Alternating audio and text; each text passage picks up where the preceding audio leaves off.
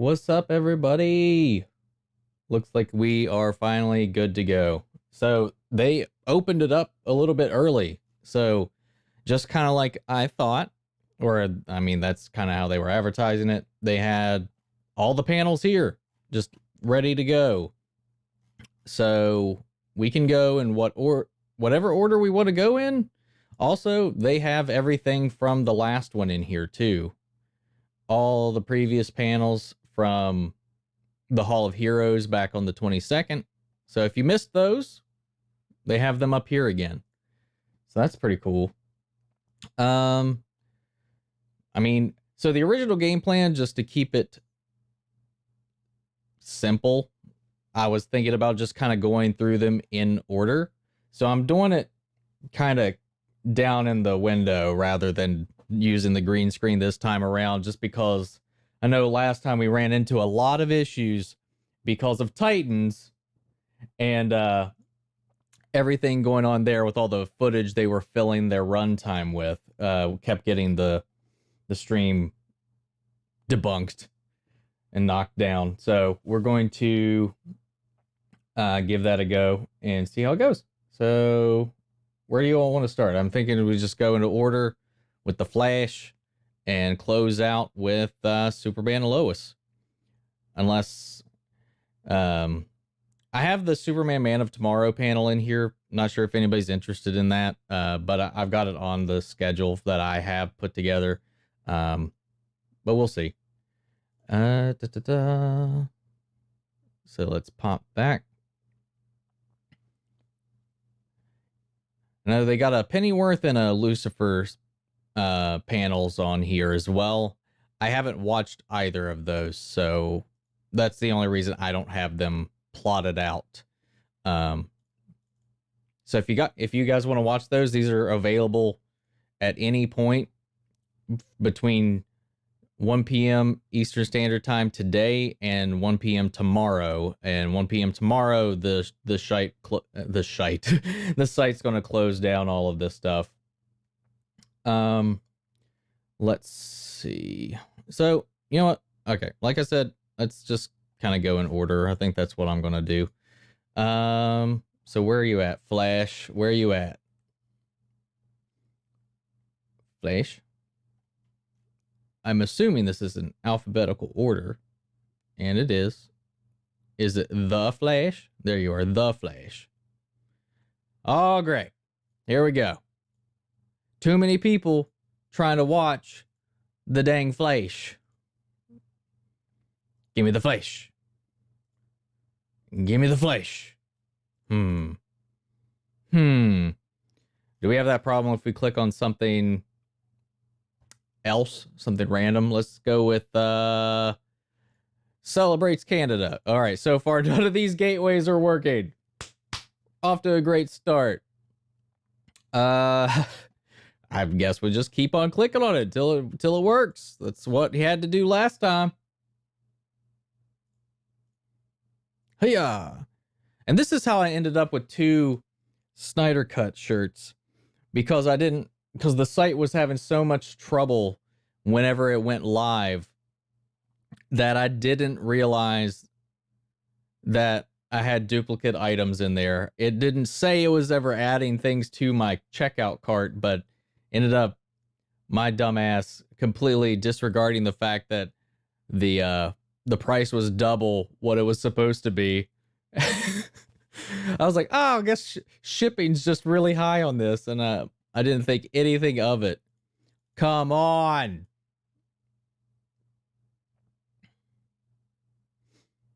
I mean, I've heard really good things about Lucifer. It just never really caught my attention up until him popping up in Crisis. I'll just be honest.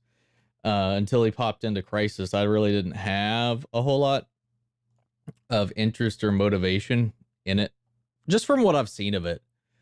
But I just continue to hear really good stuff about it. Would you work? Oh, guys, we are rocking right now. Look at this. Look at this. Nothing's working. I mean, they got some more stuff on here. We got some like a masterclass art panel thing DC Down Under, looks like Margot Robbie and Jai Courtney's on there. Just a little talk about. I still haven't watched Deathstroke Knights and Dragons. I remember seeing the trailer for it and was really interested in checking it out, but I never got around to seeing it. Oh, hey, look, there's Marky Bernardin. I don't know if he's moderating or if he's part of that production. Dear Lord, will you please work?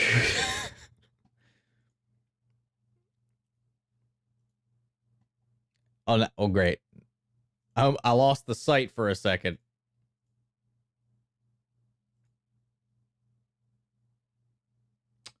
Mostly Deceased panel, Static Shock episode screening. Yeah, they just have a Harley Quinn panel.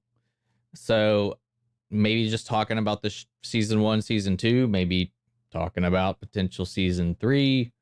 I mean, who's to tell? Because we can't watch anything right now.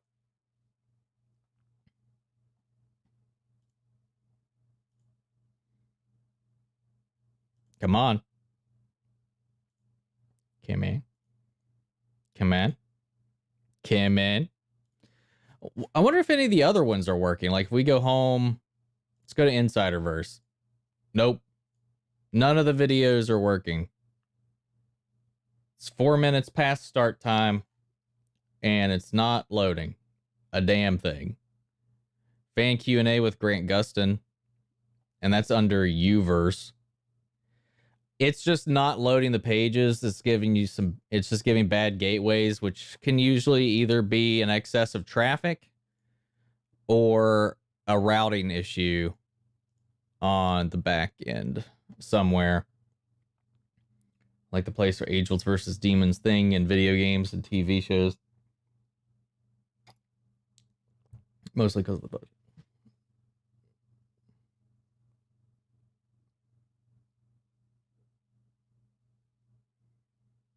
Yeah, I could see that. I mean, I really like Angel versus Demon stories anyway.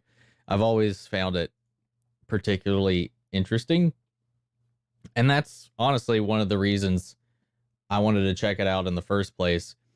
I don't know if any of you were around or remember I think it was an ABC Family original movie, Fallen. It's based on a book, but it's quite different than the book. There was like a 3 or 4 part miniseries called Fallen. That stuff was, I liked it. It wasn't that great, but I thought it was really cool. I was actually writing one for a little while, but then I kind of gave up on that. God damn it.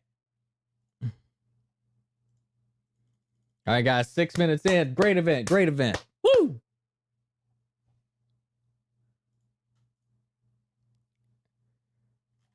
No, you know, they knew like this was hype last time, and watching stuff. I know like a lot of people were having New Anime Hunter. That is exactly what I've been doing.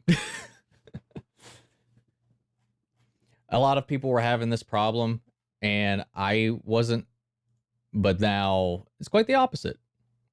We got Alfonso's able to get in, but I've got not a damn thing. We'll do some troubleshooting right now. All right. Boop. Boop.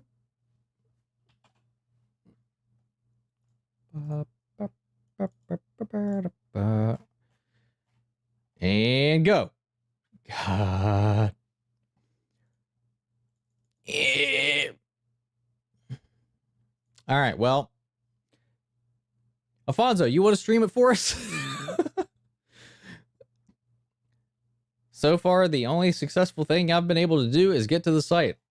Last time on the 22nd for the first part of DC FanDome, I couldn't get the store to work whatsoever.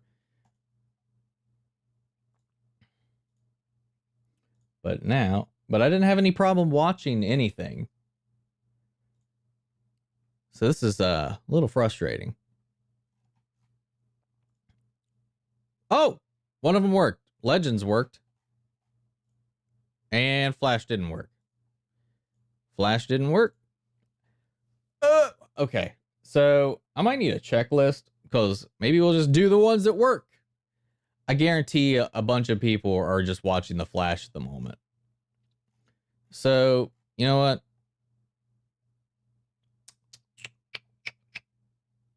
Let's see. You know what? You work? No one's watching Batwoman, so let's see.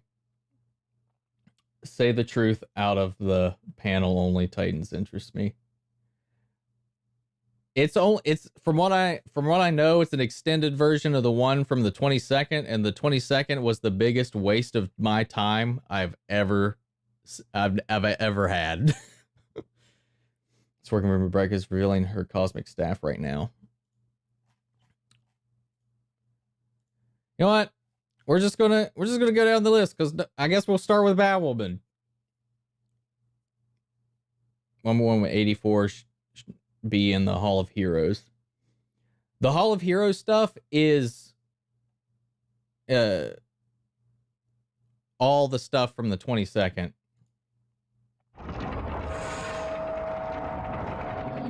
All right, we'll just start what works, I guess.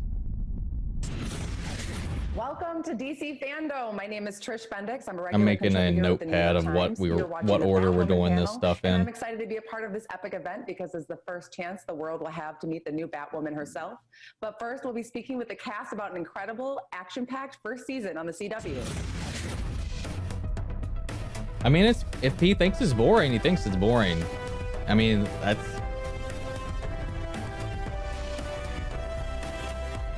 Some things just don't interest people. Like, I thought Watchmen, like, the first time I ever watched it was super boring. All right, before we get into what we have to look forward to on new episodes, I'd like to bring in executive producers Caroline Dries, I was also the show's creator, and Sarah Schechter, super along with the show stars Rachel Scarston as young Kate and Kane's stupid. sister Beth, and maniacal leader of the Wonderland gang Alice. Megan Tandy is top crow officer and Kate Kane love interest Sophie Moore. Cameron Johnson is Wayne Enterprises go-to. And there's no reason to get offended. Just if you like it, you like it. Somebody else doesn't. Member of the Bat Team, Mary Hamilton. Let it go. All right.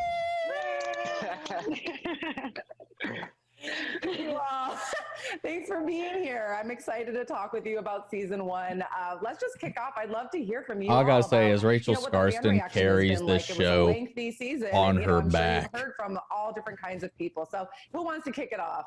It was an amazing first season, and we all had such a good time shooting it. I mean, the fans have been super supportive since day one, and they continue to be supportive.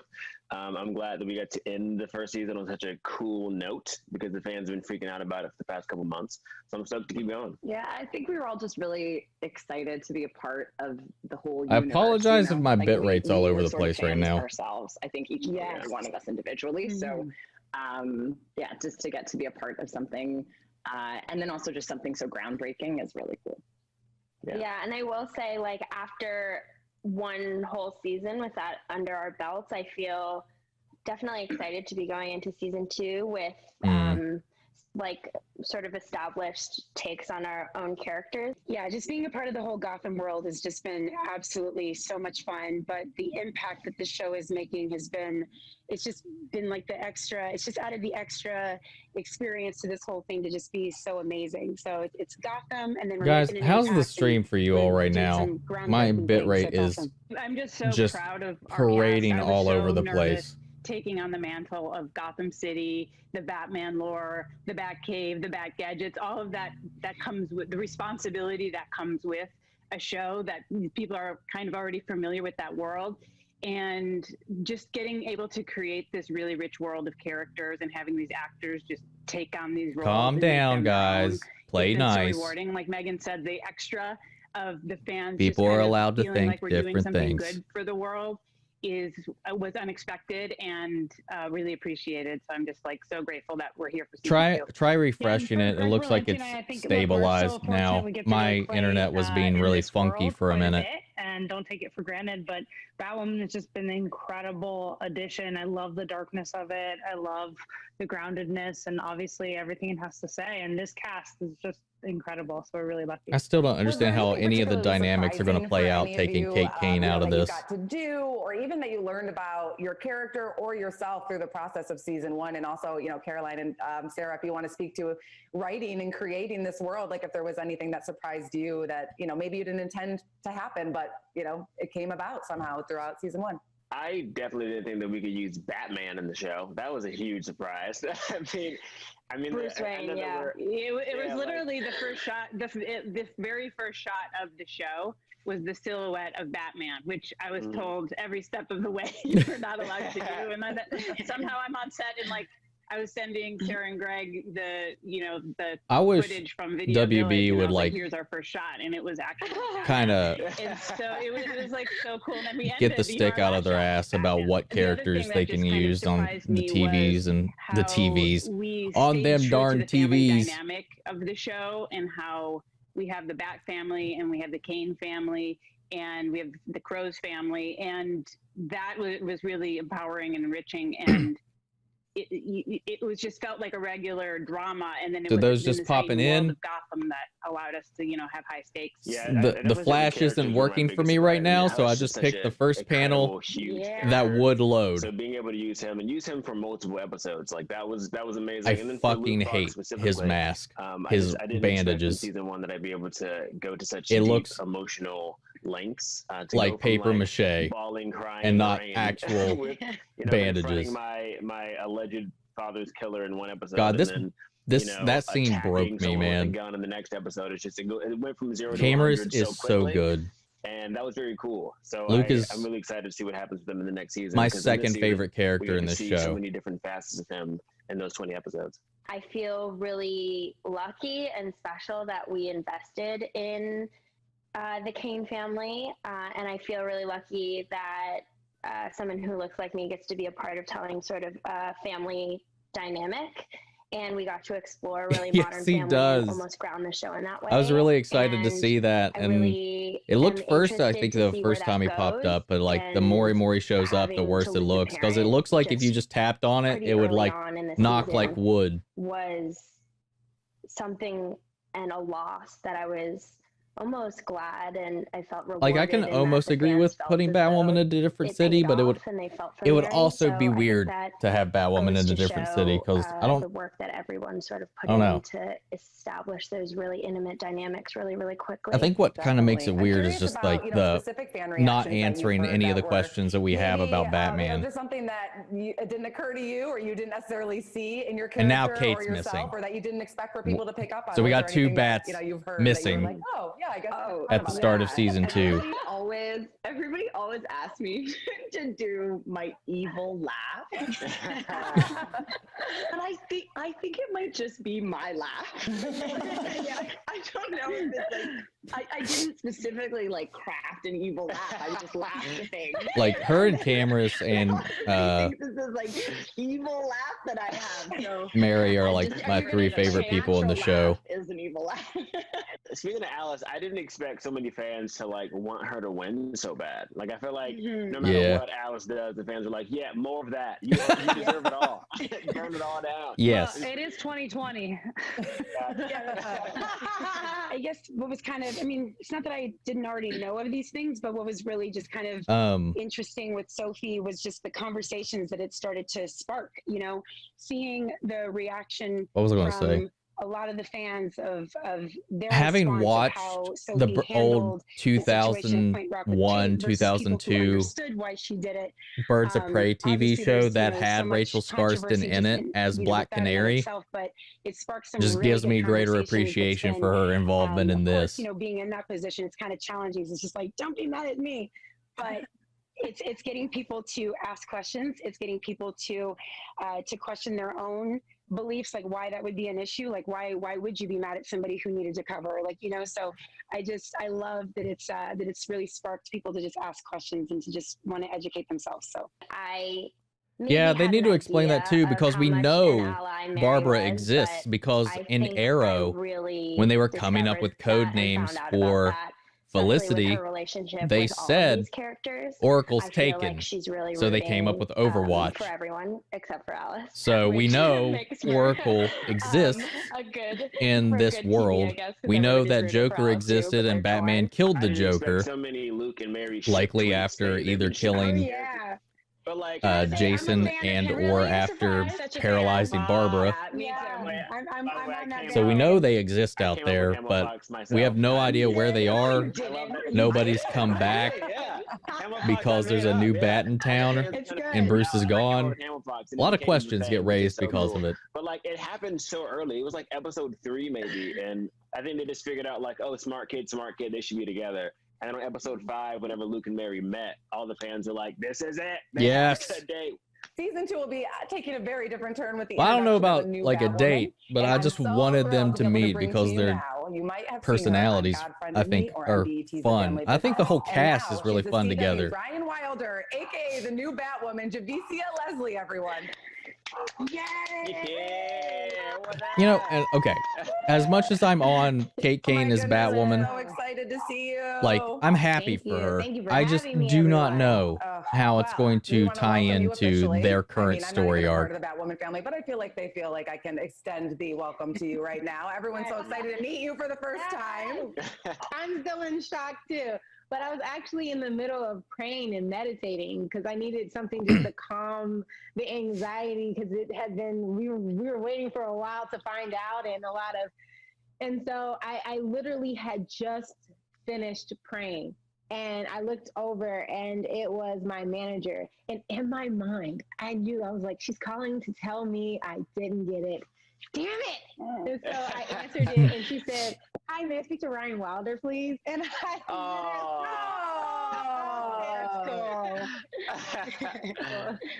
Wow. So, you know, Yeah, what were the probably. initial It's sort of, you can feelings? do it Because in it's a big whatever role, order you you know, want. and you're The starting in a videos second are all season of a up show in their that's established. Tell entirety, us a little so bit about, you know, how are you feeling right I now? could only And, you get know, this what kind of, video to load so far out of it excitement did you have because the specifically to Flash play would a not load character for like me. Ryan Wilder So and Batwoman? I just started You going know, down the list when in I read alphabetical the order character instead. description, I was going to it go was by the definitely schedule me. order, but we just started with a Batwoman because it's the only one I could get to load. This and like Legends, but we'll get to Legends here in a minute.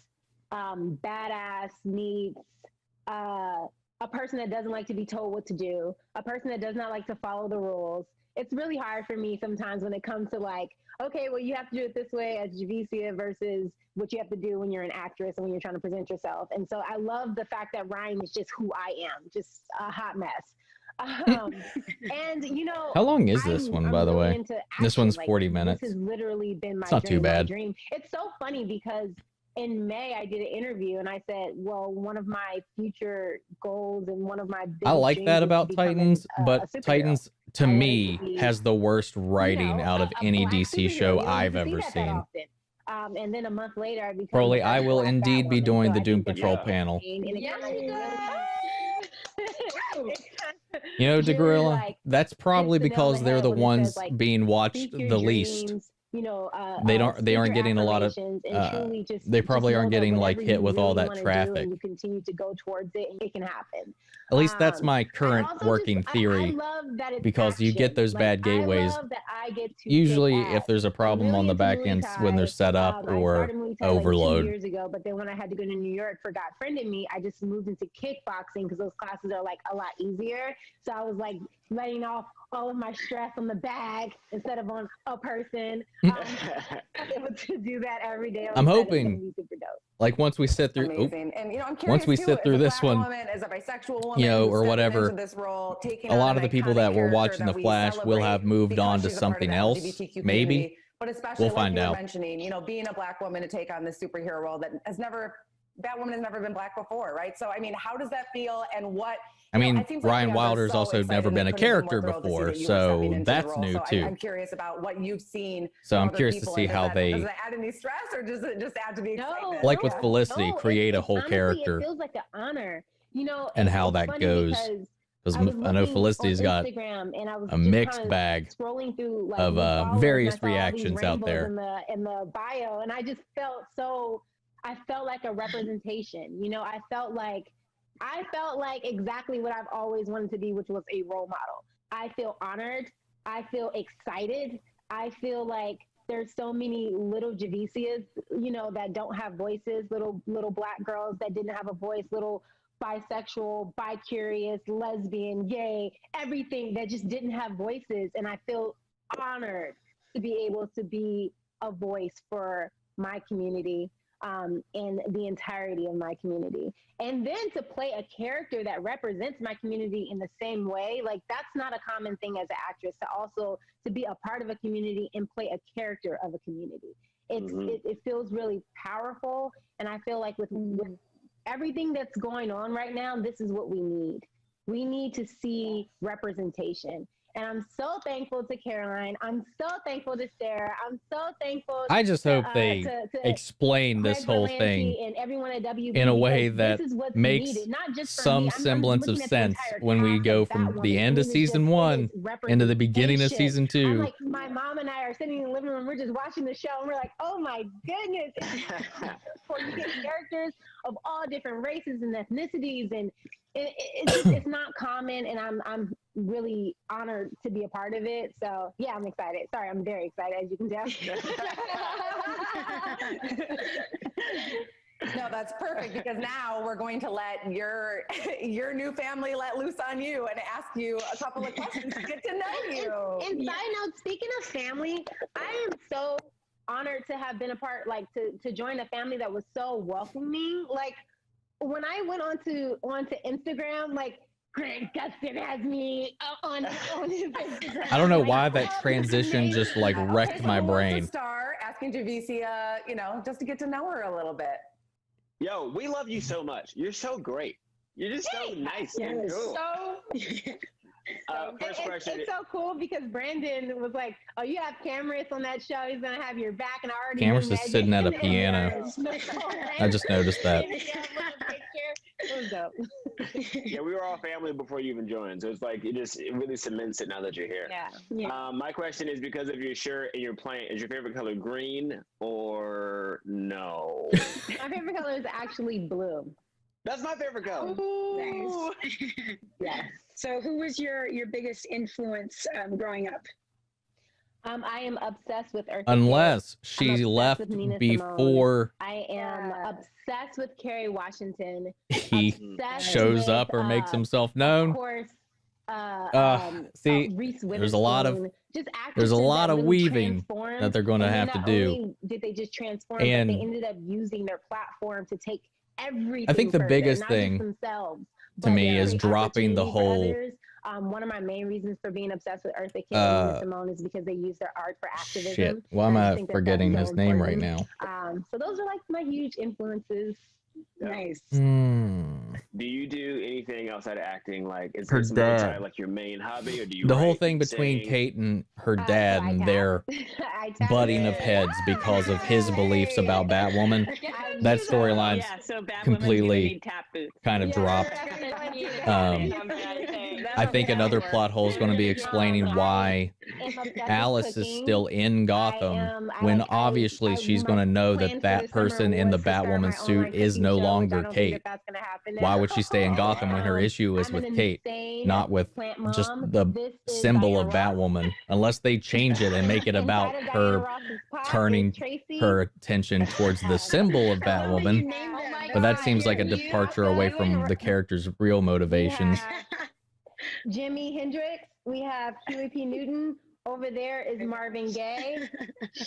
And, I mean, they said Kate's disappearance is one of the main drives of main mysteries of season I 2. know Rachel's obsessed with dogs. Maybe they're My just Judah Buddha waiting over there somewhere. So, yeah, I'm a to huge, like, find nature someone to bring her back plant in, but then fanatic. would she just take the What made you mantle want to back be an actor? away from Ryan Because I Wilder, couldn't figure or out what I how wanted would to do. I you wanted to do do that everything in the if world, Kate so I was Kane just like, well, how about I Kate Kane came back to the I'm show? an actress and I can just play everything in the world. So it's I don't like, know. I wanted to be a lawyer. There's I a wanted to be whole lot doctor, of I wanted question to be a marks when it comes professional with cheerleader. what they're going to do with this to season be, 2. I wanted to be a writer. There was just so many things that I wanted to do, and I'm like, and I'm a Gemini, so it's just like there's no way I can just settle on one thing. So why even choose to settle on one thing? Just be an actress and you can literally be anything you want to be. You had like a Like, I real want job, this too, to before work. you I started just, acting, I didn't you? can't You were helping Yeah, I used to people. work for the figure Army. out how they would be able to make a lot of it For the Army, yeah, work well, paying or soldiers at that least were be stop loss believable in with the Afghanistan. way we know So I all the know, character relationships have been set From up. the time that their contract ended to the time that they were able to come back home. Wow. Oh, definitely. Ruby just Cool. kind And of. I'm a military and brat, so I have so much love. What I thought it for was funny was the fact our that they soldiers. As a kid, did you have a superhero, a real life superhero? CW that, wasn't happy with her. You know, She influenced wasn't you? happy with She's in the here show now, my mama. or the work. She wasn't My happy with the work. Mom, And she raised my brother and it just seemed like such a bad she's fit. Army, I just don't know why they she's didn't done 2 recast tours in Iraq and went this and route. She's just, Like, she I'm is happy again. I'm happy Superwoman for to me. her. So, But, like, she's Batwoman. I call her Batmom. I just really it doesn't make sense to me not just to recast, because so many of the plot threads going on right now, all of the character relationships, everything is tied to Kate. Answer both. If you could only have one. No. I can only have one, so we're just going to choose what I'm drinking right now, which is coffee. Okay, good. There it is. Yes, there it is. Awesome. You guys are only going to get to know each other better. So I mean, can't wait a lot to of see it. how this family I think develops most on screen, and actresses also are we'll better get to than see Ruby more Rose. panels in the future. Ruby So Rose let's was just getting let's talk a little bit better about the what more we the can season even went along. begin to know about but season 2, you know, whatever you guys can share. I'm really curious It's- about what's going to happen with each of your characters. She didn't really start and off what with a Caroline good and track Sarah will even allow us to know. record. So let's start with you know, what's going to be different now that there's obviously going to be a huge new mystery. We have 2 major stories this season as we come into season 2. The first one is, where's Kate? What happened to Kate? Is she alive? Is she dead? Is she missing? Is she on the run? Is she held captive? Is she lost? These are all huge mysteries that push us in deep into the season. And So all of our right after characters are going drinking to with have Lucas and different Mary and the perspectives on kryptonite, that, different she just leaves. conspiracy theories, different That points of same view, night. and it will create a lot of drama, tension, mystery, intrigue, and it will be shocking and awesome and amazing. And then we have, which we were just, you know, obviously just talking to Javicia, we have a new hero rising into Gotham. And Somehow. you know, Ryan, Javicia can tell you about her, but she's a new character to the world of DC, and she has a lot kind of going against her. She was a girl who was a statistic of injustice the moment she was born, and the system was not built for this person, and she will constantly battle against the system. I really She's enjoyed battled through season her whole 1. life, and she I will mean, it continue wasn't to perfect, battle but against it as Batwoman. I thought it was pretty good. So we're just really, really, really excited to have Javicia playing that role. Decent. I know that going into it, it's going to be a struggle because I enjoy we are the part of characters and the community that cast a has lot. been, The writing here and neglected there by was the a little system. That's the spotty, but initial when is community that you it feel for a lot of the responsible CW for shows? helping. So I always And gave that's it a what you're going to chance. see. You're going to see And that honestly, I community of really enjoyed the Gotham ride I was going that on. got overlooked. And it's funny because a lot of Mary's patients can be examples of that community. You know, the community that gets overlooked by the hospital, by the crows, and The Gorilla Duck. It's a very personal thing, but like, which one do I think was better? A huge battle. I know when Caroline and I were talking about it, just the battle of like you can't. They're not the only ones that need help, but those are the ones that Ryan is Titan attached to, season that she 2 or really wants to Batwoman be able season to 1? help, you know, Is and that the just question? idea that the same person that will go kick some bad guy's ass will make sure she go feeds the cat in the alley, you know, or gives a little girl, the orphan girl, a place to stay or a place to go. So just to kind of have that crusader that's for that part of the community, I think that that's important, and that's really what we're going to dive into this season. And just going off of that, I'm especially excited to see this new relationship happen in the wake of Mary dealing with this mysterious disappearance and how she decides to sort of take it hard. And she's been a person who I think is always looking for family, is always looking for community, is always looking for somebody to see her, which is, I think, a huge source of why the clinic exists for her. There are just much deeper personal That's a tough question. reasons for that. And I think her and Mary and Ryan sort of have that in common, perhaps, which is if we're talking purely about writing, Mary really looks to Ryan in this way. So it's Sophie. She is going to have a lot. I think Batwoman was more consistent. There's going to be a lot that's going to fall upon her. She's going to have a lot of things that she's going to have to process and deal with and figure out. It sounds a lot like my current life right now, so it shouldn't be too hard to play. But if you said Titans season 1 versus Batwoman season 1, easy, hands down, Batwoman season 1 was better to me. The importance of why Batwoman has to stay secretive, and she's going to appreciate that. So, you know, with the new Batwoman coming into Gotham, Sophie's going to have no clue. She's going to want her to stay masked. I think Alice is just going to be like peeved. And I could just be completely biased because I fucking love Alice. Plan for the demise of her sister, and that will have been foiled. But she also, I think, is going to have, a lot to worry about, because we're introducing a new character, Sophia, who Alice had talked about in the last season. The introduction of Sophia will be intriguing just because this is, a sort of a backstory of Alice that we haven't had the opportunity to see before.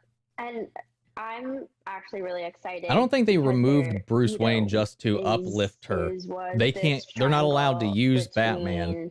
Alice, so it makes no sense story-wise to have two of them in the same city. I mean, they do it in the comics, but it seems excessive for a TV show. Really interested to see. I never sort of felt like Mary and Batman's Alice's absence ever uplifted and where that goes, Kate, because there's a lot still that hasn't been dealt with, and Kate, but gave her urgency and something to look up to, because she never felt as if she filled his shoes. And that's one thing I liked. I think we become best is she friends. Like super looks up to Bruce, and she thinks like she always thinks like, what would Batman do in any situation? She knows she's not meeting that standard in so many ways and feels inferior and all that, and it plays into her character flaws a lot and her failures throughout the season too. So long to trust Batman's cousin, so now that she's gone and we have this new person, I mean, obviously he's always down for someone to keep Gotham safe.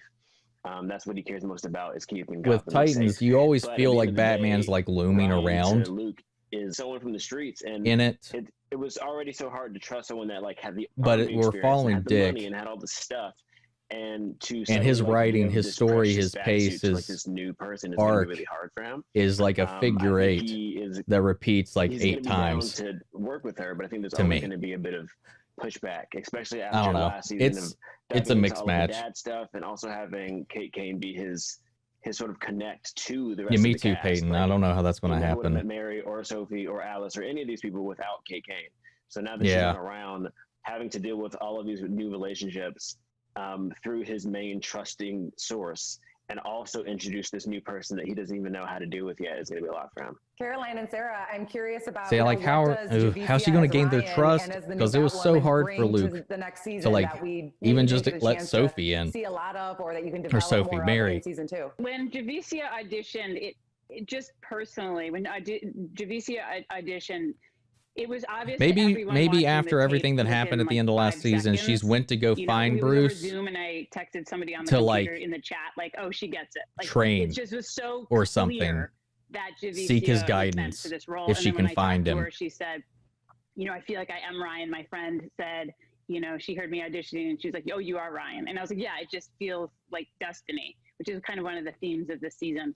And then the other thing she did, which I didn't even see, Which I also want to point out that I knew they she was officially Batwoman, confirmed who's was playing she had Sophia sent this for season athlete 2, role or athleticism who reel was of all of, like, a teased montage in of all of season her 1, One which of is the another things person she who was, is hunting pushing Kate. giant tires, If like, Kate's not in Gotham over, like, anymore, somersaults. And why I was is like, oh my Sophia gosh, staying like, in Gotham? all I needed to do was see, Just I like told with her, "You had me Alice, a tire why flip." is she staying in So, Gotham if Kate's she not just there? brings everything, sort of intellect, emotion, heart, athleticism, everything you want in your hero, and so I think she had to do a really hard thing, which is take a role for a script that didn't. Gorilla, exist if yet. they do that, that might be And, pretty she was willing to interesting trust if us they with it. introduce So that's do like a awesome. younger iteration of it with Tim. I That would will be say that cool. probably the fastest. I just, I yes don't know. to I Jadika, just which is don't before I like saw the what they audition did and I with just saw her any of the name characters in the because I knew show. her work so well from I like God the Funded Me. So I was like, production, oh, Javicia, yeah. the No, we're done. And suits, then I watched it. Such beautiful work, and and I the still fact that remember her DC audition gives for them a that. lot more flexibility but I on what think they that, can you use know, and show. the idea I just don't think the superheroes is writers to are fill good a enough to void like do for some an hour a interesting week. stuff with it. So for us, it's just so exciting to be able to make a show that very much is about the world we live in, as much as it's set in Gotham. Great. No pressure, Javicia. Not at all. No. He's got it. Right now, the only DC shows All I right, don't let's get to some fan watch questions. A fan from the or United haven't States watched, wrote, just not that I "Hey, just don't wanna first watch off them. say I as a Black haven't trans woman, your casting, Javicia, truly helped me watched feel is seen. Honestly, Lucifer this is a big win. My question is, have and you done any Pennyworth. costume fittings yet? And even though I haven't don't, done I'm any not a costume fan of fittings. We were, Titans and where it's talking been about right doing now. costume Like if it's fittings very DC, I soon. always That continue way to we watch can it get in just the prepared vain as soon as hopes we get there. that things get But I better know or that I Caroline will also like it. talking about how I've never important it tapped is out on a that show except for if we're once, gonna and have then a but I Black still Batwoman, eventually that she came needs back to be like a sister when she becomes Batwoman. and finished it because I It's don't. important for her still, like the It silhouette annoys of me her so to much still unless look something like that, you know? I have a So seething more of hatred like a for. natural textured hair and Like things like that. I So want to I think we're complete still kind of things. like putting things Like having together. something I can't wait. I incomplete actually out have there no idea. bothers the I've crap just been out of me, sending and her that's fan art, like, one of the oh my only gosh, look at reasons this, I this still is watch really The good. Walking Dead. And I think we'll be just as surprised as at least everyone else on this panel when we see it. Yeah, the fan art has been awesome. The fan art is actually like keep the fan art coming. We definitely we're all I get like emails from Caroline every day. Yeah. Yeah, it's so cool, and we love that people are so. I excited haven't about the watched character Preacher. already. And one I thing forgot that about loved Preacher. about I haven't season watched one Preacher. was how I still haven't Kate's coming finished out story, Constantine. She had I'm still already, working come on out of that. the closet as Kate, but she now wanted Batwoman to come out of the closet, and that was like this huge story arc that we applied to season one because Like I even went back and watched the 2001 Birds of Prey show just in preparation for Crisis on Infinite Earths, even though it was just a nothing And so scene. that's what Javicia and I have been talking about is like, how can we make sure that Ryan isn't hiding what makes her awesome with the suit? And No, so I'll admit it's going to that- be a little bit of an evolution as we're going to see the suit evolve early on in the season. And Ryan is like, for me to feel empowered in this thing, it needs to feel like The I'm trailers representing were something that very I'm fighting for. agenda driven and very Cameron, I love your face. You're like pointed, I'll say, and I think that is what turned so many people off Well, a fan from in the UK general wants to know, before. what has been your favorite episode to film so far? I love Drop DC FanDome. our mid-season. They're dropping a finale. bunch of I stuff just on thought it was Twitter so that's beautifully not on shot here. by Holly Dale, and it was a time I left set both thinking that was the hardest thing I've ever done, and also maybe one of the most rewarding days I've ever had on a set. And so I felt really All right, honored. I'm pulling it up. I know there was like a Episode big 5 was news just drop one of about the Green Lantern season, show. I think Me it was too. just it was so beautifully shot and so well done. The All right, Kate I'm and just pulling up Alice Twitter here story just on to one like side, and then the Luke and Mary see. introduction story on the other side. It just fit What together. accounts so posting the well. crap? And also the Alice stuff was just shot really well. Like how it was, we practically did that flashback into real time shot. Mwah! Chef's kiss. And then also That was okay, Mark, cool. our DP. Okay. Like, Yeah. brilliant. He did it with lighting alone. There were They, no Mark is so good. yeah, Mark got Unreal. you got nominated for an award for that episode. It was amazing. Yeah. And my second favorite was 19. Dude, 19 was all just, of that the was one where Green Hush, Lantern news that kidnapped dropped me yesterday and was Christina, right? really cool. Right, I'm Cameron? hyped Sorry, up for that, and I That hope was it's just because, dope. Like, we had so much freaking fun doing that episode because in one room we had Luke and Julia and Hush and Mouse and Alice all in Dude. the same place for like 2 days. The guy that plays It was Mouse so and fun. Rachel It was just Skarsten, like- those two it was people, their really like just hanging dynamic out is with all so your buds, juicy. and, like, the scenes Damn were it. so fun. We were, Mike, like, torturing stop. each other and stuff, and we're like getting each Sorry. other's faces. Man, like that was my favorite episode because we just had some of the most fun shooting that episode. From A lot of the whole season. promotion too, a lot of it was from out of that episode, context I felt too. like If you I have context for a lot of the stuff admired that they Gabe's showed, work without his face. like when his face it was covered up, it would have been taken as I don't know, badly he as it couldn't was. really make like facial expressions as easily. But in long term, I think that really loved impacted the how show's he used his, ratings like, and arms participation stuff, and all I that. don't know. It was just this like epic. All the villains came out to play, and I just it was really cool to watch. Yeah, Gabe, who plays God, Hawk, said something very how cool. hard is it to Since just he's put never played a character where he wraps can't on show that his guy? face very much. He just And not kind of that went to more dancey, and he just had to like act with his bandage body. looking So that's why you see helmet. a lot of like hand movements on camera, and it works so well because he had to put all of his acting talents in his face to the rest of his limbs, which is really cool. Did he use your? Did he steal lot of yours? He was inspired by Never. Kim. He would say. He would say. I just fan from after Kenya after wants you to put the know bandages how on, the new like I just can't character take him bond with the seriously Kane with him family. looking like I that. don't see the Kane family really liking Ryan. Several reasons. I mean, obviously because Commander Kane, I mean, he's not about the whole vigilante street kid life, but also because I'm sure they're grieving. Baron, from not what we a know, loss, because it's I don't know being if it would be produced by considered a HBO loss, Max, but, and they're giving well, it obviously like it's considered a film loss, level but budgets. the way it's Like presented it in the will show, have I don't like know a how Game it of will be Thrones presented. level budget, But if just not more.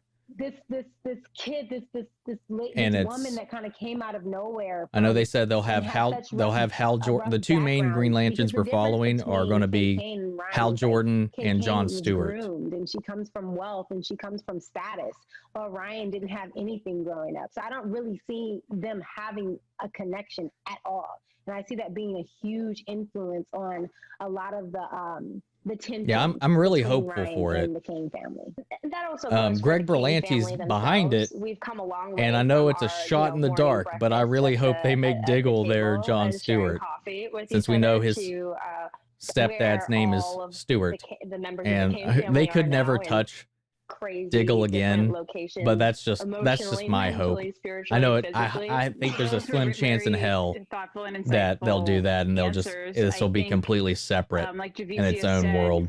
there's going to be just the swirl of emotions surrounding Kate's disappearance, and obviously Jacob doesn't like vigilantes, but I think me being able just to see sort of globally what season 2 is about, I think Ryan will. Guy would definitely be a ironically little bit of a wild card ultimately unite to the Kane to bring family, into whether or it. not they realize it.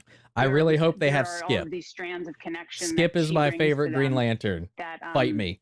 allows them to continue. When you have interacting a and super having these powered changing squirrel dynamics. in space, Okay, another you fan win. from You got UK it. wants You got to my know, you got my vote. What would everyone like to see happen with Sophie next But no, season? jokes aside, Mm.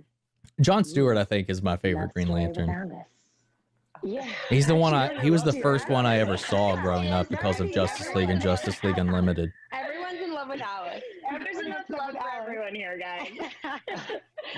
Personally, I want to see Sophie kind of become more of like a Commissioner Gordon situation, like just rise up in power. And because now that you don't have, I mean, you already didn't really know who Batwoman was. I think they also but did now confirm that yesterday it's a that completely this new Hal Batwoman, it's Jordan another black is woman, not I think there's like a sort of going to family be sisterhood there. the Hal So I Jordan think we you're like, saw I'm gonna protect in you Earth still, like, you're 12, still a which is hero, the but Green I Lantern think I movie wanna with see Ryan Sophie just, Reynolds. like, So it'll be its continue own separate take over continuity Gotham. by I guess itself, like I kind of want to see you become the mayor. Like I want to see you become like or at least a new Hal the Jordan. the sort of peacekeeper of the city as best as you can. Selfishly, I want them to. I want Mary and Sophie to keep keying because Sophie looked absolutely drop dead gorgeous in the holdup, and I was like, Sophie and dresses. Yeah, no, actually, I really loved our stuff. With me and Nicole. In the It was first just- half of the season, like our Sophie whole just banter was just always God really good and just so got on my organic and, nerves all the time. Yeah, I loved all of that. But like I feel the like more I would love her to armor do something cracks, like the that more with she Batwoman, especially with her being black. loosens But up, the remember, more we're she's not- we don't like challenged each through other the at first, so I season. feel, I really got evolution of to that will be really interesting and it'll be fun. enjoy And I that, think what will be and how that fun, kind of evolved her at least character. writing Sophie, Julie is that Ryan is it Julia, and whatever, Batwoman, but Alfred's mostly daughter, Ryan sort of helps niece, pull whatever. Sophie out I of can't her remember. shell, and maybe we edge you out a I little bit can't this buy into season her and yet. just, you're Sophie who plays by the books and colors within the lines. When We'll as we see. got to know We'll you, see how but, that all pans out. now you're maybe a little more of a branches out. It branches out a little bit. I think Yeah. that will be Woo! cool. Yeah. Hey, the girl's coming out Yeah. in all different Earth 12, ways. they confirmed was Ryan Reynolds' Green Lantern movie. Well, thank you so much. Thank you to everyone that was participating in the DC FanDome and for this amazing Batwoman panel, getting to meet Javicia for the first time. Ryan Thank you, Wilder, Jumpstart, we cannot wait to daughter. see you in action. Yeah. So they kind of are making a Batman Anyway, show because they're thank you doing all that so much, and we're excited to see that you in Gotham what we can GCPD finally- when we can show on finally see HBO the Max, which silhouette of is the new Batwoman. a lead-in to Yes. Robert Pattinson's The Batman, Yeah. Thanks, where Jay. the movie you. is All year right, 2. thank you. The show is going to be year 1 from the point of view of the GCPD and a corrupt cop that's part of it. I don't think we'll ever see like Batman like in full view in that show, but he will definitely be present and active. I doubt we'll see Robert Pattinson in the TV show, but I think it's kind of funny that we're getting essentially a Gotham reboot.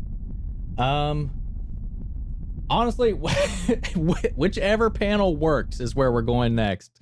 So give me 1 second. I have had a little bit to drink before coming into this.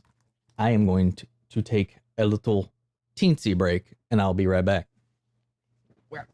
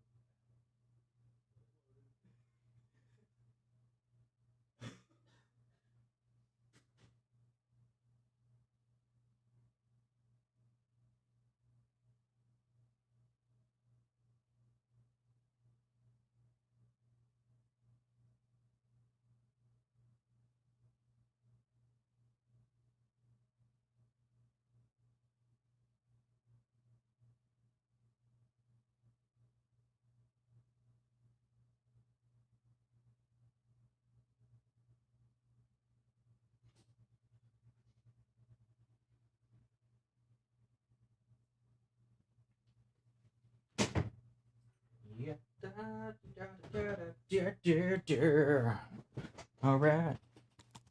Yeah, I'm back. All right. Oh.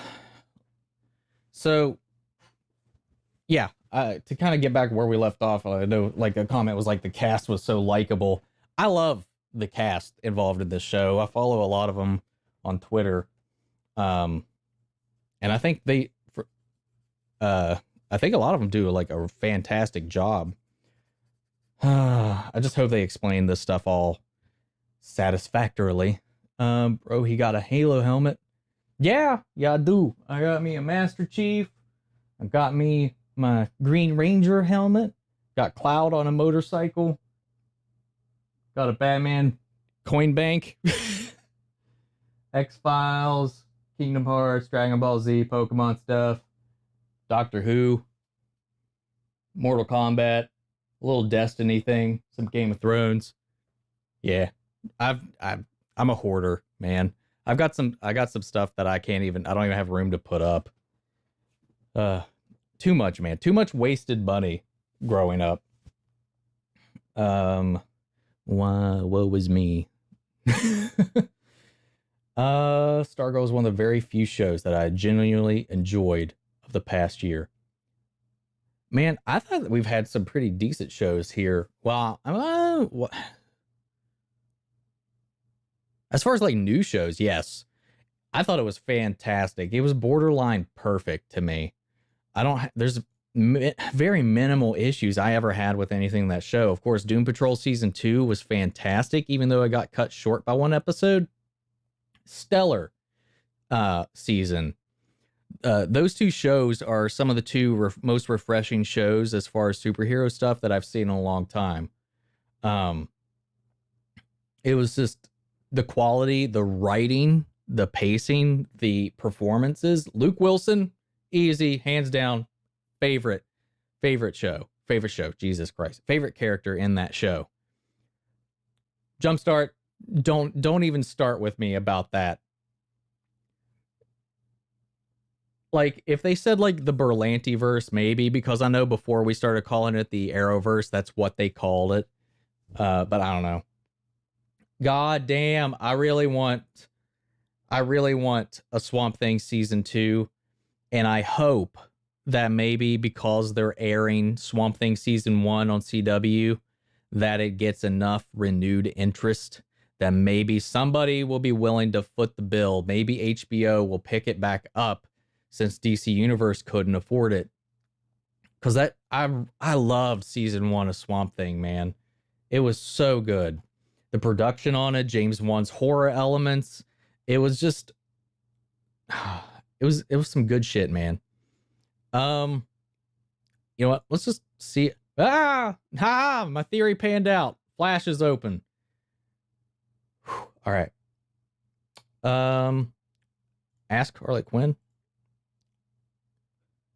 Oh, it's the same one from this is the same one from Hall of Heroes on, a few weeks ago.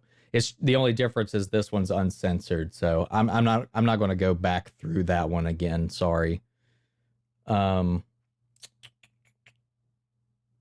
budget's the only reason that show got canceled is because it was so expensive. They built that entire swamp themselves, and they had no way of storing it long term because it would have cost too much to keep it around, on top of a lot of tax issues that they had where they were filming. There was a lot of financial. The only reasons that didn't pan out or get picked back up and was due to financial reasons.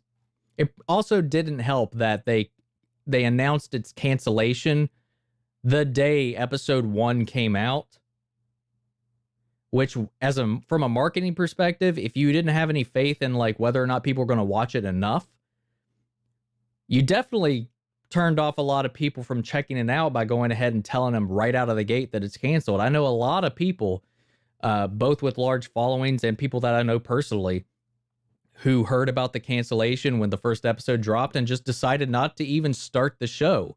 That would have been revenue in your pocket for people who would have signed up for the service just to watch the show that you turned off because you made that early ass announcement. God damn. Sorry. Sometimes they make some really dumb decisions that I just cannot wrap my head around. Yeah, we could do Stargirl. Where is it? I know I can read. Oh, it's DC's Stargirl. That's why. Where are you at? Right there. Yeah, we'll do Stargirl. This one's 30 minutes. That's not too long. Welcome to DC FanDome. My name is Leah Thompson, and you are watching the Stargirl. What I love too about Stargirl is like all of the fan service and like good fan service, the nods to a lot of obscure DC characters maybe a lot of people don't know about, like more JSA stuff, a lot of the old school different segments like the So I am absolutely thrilled to join what was it, the Seven Soldiers of Victory or something, and the whole cast to discuss the fantastic first season. We have with us today the creator, the everything, the EP, Jeff Johns, Ray Fisher's and the members Target, of the new JSA Stargirl, Wreck Passenger. Woo! Yeah, when they introduced Eclipso, like I was wondering, like, are we going to see a new version of Spectre? Midnight, Angelica Washington. Oh, our man, Camera Gelman, and our matriarch, keeping everyone honest, Barbara, played by Amy The Smart. beautiful Amy Smart. So great to see you guys. Hey. Wow. What's up, fam? So, we are going to play a little game because that's what we do here in COVID land, right? We play little games on Zoom meetings, right? So, Angelica, No, we're definitely going to have not. to ask you to share your powers with us as we play a little game called Things. I think it's Dr. funny Midnight too knows because about me. DC gonna and get- Warner oh Brothers my are goggles. trying Do you their guys have hardest to goggles? protect Jeff We're gonna get on Johns our from goggles. All right. Ray Fisher And we're gonna because learn they're a investing so few much fun in Jeff things Johns that maybe thanks to the only success of Dr. Midnight Stargirl, knew and he's the lead before. writer and one of the lead producers on the Green Lantern show all coming right. out too. Jeff, let's start with you. Oh. It's our fearless leader. What are 5 things that Dr. Midnight would know about you? And I can't speak for his I'll try conduct and or keep anything, but I these do think he somewhat knows Stargirl DC related better for than fun. most. For those who've seen the show, thank you for watching the show very much. We all worked really hard on it, and we're really proud of it and excited that we're going on to season 2, which is awesome. One of the things you'll see in the first episode, if you haven't watched it, but you probably have, is Pat has this big boy keychain. And I actually, when I grew up in Detroit, there was a big boy on my street corner. So we used to walk. My dad would take all the kids there, and we just have ice cream and. I've only burgers been to and a stuff. big So it's boy place like I remember a few fondly. times when I was And young. moving out to LA, there's a big boy in Burbank. So big boy's kind of got a special meaning to me. Related to food, because I like food. I worked in a restaurant for 4 years in Michigan, and so when Pat cooks, a lot of what I enjoy about cooking, I love cooking. I gave Pat, I like that Pat cooks. I like that he's the cook of the house. I like the episode where Amy's freaking out because she can't get dinner ready for 8 people. And all the cars in the show, the Buick in there, all the cars in the pit stop, that all came from a love I learned. That's the impression I got about the Shade cars, so far, just kind of from what we my very first knew boss, about Dick him in Potter. So thanks, season Dick. 1 and kind of like what he was doing towards the end. I think he's I think he's like a third party I had envisioned that for Pat sure. built a robot that he controlled At remotely least that's from where the I house, and he wasn't lie. inside it.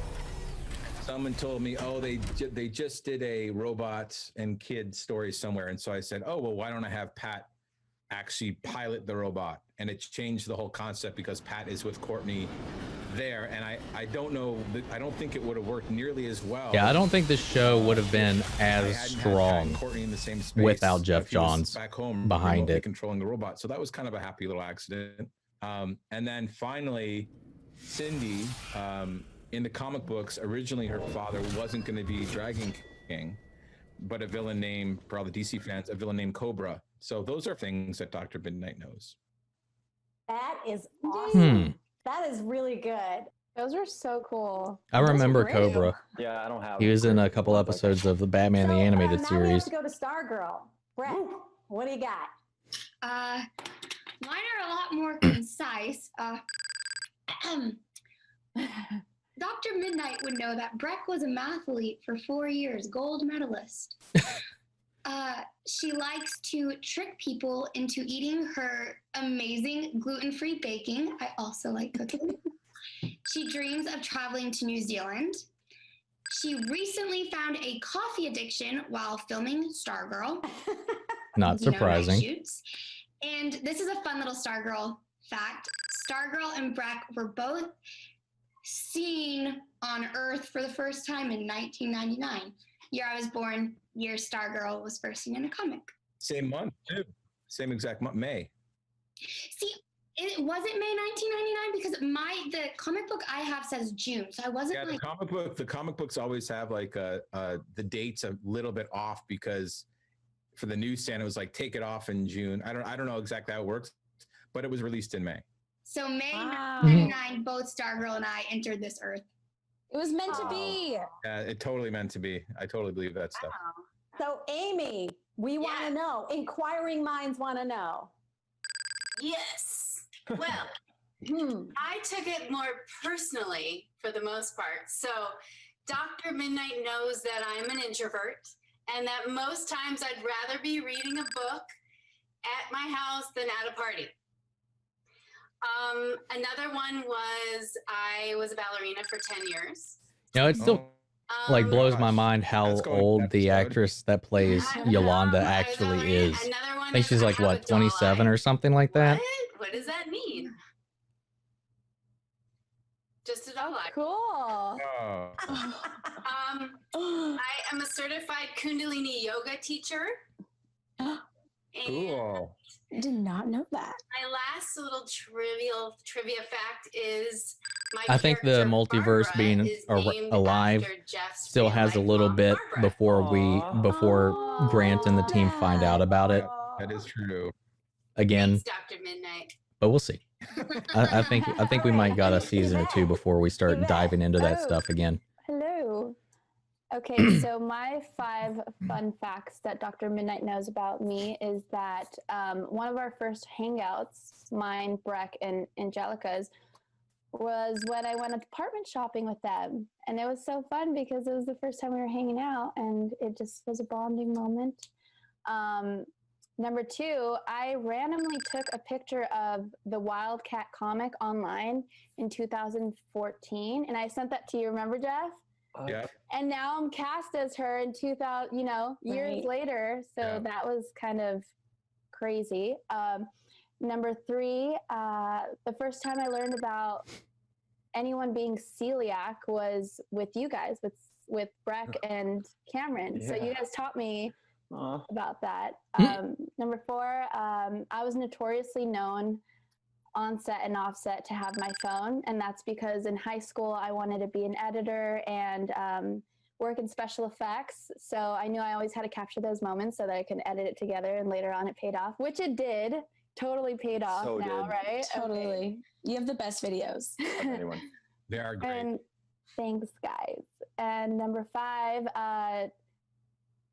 Breck and I, towards the end of the season, we would go in the trailer and watch reality TV, remember? Are you the one? Like, I think that was a great bonding experience for us. So I don't know what to believe. Like, I don't think he's lying by any stretch of the imagination, but we don't have a lot of facts because of the way those shoots work. Okay, 5 things. Which if he was wronged in that way, like, the first one is that I plan to I don't know how he can prove it. and drive to all 419 It's one of those things where it's like super hard unless something's documented, either recording, written, or on video. It's really hard to substantiate that kind of stuff, especially since it was, as a kid, I was what, always dressed 4 as a years ago now? superhero, and as a result, I was always getting injured. I don't know. And my 7th and 8th birthday parties, I had superhero gymnastics parties. And the first year I was Batman and I ran into a balance beam and I had to get stitches. And the second year I was Spider-Man. I hope it all works out. If things were done incorrectly or, I hope there is some repercussions for it. My third fact is that as a kid, I thought that Tarzan was a superhero, and Tarzan is my favorite superhero because I love swing sets. Tarzan more is. than anything. I would classify Tarzan as a superhero. Animals, and and I want to live in a treehouse in the jungle. So he can also swing from vines by his butt alone. That goes to my 4th, which is that I do want to travel the world making documentaries for animals with the specific effort of conservation. So that's super important to me, and here's my Tarzan dream. And then my 5th is that I have never worked with anyone that had celiacs or type 1 diabetes. And I found such a magical partner and teammate in Breck. And that support was life-changing for me. So those are my 5. Okay, so what does Dr. Midnight know about Dr. Midnight? Angelica. Well, I feel like Dr. Midnight, actually, I know Dr. Midnight knows everything because that's me. So we know all things, but some 5 fun facts that I love, things that some Tarzan people may versus not know, Vixen. but Breck and I actually got to live I don't know, together man. the entire time of That's a good one. filming season 1 of Stargirl, and we'll do it again season 2 because we're so excited. Yay! Number 2, I actually bonded with Cam the most on set because we're both obsessed with Hamilton the musical. Yes. Which now the world is like finally able to see, and we sing it all. I'm such a phony because I never got. I've heard some of it before it dropped on Disney Plus, but don't like hold me to that. That's we know. I've watched it words, and I've really listened to it so much since then. The third thing is when not filming on set of Stargirl, on our days off or on weekends, I actually would color my hair often, usually with hair chalk. But right now I have like this like reddish pink thing, and I was actually inspired by Starfire. So I really, really wanted to, I just love her and love Titans. And so I was like, I'm going to color my hair like hers because she's awesome. And the last one to tell you is that my favorite thing to do We got with a Titans cast fan ever, here. ever, the one thing we do the most when not filming is eat. Bar taco. Yes. Bar taco. Love bar taco. And that Man, gluten-free those are- place. All of the Yes. chicken bitty. Free place, chicken bitty, all of them. But surprise, I did all my 5 fun facts. Leah, what does Dr. Midnight know about you? Uh-oh. Uh-oh. Yeah. What a surprise. See. Well, Dr. Midnight would know that I love you all. You are amazing. This is an amazing cast. And it was such an amazing experience working with all of you. You work so hard. I'm just fucking The show is so great. getting around so with that. uplifting, and I could get for Clem. I just had the best time. You were all I wish so Luke great. Wilson was So on here. I know that Dr. Midnight would know that about me. I love each and every one of you. Let me think. Listen, I have a valid answer too, but I'm not a yoga teacher. And my nickname is Mini Pork. Oh. Oh, cool. What? Don't know why. That's my nickname. Mini pork. That's What awesome. the Like the meat? I don't know. It's just Mini Pork. So cute. And I have a tractor that's 35 years old that I drive, that I can drive. Wow. Yeah. Awesome. Wow. And I have like, I have 5 horses and 32 chickens, a rooster, 3 dogs. Jesus. A bunch of really fat koi. They're really happy. And so every day I have to put the chickens away, and I almost kill myself because Oh no. the coyotes to get them. So someday if you see me with a broken arm, it's because I'm trying to gather the chickens. I'm not a great chicken whisperer is my thing. But I think let's Jeff see, John that's said he's something. got like I'm the 5 youngest of 5, seasons so far and I of like story to paint mapped out. and sing and So we'll see if they get direct through it and all. meet you all. I think the So- show's got a lot of That was positive fine, buzz, right? and I think it's That going to was have so some Great. legs. So good. We're more organized. That was great. So good. That was so fun learning about you guys. We should do this more often. I know. So, do it. Now we're going to revisit one of the most intense moments from the epic last episode. Go.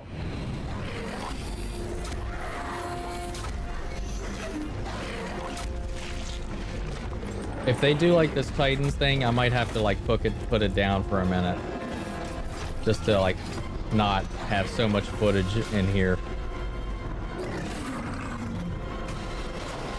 Yeah, so I'm gonna put that down for a second. Sorry. It's Grundy finishing off Pat here. I'm gonna flicker it in a little bit. Because man, Titans showed some extended ass clips from in their panel, and it was, YouTube did not like it.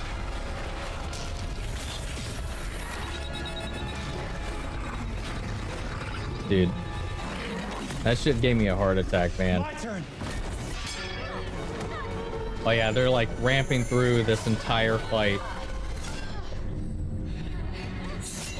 I don't have time for this. Dude, I don't know. We're getting Dr. Fate and Black Adam. Oh, that was So good. crazy.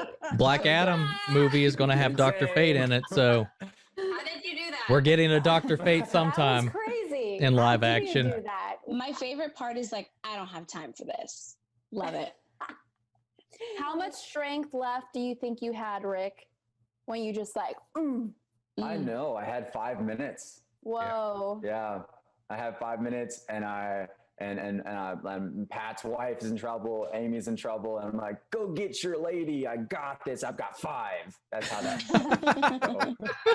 So good. Yeah. I love seeing Grundy. Yeah, Grundy's awesome. I got to give Andrew Orloff and Zoic props, the VFX team, and Kevin Struckman was there. But they just made such a cool Grundy.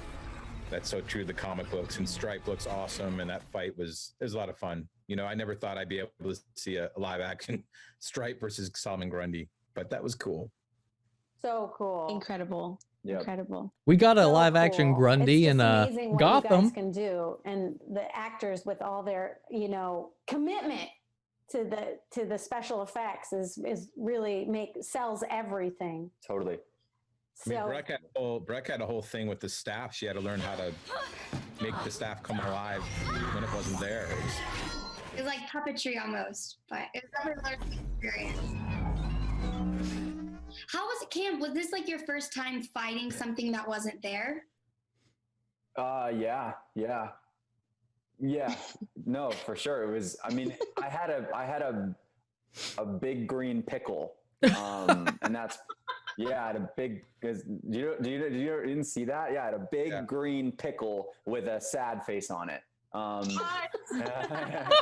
that was Dude, I that was my love some of the Grundy. shit they do with so with thankfully I had something green to hit, screen and I had the stand-in amazing stuff. stunts team, It's and I had always so Band-Aid goofy, advising and me I on, think it how like to gives get power into so these much punches, credit but, yeah, I to had- like the actors when they have to pretend and take I it always so think there should be seriously. a special Emmy or Academy Award for trying to perform with a big green pickle. And I think so too. It's so much harder.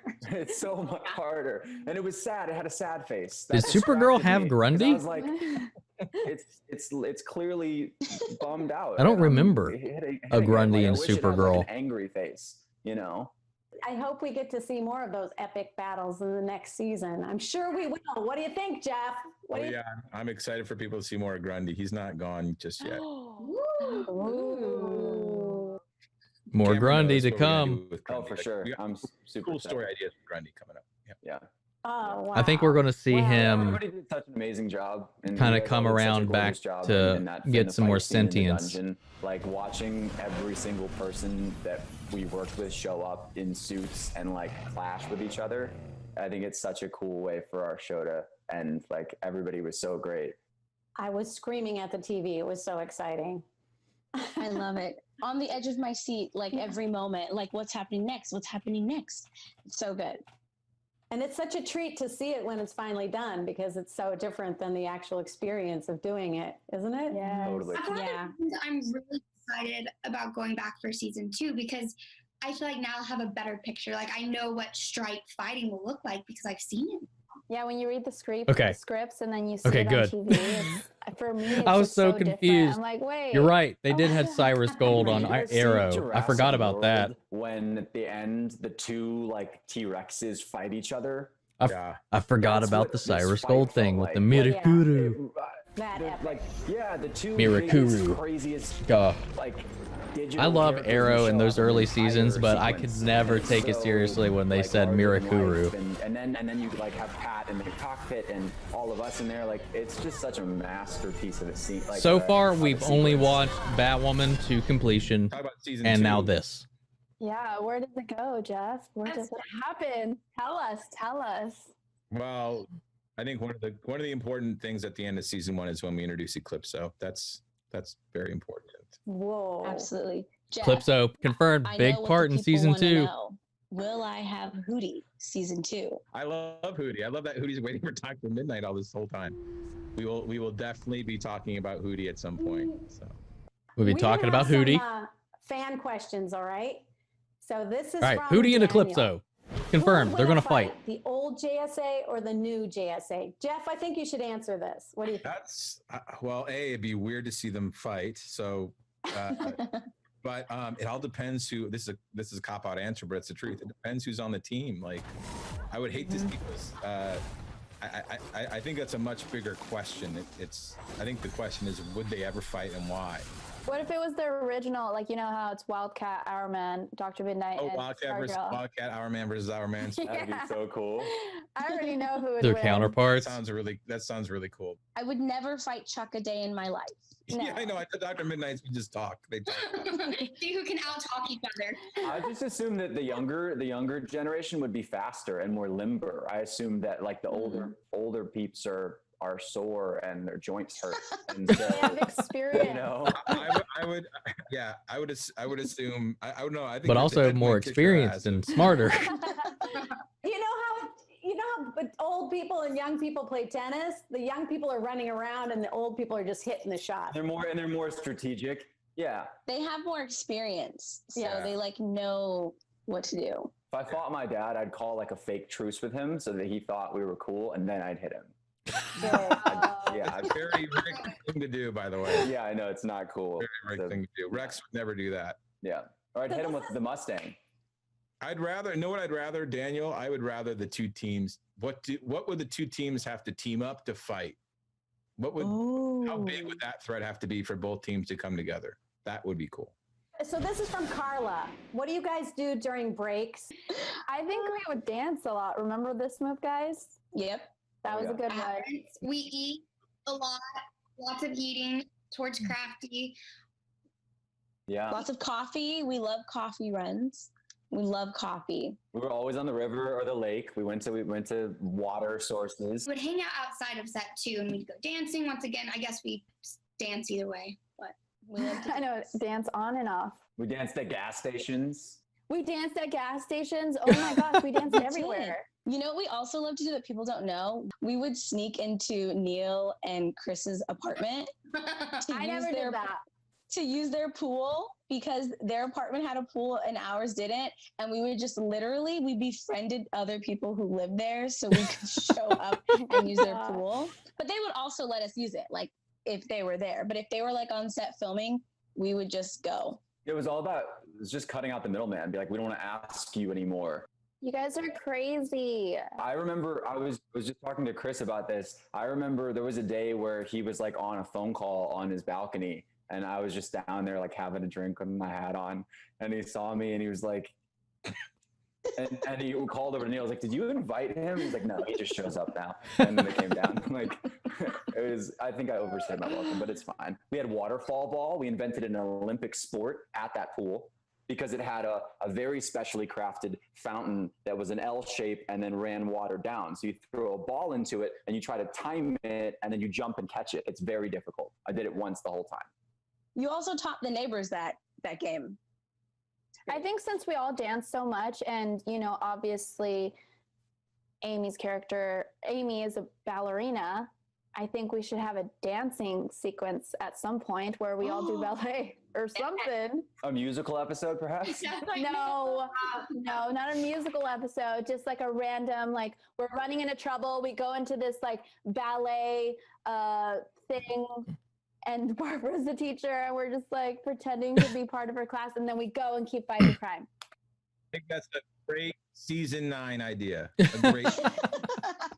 Or there's a villain that makes us dance, like in Midsommar, where like they can't stop dancing, like what's happening to us, and they like die of dehydration. That's a great season 10 idea. Noted. So let me get to this question. Sabrina said, is there a chance Beth will get to work with an owl? We really love I just don't think they want to do any like fillery kind of episodes, even though I love the Flash musical episodes. Always a chance. Like the crossover with Flash and Supergirl.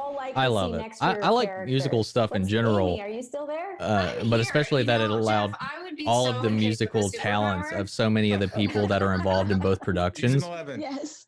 Because at least give me a dream sequence superpower. Carlos Valdez, Cisco Ramon. I don't want to spoil like anything he for started season off 2, as a but DJ. He makes a lot of music, and he got to show off and sing and stuff. And Jesse L. Martin, man. I love that dude's voice so much. First saw him in singing in X-Files and then in Rent. Such a good voice. Anytime that man gets to sing, I love it. Grant, coming from Glee, big singer. What would you like to see with your characters? That was a fun I would episode. like to see more of my castmates have like a love interest or a love story. Ooh. But like, it doesn't have to be me. Like, no, Jeff. Like, I don't know. It doesn't have to be me. It's just everyone else. It'd be great. I don't know. What's everybody feeling? Where we want to go to next? I probably want just to see the dynamic of what happens with my family. Just like how that comes together. We got Black Lightning. We've got I spoke with them. They kind of Titans, Doom Patrol, Legends Tomorrow, The Flash still. The Flash is the big panel I'm waiting on. That's the one I'm banking on, really. That's the one. I mean, that's my favorite Arrowverse show left right now. I would love, besides the relationship stuff. So there's because Black the Lightning, teenage Flash, girl, we Doom will always Patrol, want Legends of that Tomorrow, in Titans, TV shows. Harley But Quinn, also the Superman, and rivalry with Lois. Shiv. I just love their rivalry. I think it's so interesting. I keep saying this, but it reminds me of like Kim Possible and Shigo, and it's Oh. so catty and dynamic. I'd love to see more Stargirl. I like and that Shiv. comparison there. Happening. Oh, good, great. Kim Possible and Shigo.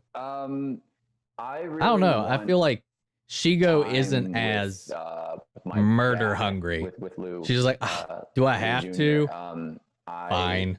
obviously, I met him on I set. love and Shigo, man. I think he's such a wonderful guy, and I watched him film these scenes. Gosh, with my the younger live me, action but Kim Possible movie that I came out like think a it'd be couple so years ago, that was cool so if there fucking was, like, embarrassing. a reckoning scene, even if it was in Rick's head, you know, where he gets to deal with like confronting his father and his father seeing who he is now. And I think that would be super cool, like connecting with his roots, even if it's a ghost or you know.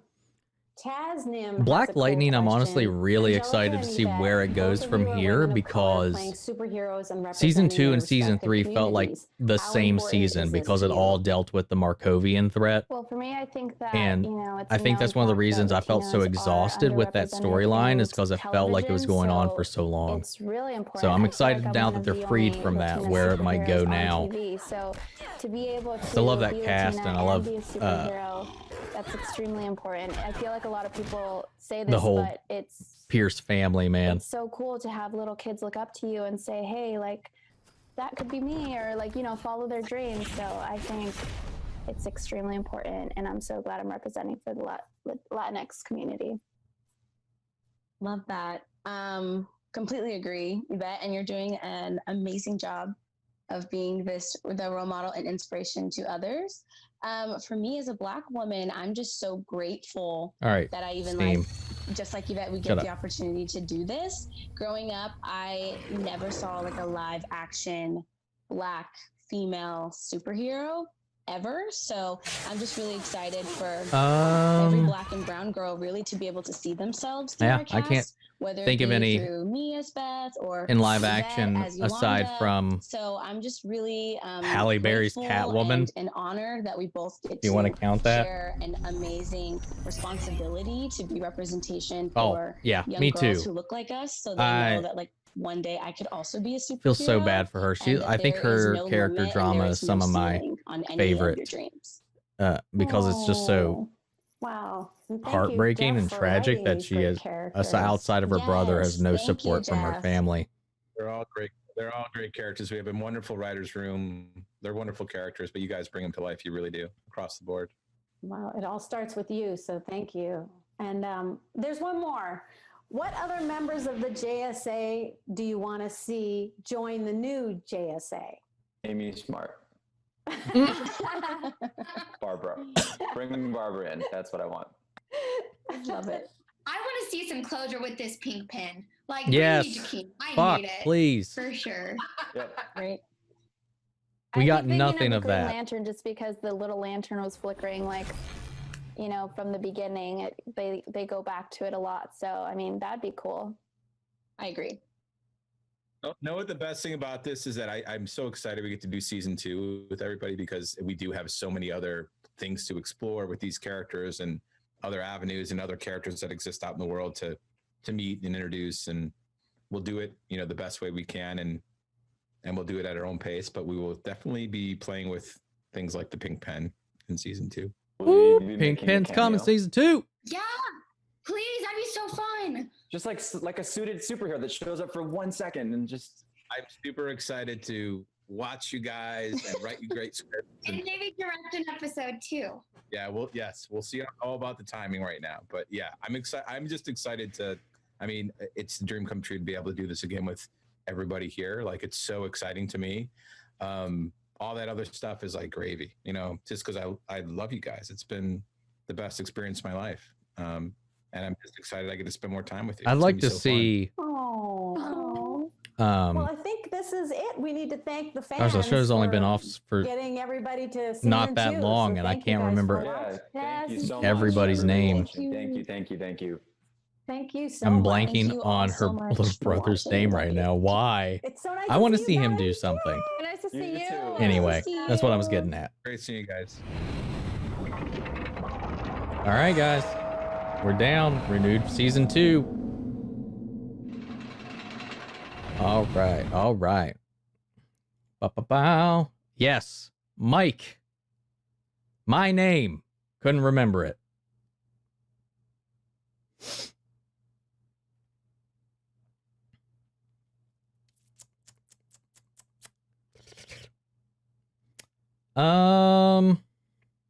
Where are we going? Where are we going? You know what, let's do Black Lightning. I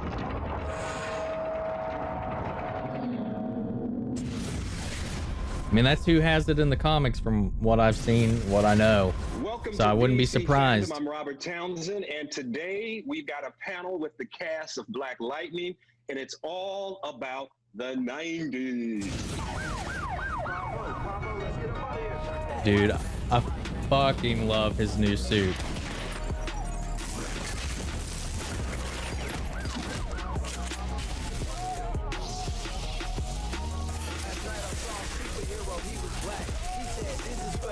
Black Lightning's back. Let's meet the cast that's joining us today. He plays Gamby, and all I got to say about this guy is that he is a method actor. I mean, he sold suits to get this part. So please welcome none other, Mr. James Remar. Raiden himself, if you remember that time he was Raiden once. Feeling good. In Mortal Kombat Now, Annihilation. This gentleman plays Painkiller. He's serious about his acting, but he's also serious about fitness and exercising. This guy does 50,000 push-ups a day. Please welcome Jordan. The dude is ripped beyond measure. Look, man, what are you sporting today? What you sporting? I mean, you know, we got the overalls and everything, got the good old bow hat. Can't forget the dash shades. You know. This next gentleman in the cast, he's the bad guy you love to hate. I mean, because they wrote something in the script about his daddy, so you kind of love him, but you hate him. But he is a bad, bad boy. He plays Tobias Swell. Give it up to Marvin Jones the Third. Marvin, who you repping? California for sure. I'm repping South Central, but most importantly, I'm repping the late great actor and rapper Tupacalypse now, Shakur. Whoa. This next cast member, she plays Dr. Lynn Stewart. And her real superpower is that she can do 9 pages of dialogue and not miss a beat. Did you get that? Christine Adams, what you doing, girl? Thank you, Mr. Townsend. Thank you. That's one thing I can say about actors and stuff. Like it blows my mind just how many words someone can remember. Doing Shakespeare in the Park. Especially for live performances where you can't cut and go back and check your scripts, like stuff for like plays. Oh, I can't even fathom remembering all these lines, It's a man. great clothing line called My Sister's Closet. Look at that. All right. Our next cast member, she plays Thunder and she plays Blackbird. She goes far with this character. She robbed a few drug dealers to get into the mind of Blackbird. So please welcome Thistle Williams. Oh, he Hey y'all, what's going on, Robert? clipped the crap out of his mic there. I'm doing okay. I can't complain. I like your look. What are you TLC? What's your vibe? So, you know, I'm giving y'all a little bit of Aaliyah, TLC. Yes. Bamboo earrings, long nails. Our last cast member plays the title character, Cress Williams. What can I say about this man? He is so committed to fighting crime. He sleeps in his Black Lightning. Dude, I'm so happy we are getting a Static Shock movie. I'm chafed because I'm sleeping in that costume. By the way. You guys ready to play this game? It's 90s. It's everything 90s. Are y'all ready? 90s. Did your homework. You ready? Okay, first question. Because we're going to go through many questions. This is the first question, ladies and gentlemen. In 1991, What was Halle Berry's first movie in 1991? Fuck. I was 3, so I have no idea. Is Boomerang? No. No, Jungle Fever. Well, you can't answer twice. You got it wrong. Do you know? All right. Here's the next question. All right, we got a cheater here. What We got a US cheater. city in 1996 were the Olympic Games played? Is that Atlanta?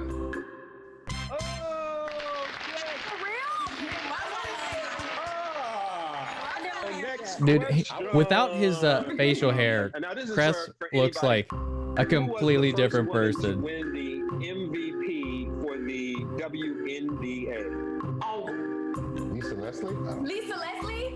What is Cynthia Cooper? Yes, Cynthia Cooper.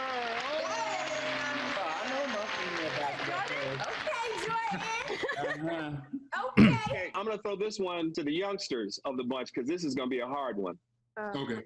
Where was Will Smith's Fresh Prince character originally from? Philadelphia. West Philadelphia.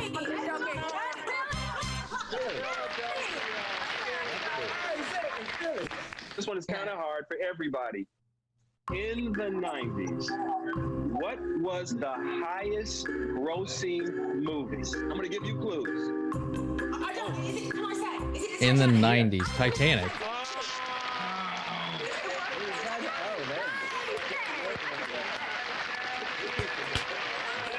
I remember seeing that in theaters. You know what? You know what? All these questions, we do have a winner, and the winner is Christine. Mama. Remember them scripts, remembering them facts. Give a cyber round of applause. Let me say this about Black Lightning. It's having a major impact all across the world. Know that your work really matters on a whole nother level, because sometimes in show business, we can just be, artists on a show, and the show is just funny, or the show is silly, or the show is goofy. It's another thing to have a show that really has real issues in it that impact people that last a lifetime. So it's entertainment, but it's also education. So bravo to the cast. Round of applause. Thank you. We talk about superheroes, but superheroes come in all shapes and forms. And this is for everybody in the cast. It was a big deal when it came out. The first superhero to make an impact on you. And that can be real or fiction. Like if I was to say for me, I mean, honestly, the first hero I ever knew of was and that teacher Batman. was the first one in 5th grade to believe I in thought he you was and say you can do badass. something with your life. And I named the character in Meteor Man after him, James Reed. Wow. So that's my real connection. So who was that first hero? My 8th grade English teacher was a man by the name of John Eartha. And one day I was misbehaving in class, and John Eartha brought me over, and I had to sit next to him. And he put his shoe on the chair. He was a big guy, and that was kind of his way of letting you know. If I want to be honest, he was going to kick your butt. I mean, honestly, the He wholesome never answer is touched going to be anybody. He was just my very mom, to be intimidating honest. presence. And he asked the class, "Who knows who Prometheus was?"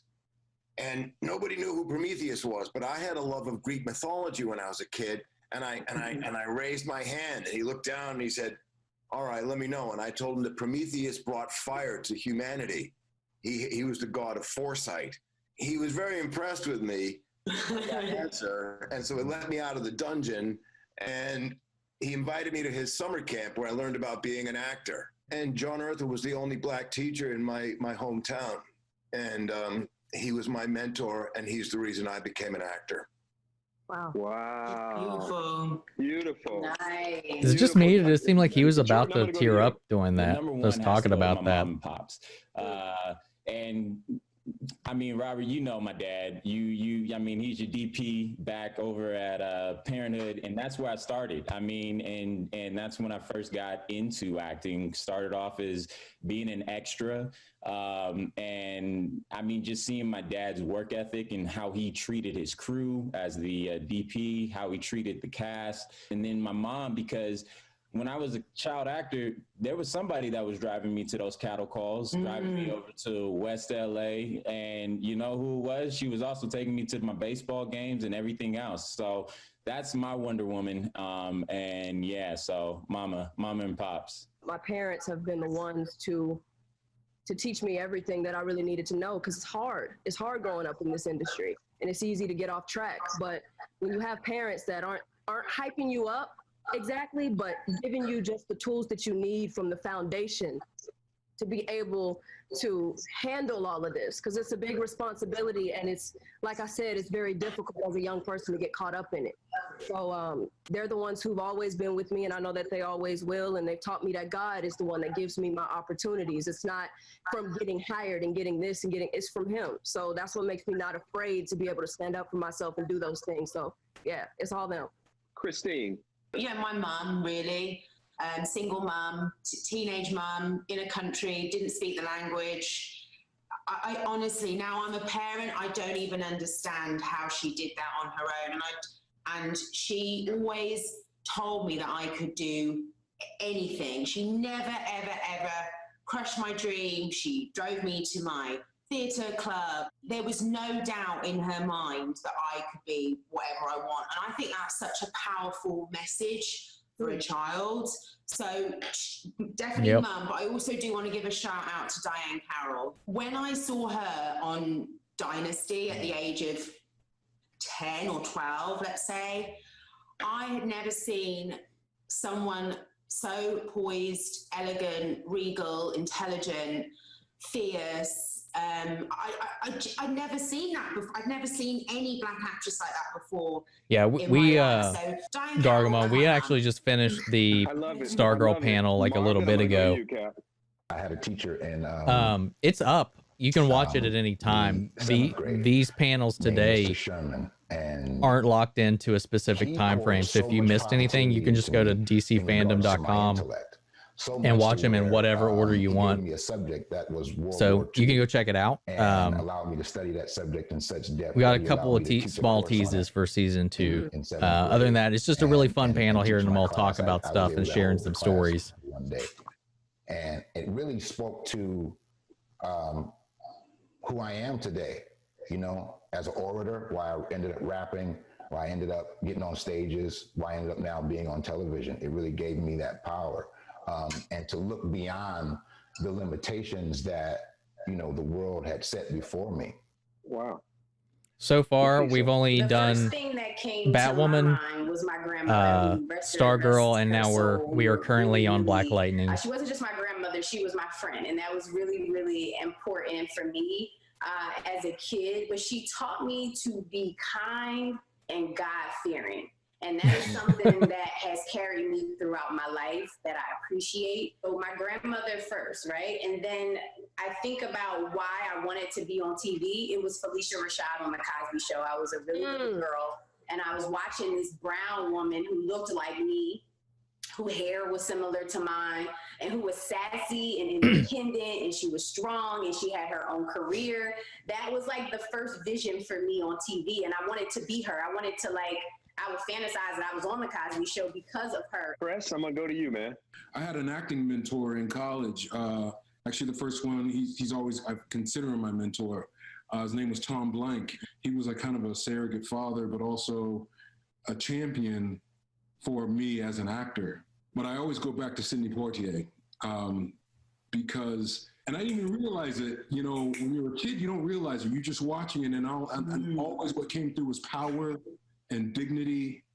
Everything he stepped into on the screen is, I'm a human being, and therefore I deserve to be here.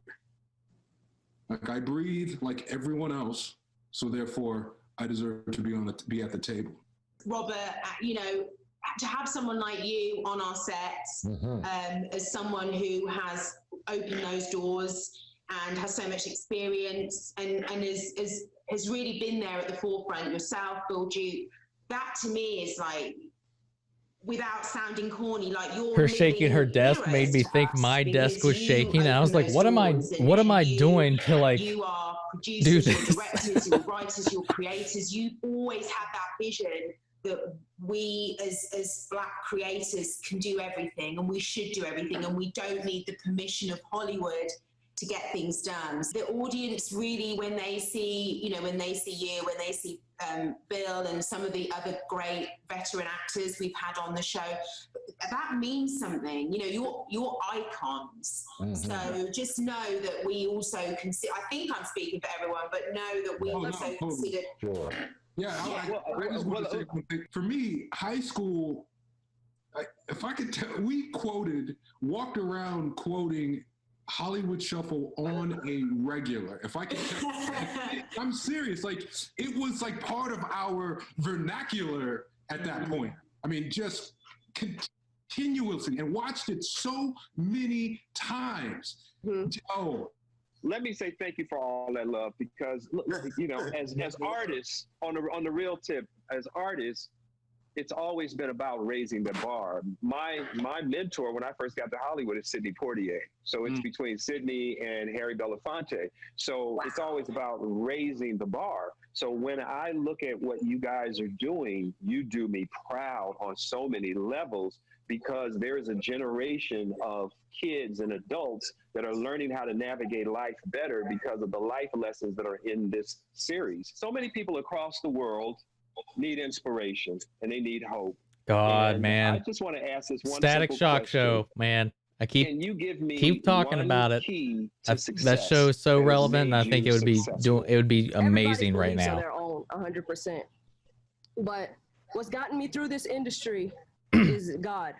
Period. Point blank, period. Because when you enter this industry, and not to mention being Black and also a female, you can't fear this industry.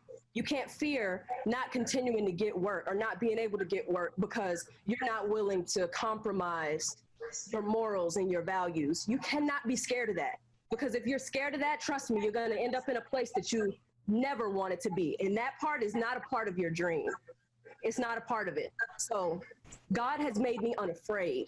It's literally about finding your purpose and literally living in your dream. I believe that's the way to success. Like, brought it back, continued it, or even do like a Black Lightning spinoff and introduce Virgil Hawkins would be awesome. We're getting a DCEU Static Shock movie. Young actors Eventually, they're working on it right now, so that's cool. That's awesome. I can't wait. I love that show so much.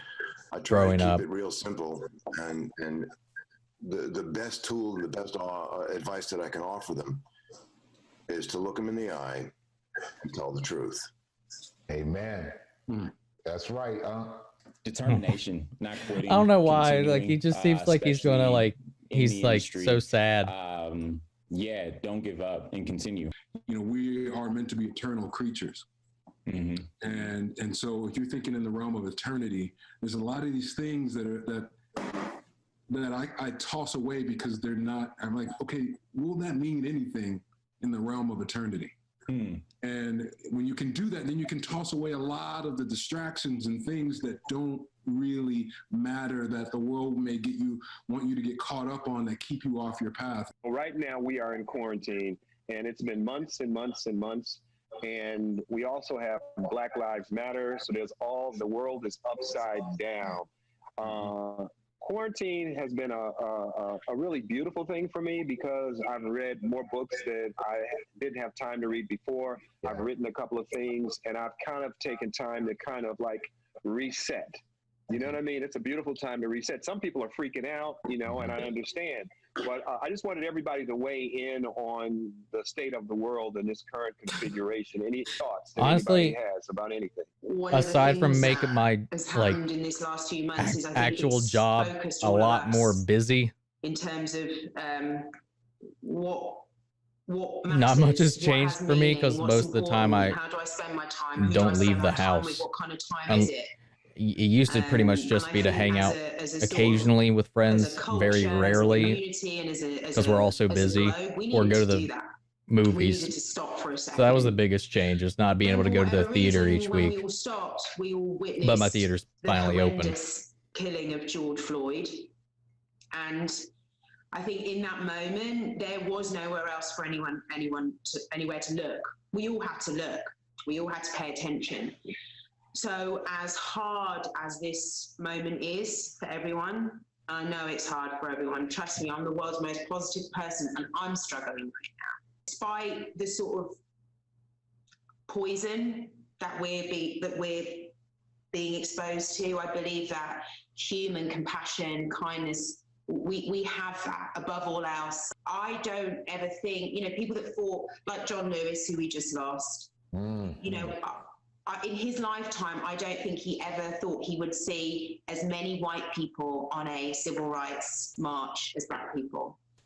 That's, something's happening, something's changing, and I don't want to stop fighting, and we won't stop fighting, and I feel like something is happening to us as a society that is profoundly important, and I'm excited. I'm scared, but I'm also excited about what that could be. I never thought that I would see something like this happen in my lifetime, honestly. I had to talk to my grandfather because my grandfather marched with Martin Luther King Jr. So the fact that he got to see this kind of again, something like this again, was very shocking for him. And it's been kind of overwhelming for me, to be honest, but I don't think that it was a coincidence that this quarantine hit and then, you know what I'm saying? All of the Black Lives Matter, all of this stuff started happening in our community. Don't think that it's a coincidence at all. It was interesting when the quarantine first started going down, and, you know, a week felt like a month. I mean, it was like, time was like, it was brutal. Yeah. It was brutal. And then George Floyd and everything blew up, and it almost like illuminated the opportunity even more. I'm encouraged, but I don't want the work to stop. Like, I feel like in the past, I feel like we're here because we did a certain amount of work and then stopped. And I want to see us push through and see that work to completion. I've seen how there has been selfishness and I've seen selflessness. And in growing during this time, I feel like I've progressed more to the selfless in ways that you can help, or in just being educated and understanding the shoes that other people walk in. And when you see that, when you actually take the time out after you've watched everything that you can, because I mean, look at that. That's a blessing. The fact that we have things to keep us distracted. That we call that, we say we're so blessed, we're so great, America. I mean, like, yo, before America we thought we couldn't get touched. Newsflash. I'm dropping the mic. I mean, that is it. Man, social change takes place inch by inch. It is slow. But like Dr. said, the moral arc of the universe bends towards justice. Amen. I'm done. I forgot. Okay, so he was there. He Here's a hasn't question talked for since the everybody in beginning. cast. Why do you think people love this show so much? Speaks truth to power.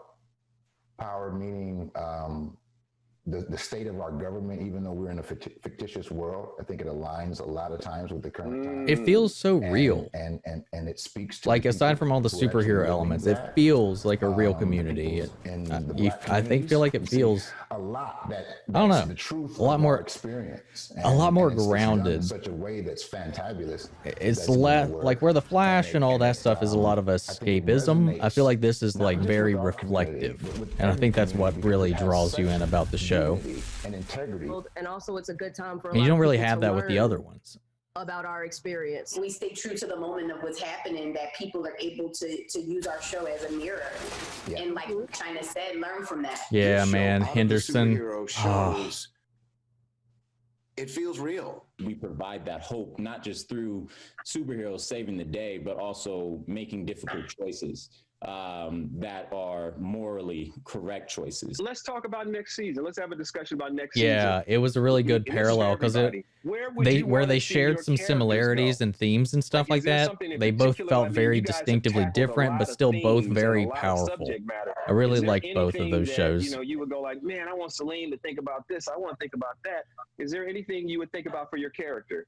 I would really like to not be drunk or on drugs, or with my hand down a toilet, or fighting with my husband, or fighting with my husband, or crawling along the floor. But can I say something? So to she you? doesn't like You her are current absolutely character arc brilliant when you go whatsoever. into the That's what I zone just and you get heard. twisted because. When I was on set, you broke my heart in that bedroom. When you and y'all were going at each other, I thought y'all were fighting for real. And you were like, no, I'm on the green stuff right now. And you went into that zone. So it's amazing to watch you as an actress. But I think you're showing your range on a whole nother Thank you so much. No, I feel I'm so lucky. I cannot get over how good how much I love his season 3 suit, man. No complaints as an actor. Jordan, talk to me. You've been alive, you've been dead, you got power. Where would you like to go, man? Where would you like to go? The change and the growth that I would love to see for Khalil is more so the psychological recovering, the mental state that he would have to go through, what that journey looks like. James, I'm going to go to you. Gambi, what would you like to see Gambi? Where do you want him to go? He's an interesting guy to me because he's like this genius of genius. I mean, is there another layer that you would want the world to see in Gambi? I'd like to see Gambi be revealed as having a meta power of his own that is here to unknown. I'd like to see Gambi maybe have a girlfriend. Oh. I would like to see that too. Gambi had a kid that he reunites with, having not seen him for 25 years or something. Nafisa, what do you think? What do you think? Where do you want to go with your character? I mean, because you got dual personalities already. What are you thinking?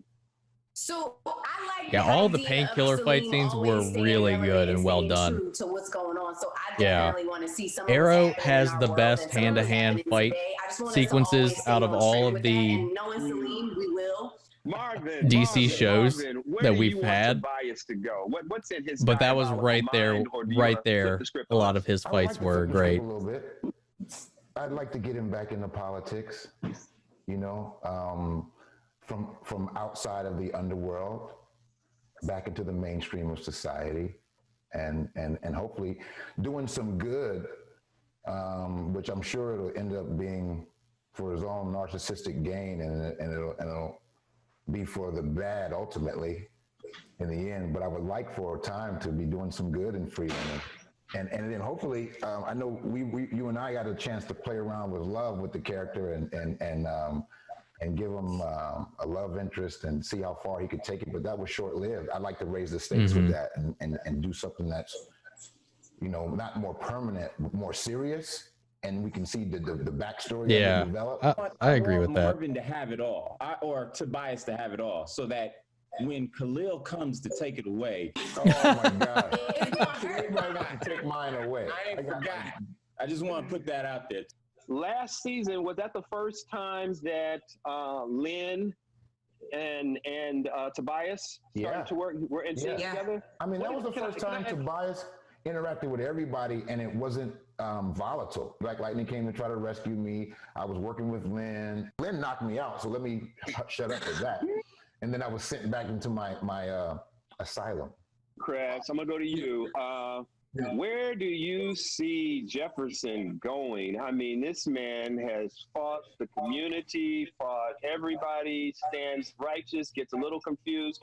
Where do you think he could go? Well, what I would like, honestly, is to get back to the school. I'd like to get back into the school, get back into mentoring kids.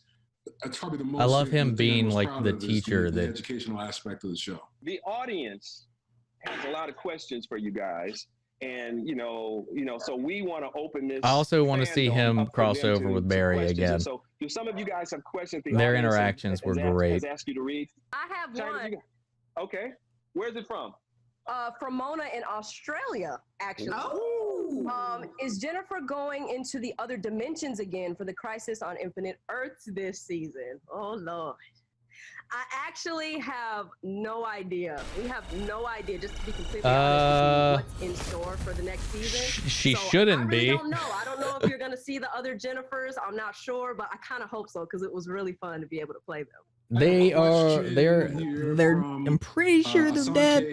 They're pretty dead. She asked, we see Black Lightning interact with those other superheroes more often now that everyone's on the same planet. Not egregiously, but just sometimes. Henderson being revived. Also, please. Probably not I though. would like to. I mean, honestly, as a nerd, seeing the whole table of superheroes, like I got chills. And Like we don't need these big like crossovers as much. I think we could take a break from That it. would be awesome. So I would love. I'd just like to see some like happen. As far as one-on-one Henderson, crossovers, just I an don't know. episode or I was not something. a fan of him going. So I mean, that still sucks. To be perfectly honest. I got a question though, Robert. I just got one from Lynn in France who asked, will we see more Jin and Khalil in the next season? I don't know. I mean, she kind of left me high and dry on a roof. You have a cot in my place, buddy. I mean, I have to answer a question from Fofo in Canada. She's asking if Grace will have her own costume made by Gambi in season 4. Oh, please. That one, wow. Oh my God. That would be fire. Okay, It would be an honor. this and is just a privilege to create critique costume of for all of Grace. CW superhero That's shows. what the What the creatives, fuck? choose to do on Superhero on the writing side of shows. it. She sure will. Sometimes the cast get too full, and the shows start to lose focus. Get married on the show. And that's something I'm kind of worried about with Black Lightning, Almost did. I messed it up. because the cast is filling out a lot. Because not to mention, I'm trying to tie the knot. Didn't happen. TC So we'll see. is I would also like in to the see team. it and see where that love could go. I got a question from Melissa in Canada. She wants to know if Tobias Well and some more bad guys are going to try to come and take over Freeland. I hope so.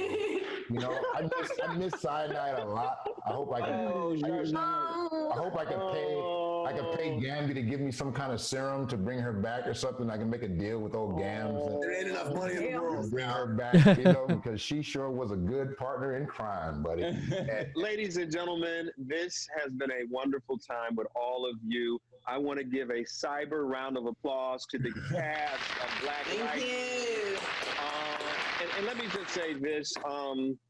This has been truly a treat to be with you guys, and I see why the show is successful, but then when the audience gets to meet your spirits and see who you are as people, I think it elevates the show to an even higher level. So thank you so much for participating today, and to everybody out there. Oh yeah, I forgot please about. continue to support and watch DC FanDome. Signing off. Round of applause.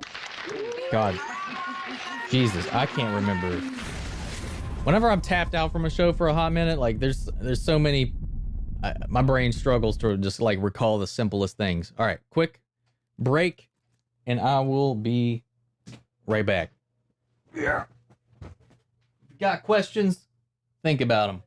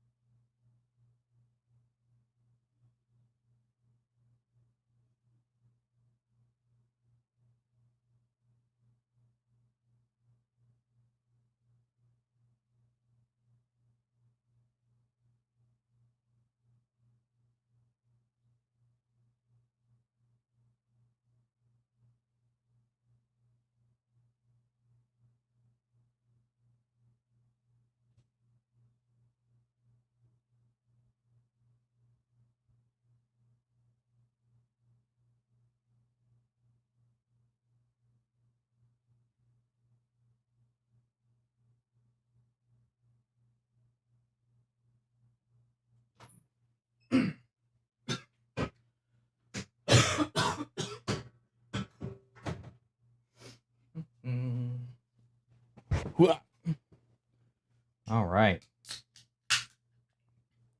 Think about it. Chat. Details of the events that happened. All right.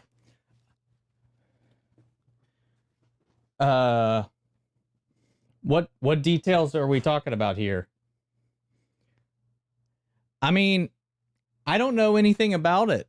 I've never watched Lucifer, so unfortunately, I'm going to, because I have the intention of watching it. I have it on my watch list on Netflix, but I don't want to potentially spoil anything for myself when I do check it out, just in case they talk about something that I might not know, which is most of the show. Okay, so we got one vote for the Flash.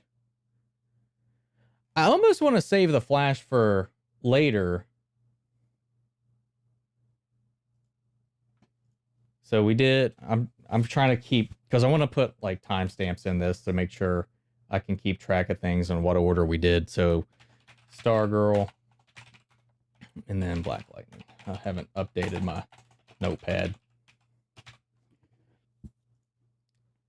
Yeah, I kind of figured they'd be talking about some spoilery stuff. So where do we want to go next? Let's, you know what? I kind of want to save like the ones I'm really looking forward to, like the Flash and Doom Patrol, maybe for a little bit later. So what do we have left? We got Legends, Titans, Doom Patrol, Flash, Superman, and Lois. I think that's everything that I had. Oh yeah, Harley Quinn. Harley Quinn was on there too. I think that'll be a fun one. Alan Tudyk.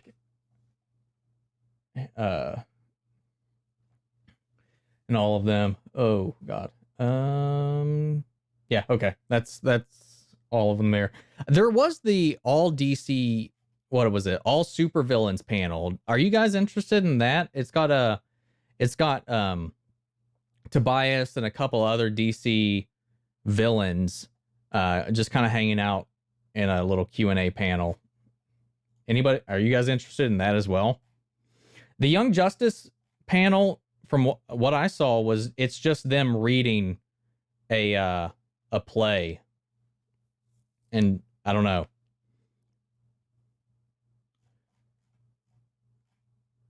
We can do that maybe a little bit later for some funzos. So let's do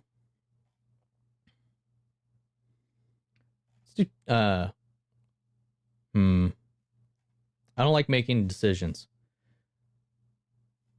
Yeah, let's just do the villain panel. I wonder how long it is. It's a 35-minute panel. Yeah, it's from all over the place. We got John Glover from Smallville, Hello, Clancy I'm Brown Tiffany Smith. I'm so excited to from be here, The Batman, we are going to have so Diedrich much fun Bader, here in the DC FanDome. And today, Mark what we're Strong, starting with, Jason here. Isaacs. For more than 80 years, DC has brought us a I never-ending think this will be a parade fun of one. memorable characters who entertain us, excite us, and totally inspire us. And they definitely create an everlasting legacy that has become a tentpole within entertainment culture. And as part of DC FanDome, I'm excited to present a discussion that, you know, Two-Face would say, flips the coin on the other side of every hero story. All right, We I mean, are going to talk to some of the greatest villains, nemesis. I'm so excited. And we're going to examine the origins, backgrounds, and motivations of some of DC's How long is the most Young Justice iconic panel? villains. This panel is going to bring us face to face with some of the actors who have brought these nefarious characters to life on the screen, finally pulling back the mask to discover the core of this rogues gallery. I'm so pumped to have all of our panelists here today. I'm going to start it off. So first up, from Lex Luthor in Justice League, Gods and Monsters, to Ra's al Ghul and Batman Under the Red Hood, 28 minutes. to Sinestro and Green Lantern Emerald Knights. Watch out, Mark Strong, because we are welcoming Jason Isaacs. Mark Strong, he's my neighbor, so be careful. This might suddenly burst in. Yeah, I feel, I mean, I've spoken to my lawyers already. I'm very upset about being here. Dude, he plays a lot of great characters. I love Jason Isaacs. But we'll get into the details when we start talking. We'll get into it. Been rewatching Avatar: The Last Airbender again, and of course he is Admiral Zhao in there. Performance as Lex Luthor can be heard in this year's Okay, Superman. we'll pop into the Young Justice panel and just skip to the end, bunch of people here. Or skip to the where the play stops. Next up, the actor, rapper, and songwriter who plays Tobias Whale on Black Lightning. It's the multi-hyphenate Marvin Crondon Jones III. Sadly, no Tom Cavanaugh in here. No Reverse Flash. And next up, the man behind so many iconic performances, including the voice of Lex Luthor for nearly a quarter of a century, Clancy Brown. How you doing? Good. And next up, the Riddler on Batman the Animated Series, LexCorp's founder, Lionel Luthor in Smallville, and Dr. Savannah, aka Mark Strong's father in Shazam. It's John Glover. How are you? Dude, he's all over DC, man. And finally, he is no stranger to villain roles, taking on Shazam as Dr. Savannah. And I gotta say, a definite standout part of 2011's Green Lantern in his role as Sinestro. We've got Mark Strong. Okay, that's a fantastic introduction, and I'm very humbled. All right, you guys, well, let's get into it. I feel like it's so awesome because for so many of you, just looking at your resumes, you've done so many different things, whether it's know, TV, film, voiceover, music. Let's jump in. I just realized I didn't have this popped up open. Or did you kind of dig into all the comics to make sure you knew everything before you got there? I feel bad saying this now because the characters changed my life tremendously and unanimously forever. But before 2017, when I got the call for the audition, I never had heard of the guy. Or to be perfectly honest, the comic book itself. You know, I'm a big comic book guy as a child, but I had my favorites, you know, and Black Lightning, I wasn't aware of it. And then when I heard about it, I immediately, again, immersed myself in that. Before I even, luckily my call date was about 5 days away, so I had a little opportunity to kind of get into the comic. His Sinestro I do actually really like, and I wish that the Green Lantern movie had not focused on Parallax and just focused on the fall of Sinestro. For this character in particular, that's Lucius Malfoy, Jason Isaacs. Comics. How important do you think that is? Really seeing that diversity within comics come to the big screen. Well, I think it's important to not only see it in comic books, films, and television. Oh, it's no problem at all, Rob. Around comic books, but I also think it's important to see this inclusion in film and television. That was a really cool video. When I decided to take on acting, I did it with a huge purpose. Yeah, of you can still watch it yourself on DC FanDome, but we've already streamed it. One thing that the creators Salim and Mara Akil have done, which is a great thing, is they've shown you the complete color spectrum of what Black really is and the Black experience, from the darkest of the dark to the lightest of the light, and how we coexist, you know, in this world that is America and the globe overall. Each of you has kind of had overlap with some of the characters, but it's because there are, you know, different versions of these characters, whether it's through the comics or coming to the screen. Dietrich, for you, Superman Red Sun, it's such a unique story. And can you kind of tell us about your approach to taking on Lex Luthor? Because I know it's a little bit different than the stereotypical Lex Luthor. A villain is just a hero in another story. Oh, there's a lot of panels, but they're all available from anytime. Anytime you want to watch them, just click on it. United States, and he makes a lot of what we would consider immoral decisions about creating. Because I know there's some people that have watched some of the panels already that we haven't even got to yet. It's morally all over the place. He was a really fascinating character. I was really lucky to be cast in this. I couldn't wait to just jump in. It's fun. Did you reread it again right before going in, or how do you kind of like going into your sessions? I really liked Man of Tomorrow. I did not reread it. They have Man of Tomorrow on here, like the full thing for everybody to watch. It looks like. I had read, so I just remembered it from, I guess I had read it about 5 years previous to the offer, and it had changed. For example, I haven't seen Red Sun yet, which is what he plays Lex in the comic book. So I was glad that I kept it fresh. Jason, you played some seriously dangerous characters in the DC universe as well, and we've got Supernatural, Otherworldly, Sinestro. We've also got Lex Luthor as well. How do you compare playing some of those different villains? A great antagonist has a completely believable drive. There's something that we understand as an audience. In other situations, in a warped situation, we've had those same either petty or grandiose impulses that just come in conflict with the lead characters. So yeah, we got a couple of teases. We will see more of the Pin in season 2. Eclipso has a huge part in season 2. The audience goes, I think that's ego. What else was there? Revenge. I think that's petty jealousy, whatever it is. But that's not what's inside your head as the actor. That's not what the subtext is. So I can't remember. I think that's really the only things they teased. Lex was saving the world. They didn't really give too much. They just mentioned that those are some things to look forward to. Save somebody killed accidentally. So frankly, I'm in the wrong room. More Grundy. That was the other thing. Grundy will be back in some form with a storyline. The lion for eating the wildebeest at the watering hole. No one goes, that's cruel. No, so there are people who think, well, power should survive and the strong should punish and absorb and eat and kill the weak. And so it might not be humanity as we recognize it. It's just inside their own heads, these characters can justify, maybe because of the violent world they grew up in or because of the ugliness they've seen, whatever our position is on it, they go, no, this is the way the world is. Everyone else is a naive idiot. Jason Isaacs is such a good actor and just great at villains in general. That's Lex, but my version of Lex was, frankly, saving the planet, and it wasn't enough for him Earth. He then went off to study the rest of the universe. I think Superman was actually the most dangerous because he had the most power. And Superman, unchecked, is really a force to be reckoned with. John, what was it like for you bringing Lionel to life? How did you kind of approach that role? Because obviously we're hearing Gosh, so much Lionel about Luther is how so Lex good. is this mastermind, but you don't get a mastermind if you don't have the dad that kind of seeds what might be that boy when he gets older. Somebody backed out of playing Lionel a couple of days before they shot the pilot. They said they might have you back for a couple of other episodes or something.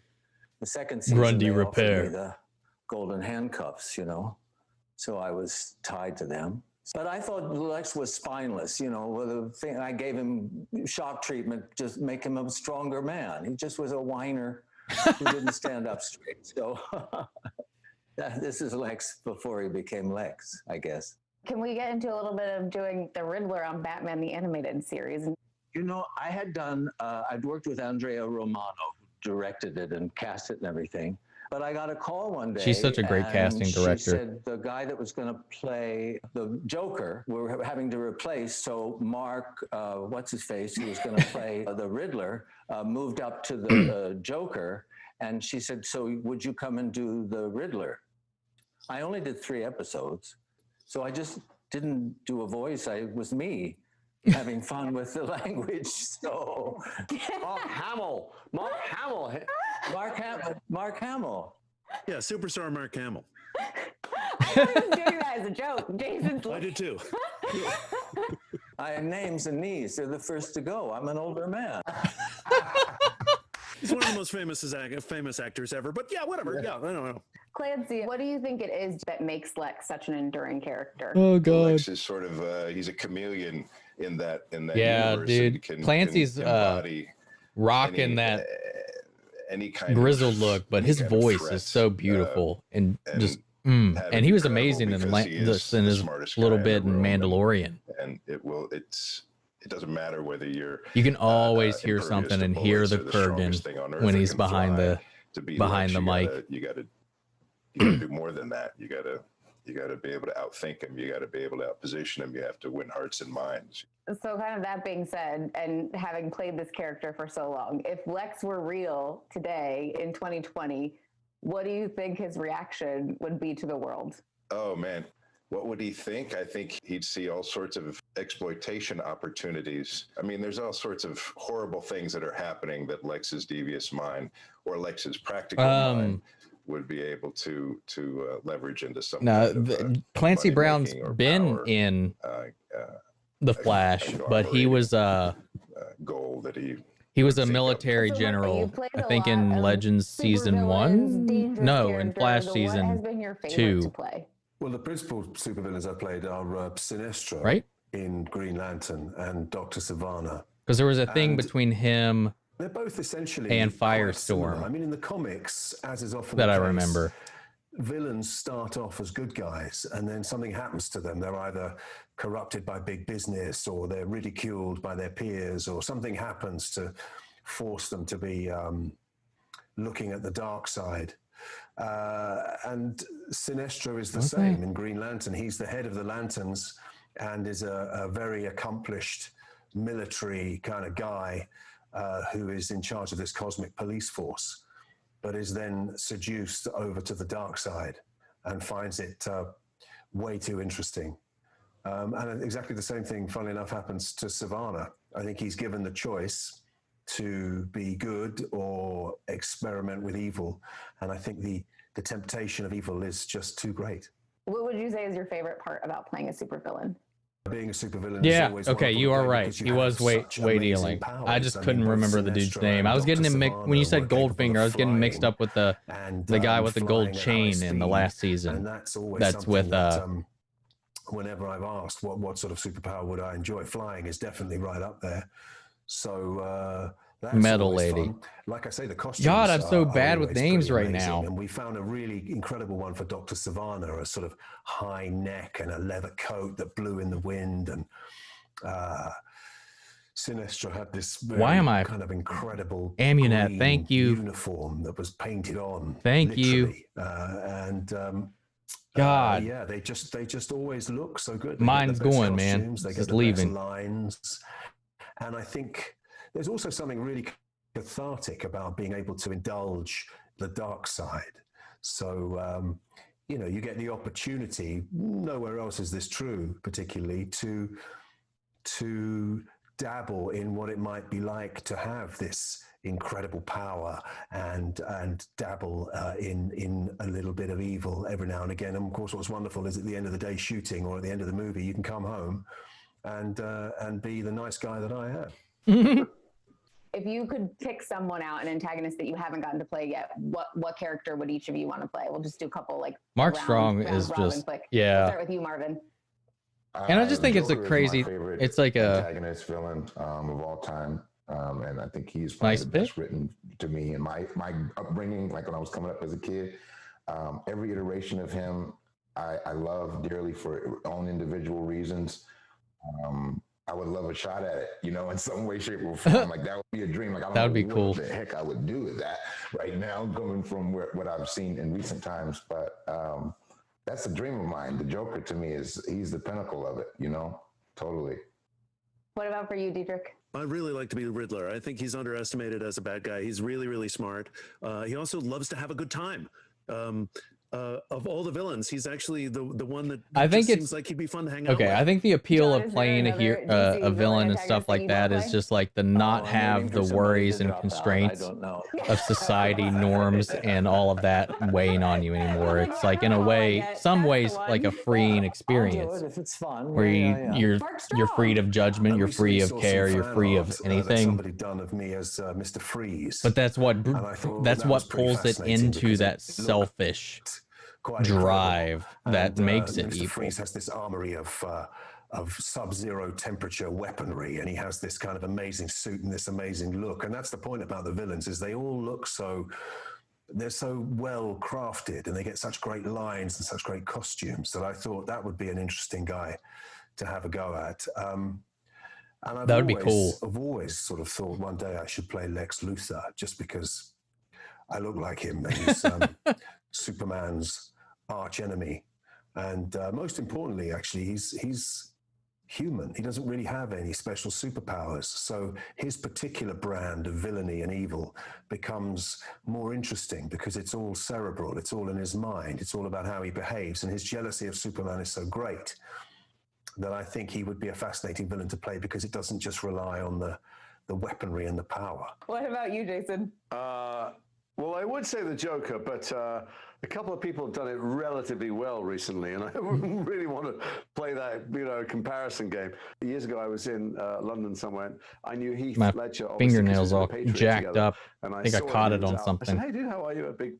The olden days, we had a big hug and a kiss, and I said, "What are you doing?" He said, "Oh, it's a Jason nightmare, Isaacs, it's a man. nightmare." I said, Lucius "What?" He said, Malfoy. "I've agreed to play He the was Joker." in Hook. And I went, "The Joker? You're kidding me?" He said, "Yeah." I said, "What are you going to do?" He said, "I don't know." I said, "Did you rewatch Jack Nicholson?" He said, Not Are you Hook. crazy? No, of course not. I want to have that in my head. I remember it Not so Hook. well. It was the I other said, one. Do you have a plan? He goes, no, I've got a little book. I'm just writing ideas down. I was kind of terrified. And the next thing I saw was him on the screen conquering the Joker in the most magnificence. I have a feeling, given now that Joaquin Phoenix did it so brilliantly, the Joker might be the Hamlet of DC villains. They said about But he did Hamlet, play Captain it's like Hook in firing an something. arrow in the air. I can't You just remember. can't miss. If they hadn't done it, I'd like to have a crack at The- the Joker. But since they which had, iteration I it wouldn't mind was. having a crack at Wonder Woman gone bad. And still, he's the voice of Admiral Zhao in Avatar. I think we should just end on Jason.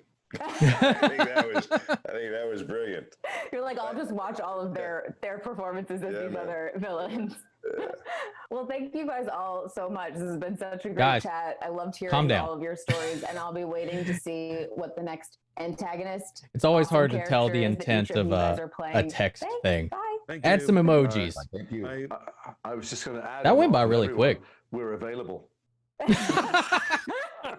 But I am so excited to be here and talk to our next All right, awesome panel of guests. we'll blast So through first the up, I Young wanna say a Justice big thing. Welcome to someone that is no stranger to Gotham City, having voiced the Joker in numerous Batman animated films and Wait. video games, as well as voicing Batman himself in multiple incarnations.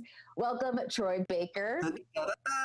Next up from Barbara Gordon, Batgirl, and Raven for 2 decades Oh, apiece. I guess we're and still Harley going. Quinn in numerous productions, as well as Poison Ivy, and so many more. Tara Strong. And next up, she's an actress, singer, and author, and so much more. This multi-hyphenate is a cinema icon, and today we are going to be talking about her role as Catwoman from 2004's The Batman. Please welcome Gina Gershon. How are you? I'm great. Next up, we've got the man behind so many iconic performances, including the voice of Lex Luthor for nearly 25 years. Today, it is all about Mr. Freeze and Bane, though. Please welcome Mr. Clancy Brown. What's up? Again. From Lex Luthor in Justice League Gods and Monsters to Ra's al Ghul in Batman Under the Red Hood to Sinestro in Green Lantern Emerald Knights, please welcome Jason Isaacs. And Is this we like have, two of course, things got put into one? possibly the I'm most prolific confused actor now. in DC animated history, having voiced nearly 50 different Because we're getting characters, some including repeated the Joker, intros Robo, again. Killer Croc, Mr. Freeze, and Lex Luthor, not to mention everyone's favorite Aquaman, the outrageous John DiMaggio. Dude, Let's get Bender. into it. In the voiceover world, sometimes you get to, voice characters that other people Dude, have Tara gotten to do and Strong. get to do your own take on it. So, Troy, let's start with you having done the Joker for so long. What was your kind of initial approach to this character? Because it is so iconic, but I think every person that has voiced to him has gotten to put their own unique stamp on it. There's nothing I could do to Yes. make the Joker Thank you, better. Gorilla. It was All I Peter could do Pan is just, that like, Jason Isaacs played Hook. Hang on. He's a roller coaster of a character. So that was just kind of my focus, is like, hopefully I do something that moves the needle a little bit. But that Dante was my Bosco job. did in fact play Rufio and They're Hook. almost Shakespearean. But I don't think And we that, were you know, we there's didn't we weren't talking about that versions though. of it, and it We were doesn't trying to matter. figure out Like, you know, it's which all to who's movie ever that liking Jason it, you know? Isaacs played There's Captain Hook. There's free reign.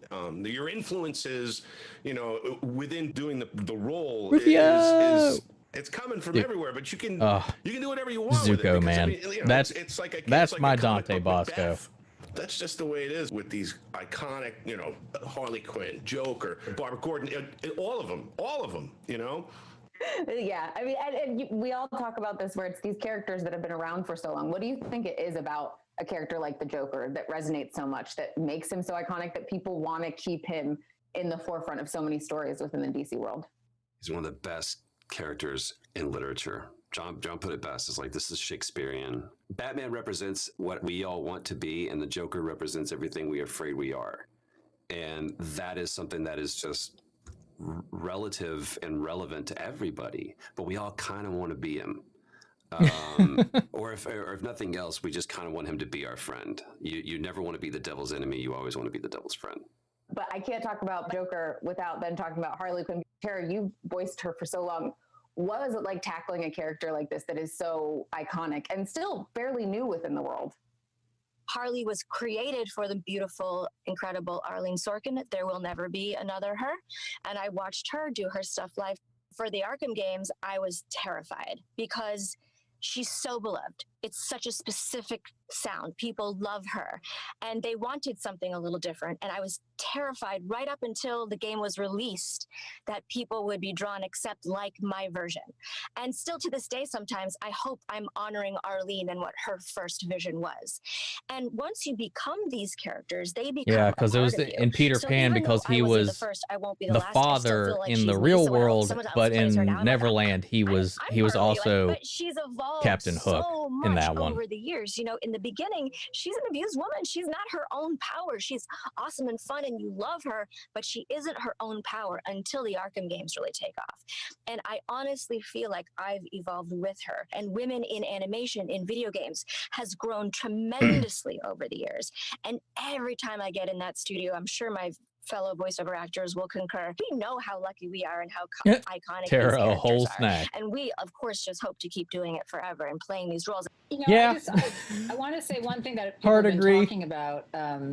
I think one of the reasons, listening to you guys especially, that people love the villains so much, and you get upset when they die or something happens, or, you know, and I think one of the reasons for me it's so much fun to play characters like that is they're really like super vulnerable, and they're all deeply flawed, and something has happened to them to make them become what they are. So they're super villains, but they're also like, there's like intense stuff has happened to them, which I think as an actor, it's really fun to play that, because as horrible as they can be or as devious, they're just as vulnerable the other way, right? I mean, I don't think you can have one without the other. So as far as like a whole character, I think that's why people really love them, because whether you consciously or unconsciously recognize that, if they're, when people are playing them really well, you could feel that. You know what I mean? They're not just, no one's just bad. It's like, well, I'm bad. It's like there's a reason that they've become who they've become. I think you talk to some actors, and when they talk about a villain or an antagonist, some people will say, you know, I don't see them as a villain. I see them as they're completely human. They're fighting for the right thing. But then you talk about, you know, like Troy, when you were talking about the Joker, or Tara, when you're talking about Harley Quinn, or Gina, even with Catwoman, where there's these characters. And do you guys really feel like there is something where they don't think they're crazy? Because Tara, when you're talking about it, you're like, she's just off the wall. Do you play into that, or do you have something in your mind? Absolutely not. When I play her, I don't think I'm crazy. I think I'm in all those moments. And there is a physicality to these characters when you're doing them. You do embody them. You do become them. When the Joker dies, that's not a spoiler. Y'all all played that game. I cried in the I cried. I felt the emotion behind it. I don't think I'm crazy. I think I'm her. And There's been a couple of times where she's voiced Harley Quinn, and like her, looking back in I think she was like sick or something, or maybe it was just the direction where she's had some different takes on it, specifically in the Suicide Squad animated films. I see them all in my head. You'd be hard pressed But to come most to a of the time, I think she does a really good job. moving within the parameters of the microphone. We all become these people when we're voicing them, and you can see it. You can see it live. I mean, our faces transform. Some of them aren't. Dude, watching Mark Hamill, you really do. You become like these characters. when he's voice acting, is so fun. Love seeing him get into Gina, it. When you came in to do Catwoman, did you want to watch stuff before and really bring that into it, or did you kind of say, I want this to be Gina's stamp on Catwoman, and I'm just going to make it my own? I never want to watch anything if someone's done it before me. Fortunately, I grew up watching, you know, like Eartha Kitt and Julie Newmar. Like, I remember being little and seeing those women do it. And for better or worse, you know, Eartha Kitt with that perfect, we know she does those things, and you can't get that out of your head. And it almost became part of the Catwoman thing. So I try to forget everything. And also, I think when it was animated, it felt different than the old TV show that I had seen. And then I always wanted to play her in a live action thing. So for a while, I just avoided seeing, I think in my head, I had such a specific way of playing it. Even when I'd watch someone else doing it, I was like, I would do it differently. Like, I know what I would do with it. I'm not saying better or anything. I'm just saying, you know, you have it. I think a great character becomes something like a Hamlet or something like that, because everyone brings their own interpretation to it. That really is a well-written character. That's why there can be all these Jokers. And it's like everyone brings a little bit of different zhuzh, you know? Well, it sounds like you, over the years, getting prior to, it's like you hear people talk about characters that they want to play, and innately there's stuff that they've done in their life leading up to it that's their research for the character, where it's like watching things and you're like, I would do this differently. Or you see someone walking down the street and you're like, that feels like this. Do you guys, when you get in the room or in front of a camera, kind of pull in those things to say, okay, like when the Joker's feeling this, I saw this or I heard this person? And Cesar Romero, straight away, Batman 66. I mean, you know, you could see his mustache through the makeup, like just perfect. But like, you know, when I think of the Joker, I think of him. I don't think of like, you know, I don't think of Jack Nicholson or you know, I think of Heath Ledger, sure. And now we all see, you know, Joaquin Phoenix, you know, with this, you know, Academy Award-winning performance. But yeah, Cesar Romero, I go right to him, and it's just. It's like a warm blanket and a bowl of cereal. Like, you know what I mean? Like, you're just like, this is awesome. You've also played some other villains, Clancy. In Gotham City, we've got Mr. Freeze and Bane. So how did you approach those characters? Oh, Freeze is so interesting, isn't he? You know, he's a victim. He's not really a bad guy. He's a victim of love, but he's also had very different origin stories. But you know, that's not a good enough excuse to visit harm on other people in Gotham City. So you're bound to face Batman even if your motives are good. Jason, we talked about, you know, Mr. Freeze. Mr. Freeze is such a good character. Villains in Gotham. Can we talk a little about Ra's al Ghul and how did you approach that character? One of the things that turns a really well-written antagonist into an enjoyable villain, i.e. a character the audience can hate and fear, is when not only are they doing something that's believable, so you buy that they're doing it, not for you, but they seem to be enjoying it a little bit too much.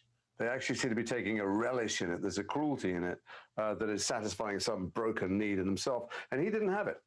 So Ra's al Ghul that I played was a pretty decent guy.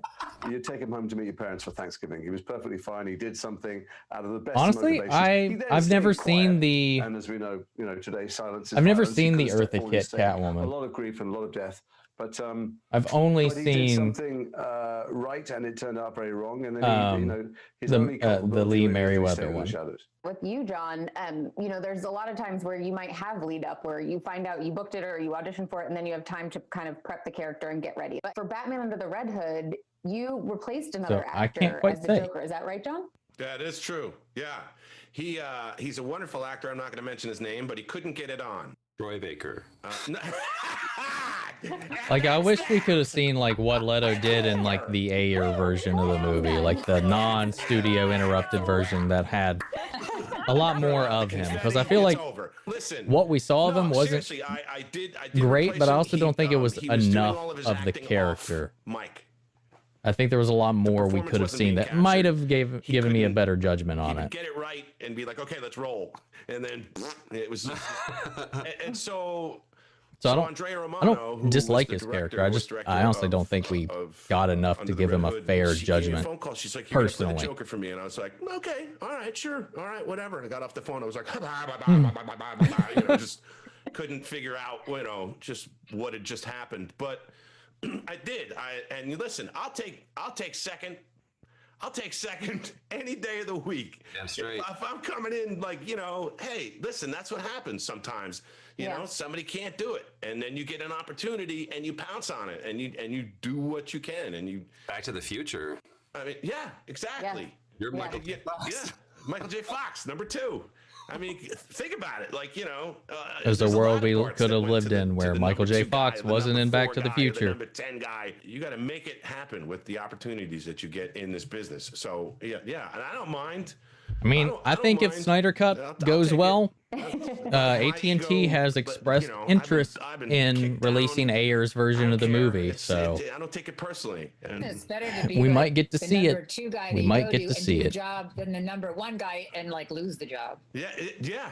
Well, I think that's something too, where it was like, And then we can even when finally those maybe instances make a happen, it's like, good call you're on it. Ready, you're always ready. Where A fair someone drops call on out, and John, you got the phone call, and you didn't have prep time. You're just like, okay, yep, I'm going in, I'm doing it. And that sometimes is the best best thing to happen when you have no time for a choice and you got to make it. You got to make a choice. Like you got to make it. You got to make it happen. Like, you know, that's it. That's what you got to do. You got to make that choice and you got to stick What was with the it. first thing It you doesn't ever matter. saw Somebody will Clancy say, Brown you know in? what, pull back I on was that. just thinking We'll go about, this way. you know, like the first time I heard John You DiMaggio. got to commit. You got to You know, commit. for me, And the most definitely was beautiful thing about that Futurama. situation is that John was considered a solution to The a first time I problem. think I saw Clancy Brown in anything was Pet Cemetery 2. Oh my God, dude! Thank you. Yes. It's the Joker's 80th birthday this year. What are kind of like the, if you had to pick like 3 characteristics that are the go-tos for your ideal Joker? Chaotic evil. Chaotic evil. D&D, right? Straight away. Chaotic evil. He's got to be. He's got to be charming. Mm-hmm. Yeah. And he's got to be smarter than everybody in the room.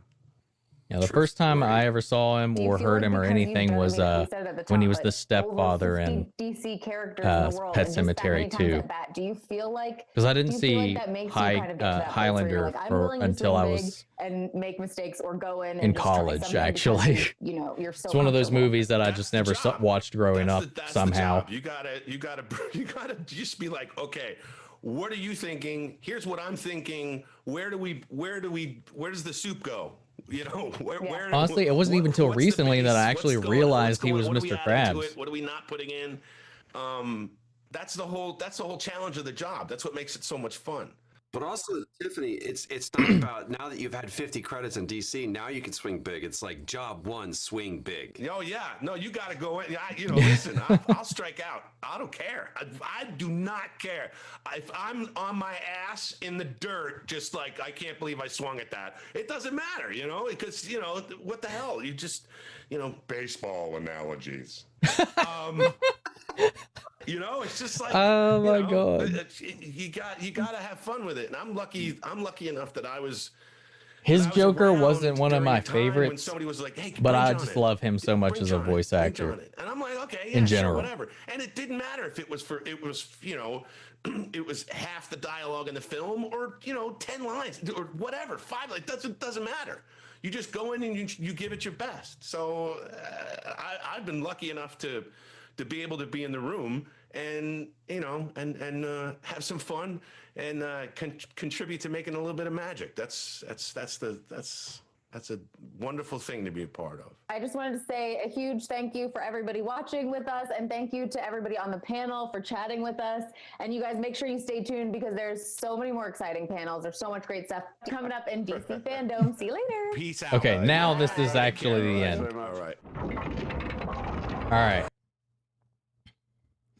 All right. Oh, I guess like if you actually start from here, it auto plays into whatever's next. God, that would take forever. All right, we're going to do the Young Justice one real quick. We're going to skip past their audio play just to the actual panel itself, which from what I've been told is around the 28 At the expense of minute a man's mark. freedom. Captain Boomerang at the park. Are perhaps interested in joining the Justice League? I love Carrie Payton. I already have a job. Lightning doesn't strike twice. Let's not forget why we're here. Gotten to see an episode play out like this. Okay. Here we go. We've never seen that either. Dude, if you could just go ahead I and love go Carrie back and Payton, man. re-record all of the episodes over Zoom and put them out online, like that would be great. I have so many. Yeah, because everything up to this have just been them like reading through like a play, a voice play thing. And I don't know if this falls under the spoiler rule, but he's wondering if there is an official title here we are. for season 4 that can be revealed. Yes, we can reveal that. Yeah, Greg our and 4th Brad. season is officially titled Young Justice Phantoms. Phantoms? Ooh. Which sort of sounds like fandom. Kind of sounds like fandom. Fandoms. I'm pretty sure. Oh, well, that's this fandom. Fandom or The fuck does that mean? Greg, you mentioned like possibility of what's going on with the pandemic. Has that Joseph Golden from the United States is wondering if that has sort of impacted just the process of doing season 4. Phantom Zone? hasn't. I mean, Phantoms from the all working from past? home. And Like- for the most part, when it comes to the pre-production, Actual ghosts? script writing, I don't- storyboards, design work, we've successfully transitioned to working at home. It's, not quite as much fun to not be in the office and have everyone together. We used to record everyone together as much as possible in a room for the first 3 seasons. Every once in a while, there was someone who couldn't make a session, and that obviously has changed. Everyone is mostly recording one at a time. Yeah, it's not much to from their lead in. closets. Or their son's lower bunk bed that has like sheets and pillows, and it's interesting. Oh, that's a good fun. idea. It's like a fort. Yes, maybe. But the fact is that we're all pretty lucky working on the show. We're employed. Everyone on the show is healthy. So really can't complain. And you guys have been doing this for a decade now. Alinta Aruda from Brazil, it sounds like half question, half request. She wants to know if we can expect a bigger presence of the female Justice League members in season 4. And she especially shouts out she loves the Hawkwoman Wonder Woman episode. Well, I think we definitely have a lot of content with our female cast. I don't know specifically about the Justice League. I mean, the Justice League's never been the focus of the show. It's always been on the younger heroes.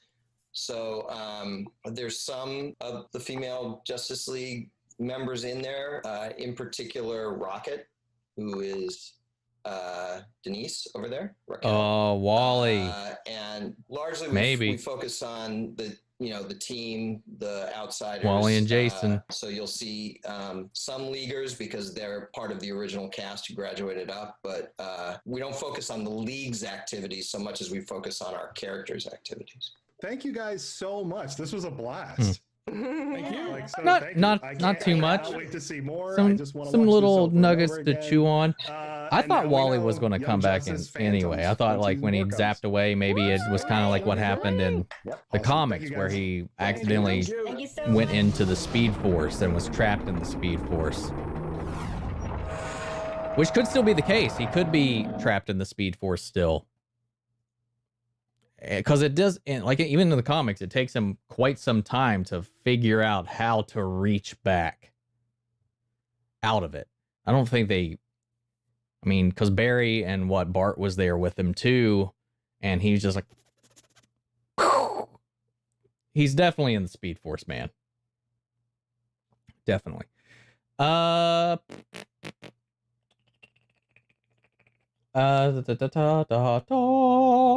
know what? Let's get Titans out of the way. Titans.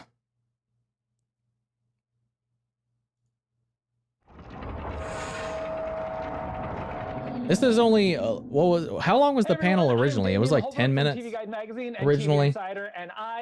Now I'm going to let you, I'm just going to warn you right now that like if they start doing like the here's our clip show crap again, I'm going to have to like take the video down and hide it or whatever, because producer Greg Walker, Brenton Thwaites, who plays Dick Grayson, Tegan Croft, who plays all the footage Rachel, they were showing Anna Joke, before who was plays like Corey Anders, Ryan Potter, giving who plays YouTube an Gar Logan, aneurysm. Alan Richson, who plays Hank Hall, Minka Kelly, who plays Yeah, so this John is Granger, 18 minutes our new longer guy, than their panel Joshua Orpin, who plays Connor, and Connor Leslie, who plays Donna, previously. and then Curran Walters, who plays Jason Todd, and Damaris Lewis, who's coming in as Blackfire. Greg, when you got your hands on this property, what was your first Now I'm idea getting to cold. do with this? Because in the comic books, it can be a little lighthearted. The idea was to take, the Perez Wolfman comics and really live in a world where, there's been 25, 30 years of superhero movies since then, and the world has changed. And we wanted to put this in a real psychologically and emotionally grounded I'll tell you the universe. one thing that I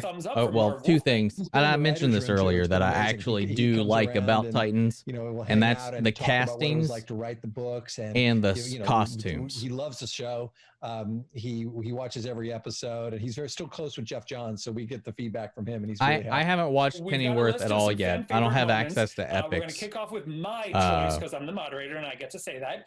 so I haven't had an and actual there were chance so to many that watch I wanted to Pennyworth. pick because I want there's so to, many great moments along but these it's first not two one I've seasons. But been the able one I to went check with out was yet. Dawn taking down the meth lab in the second episode of season 2, because I love this because it's so dark, it's so much shadows and just outlines, and then there's this humor, and it has this great button at the end. But my favorite thing about it is that Dawn is probably the least like her superhero character. Like outside of the uniform, she's mild and she's measured and she's got this soft way about her. Like I kind of want her to become like, oh God, is he just standing through this whole thing? because she seems to like really get it. Like she understands what's going on here. So let's Man, look at 18 this minutes shot, straight of this standing, sequence man. from the Go episode for it. Rose. You chose that life. What was that? Yep, here we go. Sorry. It's beating up the crackhead. Not doing this. Not playing this game. Exactly what they did last time. Exact same clip. I think this is like the same first 10 minutes of it, too.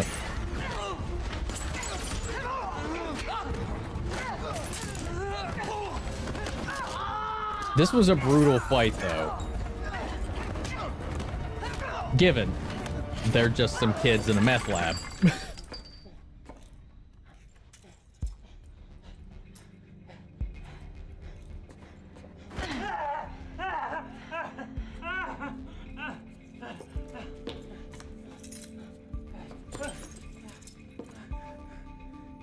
Please don't kill me. Where's your phone? This is 911. What's your emergency? There's a meth lab at 2751 Hollister Lane. It's being run by 3 complete dip. 3 complete dip. See, okay. And 3 Better have things someone come I down and actually arrest like us. Thank you for your time. about Titans, and is anything that has to do with Hawk and Dove and their scenes. Titans is going to My stunt double really does all the work. is going when it to comes to HBO. having to navigate those wings. Because Aren't we all just they kids in a meth lab? sort of take on a life of their own. Like the weight of them just makes you takes think, so doesn't you it? really have to learn how to move with them when you're throwing yourself around. It's a fun challenge. The first fan clip that everyone kind of like came to was this was a big one because I don't think anyone expected to see this so early in the show. It's Donna breaking out the lasso for the first time. God damn it. Okay. So I'm wondering if this is just all the exact same stuff from before, because this is the same clip. Maybe we should just like Lloyd Barron said, maybe skip ahead a little bit. I mean, the panel they showed before was just a clip show. Yep, same clip here as well. The assault on the show, or assault on Connor at the townhouse in Smallville. Of that scene, and probably of the episode. So whenever you're in a scene with him, like nothing can go wrong, man. All right. Yeah, it was great. We had that iconic flying scene where we could kind of have our cake and eat it too. So no flying in Titans, except in my mind. Yeah, no, it was good. We had some great moments there with Dick and Connor. I'm hoping there'll be a few more in season 3. Okay, and then the last clip that we have is... Oh, wait, hold on. Last this is a clip. big deal for the people that were watching the first season, because it was really the first time we got to see the team working together. It is not 100% successful of a team up, but that's Titans. So let's roll the clip from episode 5 together. Where's Dick? I don't know. Corey? Stand back. Oh, yeah. I thought this was I Get thought behind me. I thought this was neat. time But yeah, to we're burn. skipping ahead again. Sorry. Times, and yeah, so I'm really glad to see that. Jesus people respond Christ. to this. Bring It was super just exciting talk for about me it. because I'd worked with everybody individually and I loved everybody, and I was super excited to have everyone all together in the same scene. It was a really fun night, even if it was really freezing. And shout out to the nuclear family. They were so dope. They're like my favorite. Amazing. Pitch perfect. Damaris, we got a couple of tastes of you at the end of last season, but now you're coming in full-fledged. Like, you're not just going to be a hologram. You're not going to be taking over characters. You're coming in, but I'm not completely sold on her being all evil. It's funny you say that because the villain, I think the villain is generally always my favorite character in a lot of movies because there's a reason why So, that they're a villain. And I'm excited to see 12 minutes of especially this. what gets cooked up for our duality. We I got would 12 say, minutes, and especially, I think we're with past the Corey clips. Being of the same, I guess, blood or whatever we have on our planet, and but with different ability. So I think it's going to be really interesting seeing what happens. I'm coming for you. Good. Will we see Blackfire and Starfire as like what they were as sisters before this whole beef? I think the good sister, bad sister relationship will have a microscope put on it, and it'll start to reveal complexity that we didn't know about it. The wider lens is what an incredible cast. Like, you know, the stuff is on the page. It is what it is. It either works or doesn't. But our cast brings so much. First of all, you know, Ryan and Tegan bring so much of love of the books and knowledge of the books. So coming in, they understand the kind of nuances with these characters and the ways to connect. I'm so grateful for it because they bring a complexity that's sometimes not. I mean, it's just surprising because sometimes it's on the page, but it needs a lot of help. And both of them really lift it up, both with their acting skills and their commitment to these characters. There's a whole lot of work to do and no one to do it but me. So let's get started. And Ryan, you had that great episode where we're waiting for Connor to wake up, and you got to just do like the day over and over again. That was a good time. Boris, our like season-long DP, was directing that episode a bit, and it was just a really intimate set than what we usually go through. There's usually like 100 people on set. I'm just gonna and a lot of those sequences, because we were like changing clothes every 5 minutes and going from one set to another. It was just like an entire day of just goofing off and little like just coming up with new ideas, and like there was so much stuff that restrictive with some of didn't these make it clips because of how much stuff we actually shot of Gar in the Titans Tower just being Gar. Because we had a pretty steady stream up until we got to the Titans panel, and then it got blocked because of the Titans footage. As X's in this new world. They ask themselves a question at the end of season 2. What if we give it another shot? You think Hank and Don are over? What about Hawk and Dove? We answer that question early on and definitively. Is there any job changes that you can talk about? Yeah, I would say. So we get some resolution to See that. someone in bike shorts and cop sunglasses. That's all I'm going to say. Okay. All right. Hmm. I was going to say, Alan, you might want to start doing some lower body. Okay, since Connor is on the panel here, I am. What can you tell us, Greg? Yeah, Greg. What is the question? Well, I mean, a lot of times if someone's been killed on a show, they don't come back for the panel.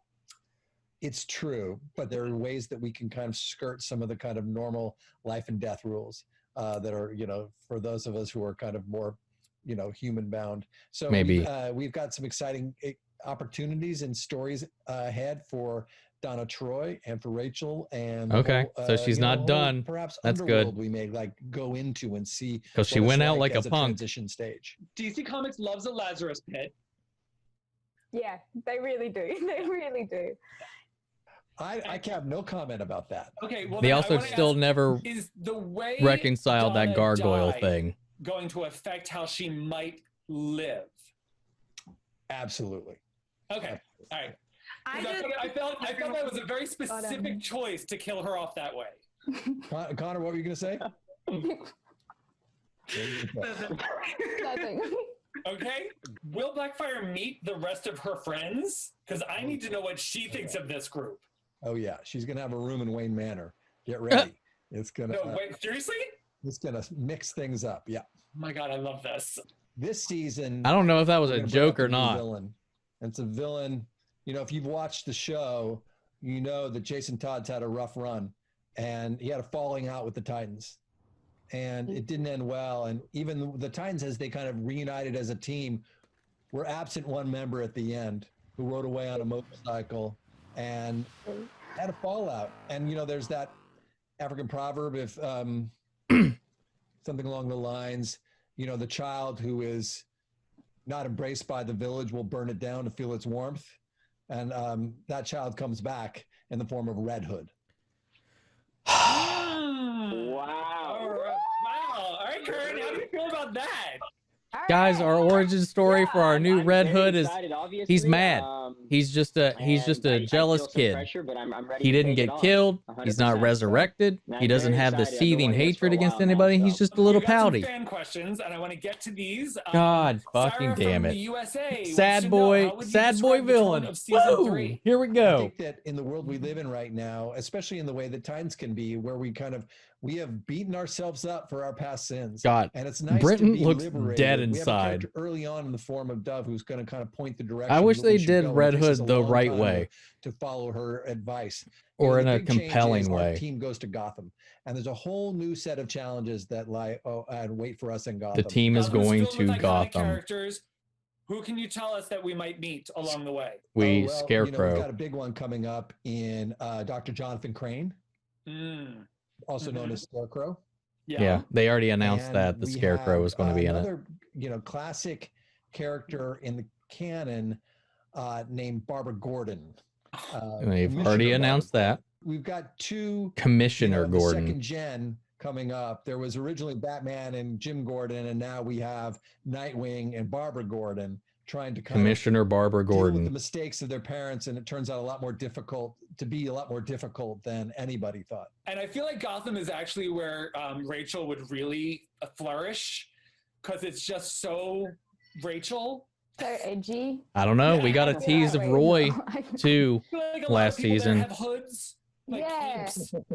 She could really fly under the radar. That people.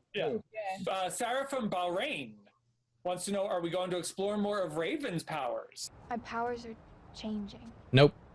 getting stronger. Doesn't seem like it. Doesn't seem like she's going to be Batgirl at all, at least in the on season. a mission to kind of understand what her worth is in the world. So many of these characters struggle with destiny. Why am I here? Why am I a superhero? What am I doing? What's the point of it? And this is a season that a lot of people have to really ask that question and get. Some of the answers are hard, but the ultimately answers end to, I think, they find important answers that are part of the journey. Jaden from the Netherlands: can Crypto get puppies? Well, I mean, there's a biological reality here. I don't even know Crypto's gender. Right? I don't. Josh, I gotta throw that one to you. Your Crypto's better. Well, I can't believe this leaked, but that is a huge plot point of season 3, Crypto becoming a dad. I mean, everyone else has dad problems on this show. Yeah. Why not Crypto? Right. Andre from Brazil wants to know, Brenton, which suit was your favorite to wear, the Robin or the Nightwing suit? I'd have to say the Nightwing suit is my favorite to wear. It's a lot easier to fight in. It's a little bit more comfortable. It looks cool. We Again, usually shoot costume at designs night, are really good in the picking it show. up, it looks really cool.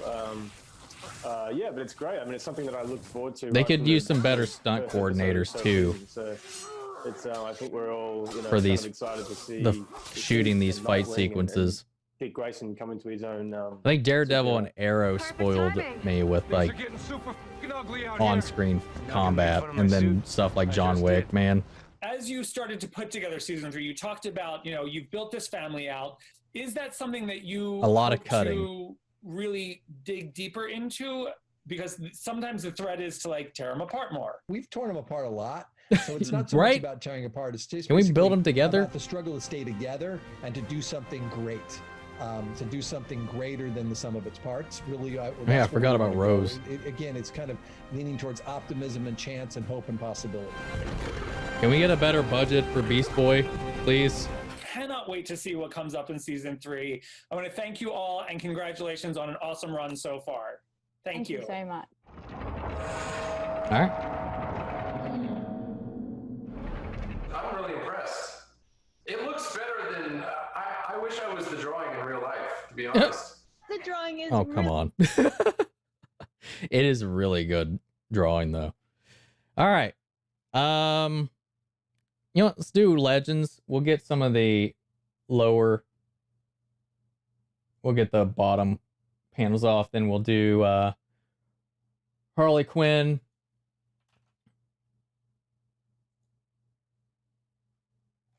And then we'll go Doom Patrol, Flash, Superman, Lois. I'm not going to remember that, by the way.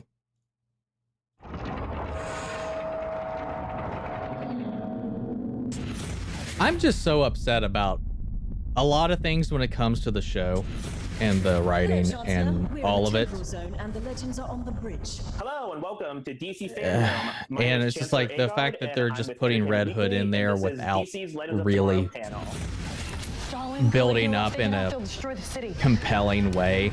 Okay, got any ideas? It's Cap? just already disappointed me. I'm sure the suit's going to look cool. I'm sure the design's going to look cool, but the reason I just don't buy into it. Dude, this finale fucking cracked me up. First off, we have Katie Lotz, who plays Wave Rider Co-Captain. I don't and the care. White Canary, I Sarah love Lance, Nick season Zano, 1 who and plays 2 of Super Legends when it Historian, was a lot more Nate Haywood, serious. Paula Ash, who But plays futuristic I social media also like influencer how and just air totem wielder fucking Zari Tarazi, insane Jess McCallan, who plays it can Wave be. Rider Co-Captain and serial killer podcast host Ava Sharp, Matt Ryan, In these who current plays seasons. self-proclaimed nasty piece of work John Jesus. Constantine, Gideon herself, Amy Louise Pemberton, Cheyenne Sobian, Mm. who plays the bud-loving air totem wielder Farad Tarazi. Also, Olivia Swan, who plays Astrologue. Also joining us, we have the producers, executive producer Phil Klemmer, executive producer Keto Shimizu, and executive producer Grania Godfrey. How are you guys doing? Good job, Chance. That was a lot. Yeah, right? Thong song. Guys. We actually have a blooper reel clip. Oh, no. I'll toss to now. Now can we kill them?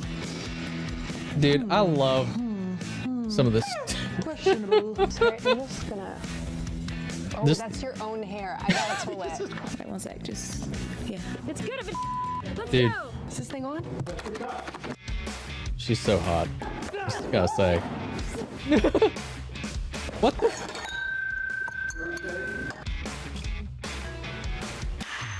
Take this. Oh. Nora. Yeah, season 2 of Legends is my favorite season of Legends. I just love it. Like the whole like Legion of Doom thing that they had going on. I'm doing the scene. It's all right. I'll give you a call back in a bit, yeah? Wait, give them your camera. I wish Matt Ryan could be every version of Constantine. That was wrong. That's okay. But they did Brandon Routh dirty, I think. You almost just broke my nose. It's like here. Wait, focus. There it is. Yup. Way too much. Did not nail that one. Here I am. I'm getting married. It's great. Neil McDonough, he's so good. I love Damien Dark. I mean, season 4 of Arrow was not the greatest, but he's just so, I just love when he just gives into the role, man. Neil McDonough is just so juicy. Going to hell generated a lot of anxiety.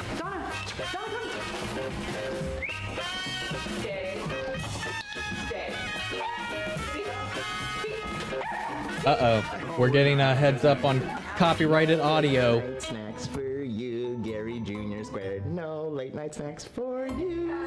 Getting a warning, you better not. And then we all turned into a giant Bebo and it exploded! I don't know if it's the music or what. Metal anywhere in spot. Guys, I'm trying to work. Oh, hey, Craig, just second unit. Smile, Bebo. You know, sometimes what happens on this show really would be hard for an audience to follow. Legends, nominate us for an Emmy. Okay. All right, thank God it's over and we didn't get blocked yet. I've got anxiety over that whole thing that we're doing. It's after virtual as opposed to last convention hall fandom. because of everything that's going on. I'm curious, what do you guys think the Legends would be doing right now in their own respective quarantines? Oh, God. I think John will be doing what he's always doing, which is having a whiskey and trying not to have a cigarette because he's kind of kicked that habit. So he'd probably just be having a whiskey, saying, "Hey, let the world go by." I would imagine Nate's falling in love with somebody else and then. Well, then break the heart. Virtual romance. I think Zari's probably like conquered TikTok. TikTok. Berrod probably would have been the #1 League of Legends player in the world. Oh my god. I reckon Astra's just lounging around on like a fur rug somewhere, just rolling in money. Like they had the perfect opportunity when Deathstroke dropped him off of that Everyone to do skyscraper. like a Trivial Pursuit, but no one's If interested. Dick Just like, didn't save number one, him, question A, guys. Like, and then we get the resurrection, or maybe he which was a major season for the was show in many mortally, ways. like I want to start with not Katie. fatally You made your wounded, turn but like debut very this close season. to death, What was that experience wounded like for you? by What was it that like drop. directing your castmates? They could have used that as a They were catalyst, awesome. right? But they didn't. They let him get saved, and then now on he's so many Pouty levels, Boy. I learned so much, and it was such a good experience to be able to Like I feel like they had an on opportunity that right side there and to get a look begin under that the, arc. under the covers. And the cast was amazing. We had so much fun. Because right now it just seems like, I think, oh, I'm not after so many accepted, so years of now I'm building, just going to burn everything. rapport with each other, that it made it I don't easier, feel it. of course, to kind of, and hopefully, I mean, everybody was really nice. Nobody was a jerk or anything, except for maybe Matt. Just kidding. Yeah, Matt. And with that, I mean, also, I feel like this season 5 for Sarah and Ava was really about them sort of learning how to co-captain the Wave Rider. I'm curious though, if this were any other show, if they weren't constantly sort of fighting monsters or aberrations, what do you think? Like, what is sort of Sarah and Ava's like 5-year plan? Like, where do you see them heading towards? Ava's probably got a very specific 5-year plan. I'm not sure about Sarah. She's kind of just, trying to domesticate her. Domesticate. Yeah, Sarah I like takes a that. day at a time. I think she's never been one to have the luxury of planning too far into the future. She keeps so I dying. think, for her, it's like she's in the moment always. In season 5, Now I think she's we had immune to two death. newcomers, Cheyenne and Olivia. What was it like for you guys to sort of step onto a show that's 5 seasons in? What surprised you the most about being on Legends in your first year? How much fun everyone was having. I kind of walked on and I was like, right, I have to be so like on it, and I have to know everything, and everyone's going to be, obviously everyone's professional. This isn't me saying that no one is, but it's just like, I feel like the hardest thing about being on Legends is being one of these straight edge characters, the ones that have to stay serious. I got very stressed Because about the that, rest of the but crew it is was so not, because goofy and a lot of everyone the was stuff chill, is they're so goofy. welcoming and so lovely. So I was like definitely nervous going into it, but playing pretty quickly Astra I was like, oh, okay, this as is, she was first pretty relaxed introduced, and everyone's I super gotta chill, so. feel like that's got to be a little bit of a challenge. Of having to come in and pretend like you'd already been there for 3 seasons. How did you sort of make that work for yourself? I just did it, I tried to chat as much as I could with everyone while, there's a lot of downtime on set, and just like get to know everybody here and there, and then, bring in what you can when we're doing this scene, and just keeping it relaxed. Well, Nick, actually, I wasn't asking you, for you and Cheyenne, I mean, did you guys, because like Nate and Barada are supposed to be best buds in this season, I mean, did you guys do anything to like build that relationship? Like, you guys talk, like, I guess, what did you guys sort of talk about their friendship? Shy and I got on quick. And like, I knew what he was coming into the same way I knew Maddie and Olivia what they were coming into. And that's just something that's pre-established. And that's intimidating because I was a new guy on a lot of shows. So I know what it's like to walk in. I can kind of to see not that, knowing man. everybody. Get out of your head and just be here with us. Like, I know you're nervous because there's like 7 people in the room. Like, even when Maddie did his first scene with us, like, he had to walk in and talk to 8 of us, talk at 8 of us, and then like hit on Wentworth on his way out. So it was like a really rough piece, and I feel that, and I wanted Shy not to have that, and let him know as soon as possible that like, hey man, just be here with us because we're all here with each other, and that's just kind of the way our magic works on the floor. He did great at that. I remember we had a conversation day 1, and he was like, by day 4, you'll be feeling good. And he was exactly right. Day 4, I was like, I feel like I've been here the whole time. Like, this is great. So he nailed it. Amy, you're in a unique position where Gideon, you're voicing Gideon, and I think you appear about once a season physically on screen. I mean, what's that experience like for you, sort of doing a lot of your work in a sound booth as opposed to being on the set with the cast that much? It is always really interesting to like come into it from the other side, but I feel like I see you all the time anyway when I'm dropping the voice in, and I've known Matt from before this, so everyone's always super welcoming, and from my little booth in LA. I'm curious, when you appear on screen as Gideon, I think as often it's usually like inside someone's mind or they're hallucinating, except for in the Legend of Tsunyama episode where hallucination. But I'm curious, when you play that, do you play it as how you envision Gideon yourself, or how you think the character you're playing opposite with envisions, like sees her? Well, I mean, especially with the last one with Gary, we played that a lot because I think he sees her quite Mary Poppins-esque, hence do and everything was a bit, oh no, just like the whole thing. But yeah, so there's definitely an element to that, and I love everything that's always written. You know, always love what you guys write. It's amazing. So mostly it's been that, yeah. I mean, this season you introduced a new version of Zari 2.0. And now as of the end of the season, you're continuing on as 2.0. How do you feel about sort of Zari 2.0 becoming the sort of permanent member on the Wave Rider? I honestly, I do have mixed feelings about it because I really do love both Zari 1.0 and 2.0. So yeah, I was surprised how sort of genuinely sad I was shooting that last episode, and I had these like very split personality moments where I would be like mad at my other self shooting scenes. I would like just be like really angry at 2.0 or vice versa. So yeah, I mean, old Zari for life. I'm excited about developing 2.0 further. But yeah, it was 2.0 hasn't completely won me over yet. Wave Rider with Berai. I mean, what are, I guess for both you and Shai, I mean, what are you most looking forward to sort of exploring about their sibling dynamic that you didn't get a chance to do in season 5? Yeah, I mean, even though, like, you know, we established this brother-sister relationship, we didn't actually get so much time to get in there before he died and came back to life. So yeah, I mean, I'm sort of interested in, now that like the walls are a little bit down between the two of them, what that, I still think, I mean, I sort of hope it's going to be still a little bit antagonistic brother-sister, and I imagine the writers are going in that direction. Yeah, like I'm not counting 2.0 out really completely, like exploring like but right now I'm still more leaning towards, like vastly leaning towards 1.0. Everything. And you know, even though mom and dad like reading our room notes. Yeah. I just know, I can feel it. Yeah. There was a little sister because we had Laurel on early on in the season. Yeah. So there's a little bit, but not nearly as in depth as we get to. Just as well, like last season, when in lots of the episodes when Tala was playing 1.0 and 2.0, literally it'd be like, okay, everybody, you know, you can take a little break now, you know, take 5. And she'd be like going to the thing, changing into the other one, coming back, and like literally like driving the whole day. There's a moment in the room where we were discussing, like, should we just keep them both forever? Do you remember? And then we were really having these discussions, and we're like, we're going to kill the crew. We're going to kill Tala. And there was a moment where, like, love it though, guys. I do love it. I know. I know. I'm ready, but yes, I don't want the crew or any of you to hate me. So yeah. We'll find a compromise.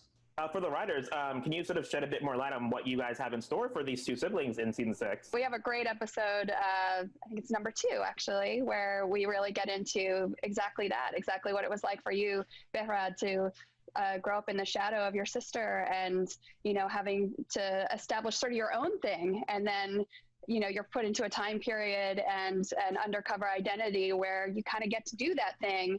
And she's the outsider, and she's the one who's flummoxed and doesn't know what's going on. And you kind of have to teach her a thing or two. And it's like, it's a really fun, you know, opportunity for us to tell a story that is just about the sibling dynamic without the, you know, the fraughtness of, you know, life or death, or, you know, which one are you, or, you know, I'm trying to bring someone back to life. So this is a season where we're incredibly excited about diving more into the sibling dynamic. Before we go into season 6, I have a few more questions. I mean, Matt, the season ended with Constantine getting his soul back. Me too. Good for you. How are you sort of feeling about? I'm hoping that it's War World, but I don't think they have the budget to do War World. The biggest blessing in. But it's likely going to turn out to just be something goofy. He's happy. I'm happy. That's it. going on that journey with the astrologue story is such a huge part of the whole Constantine. Yep, we're going to do Harley Quinn and next. in the original show, and then what we've done with it on Legends and what the guys have written, and to kind of get to a place where that is wrapped up is really, really satisfying, and John is happy, which kind of gives me fear.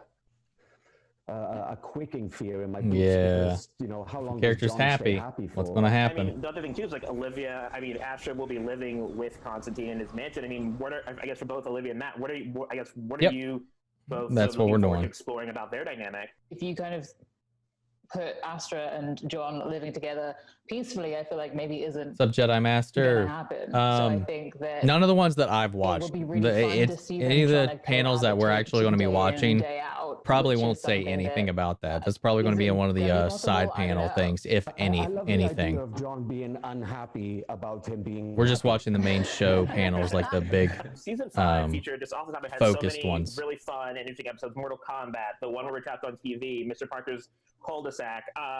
For all of you, what were some of your favorite moments from this past season? Yeah, I love that one.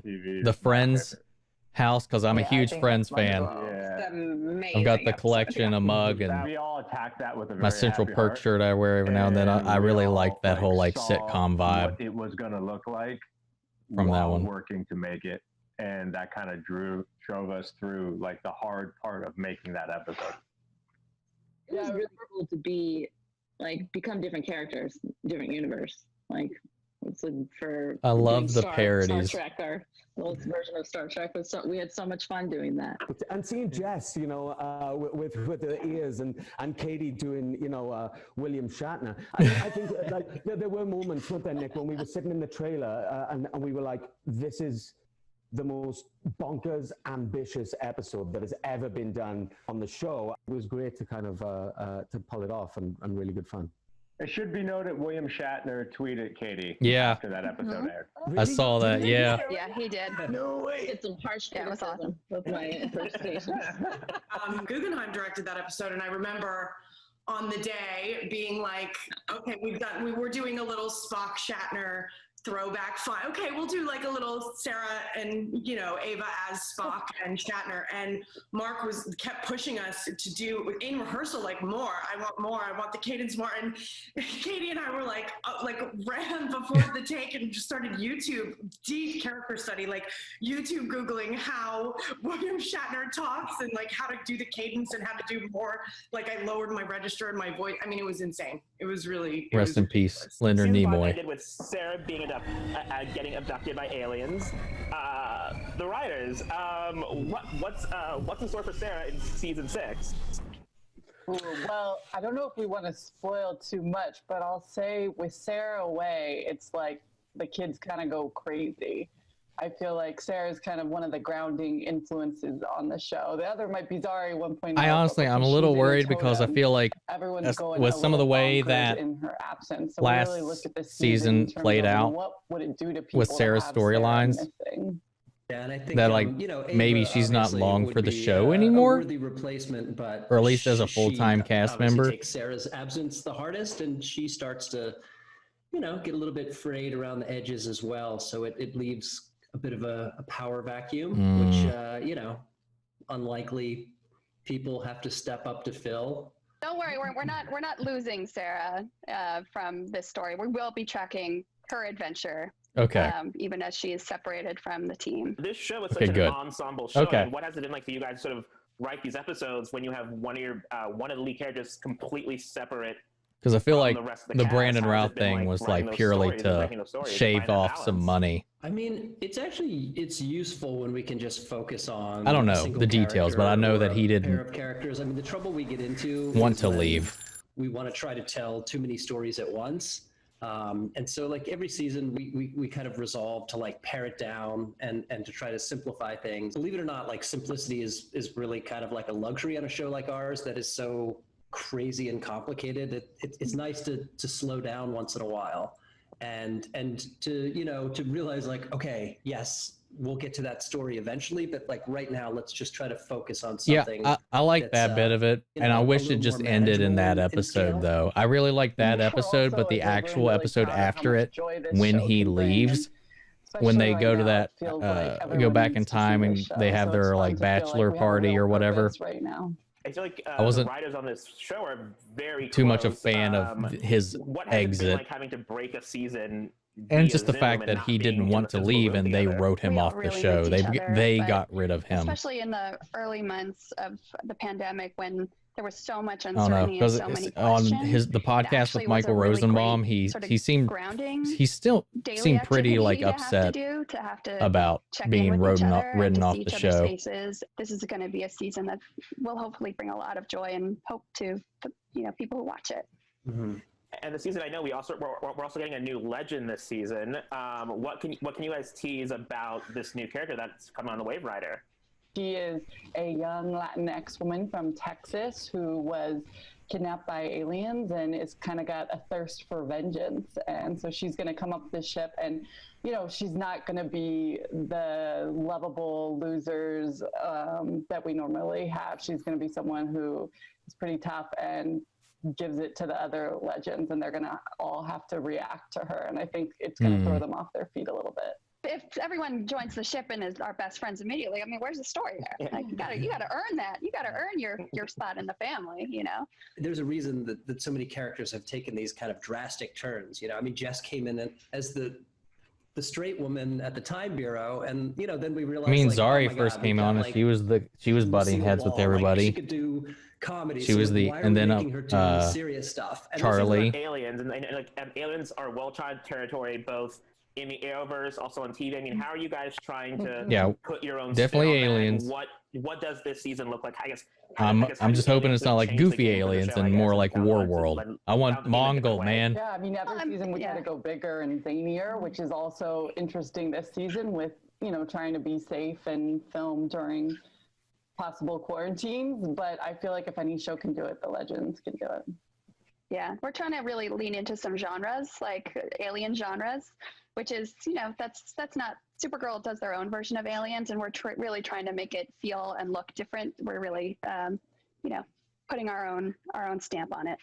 Nate has endured just tons of loss over his few scenes on the show. His great-grandfather, his father, Amaya, Zari 1.0, Ray. What's in store for Nate in season 6, and is there sort of any hope for him? I guess like on the horizon for him. For everything that you just said, Chance. I mean, we're acknowledging that. It's been a tough run for Nate, and as someone who always tries to be like the cool guy who puts his like positive spin on things, like we're gonna be okay, it's gonna be fine. It's getting harder and harder for him to do that. Well, now it's time to move on to the true or false question/game. I'll read a statement, and you guys need to tell me if it's true or false. The first round is our Wave Rider round. First question: we have physically seen the character of Gideon 3 times over the course of the series.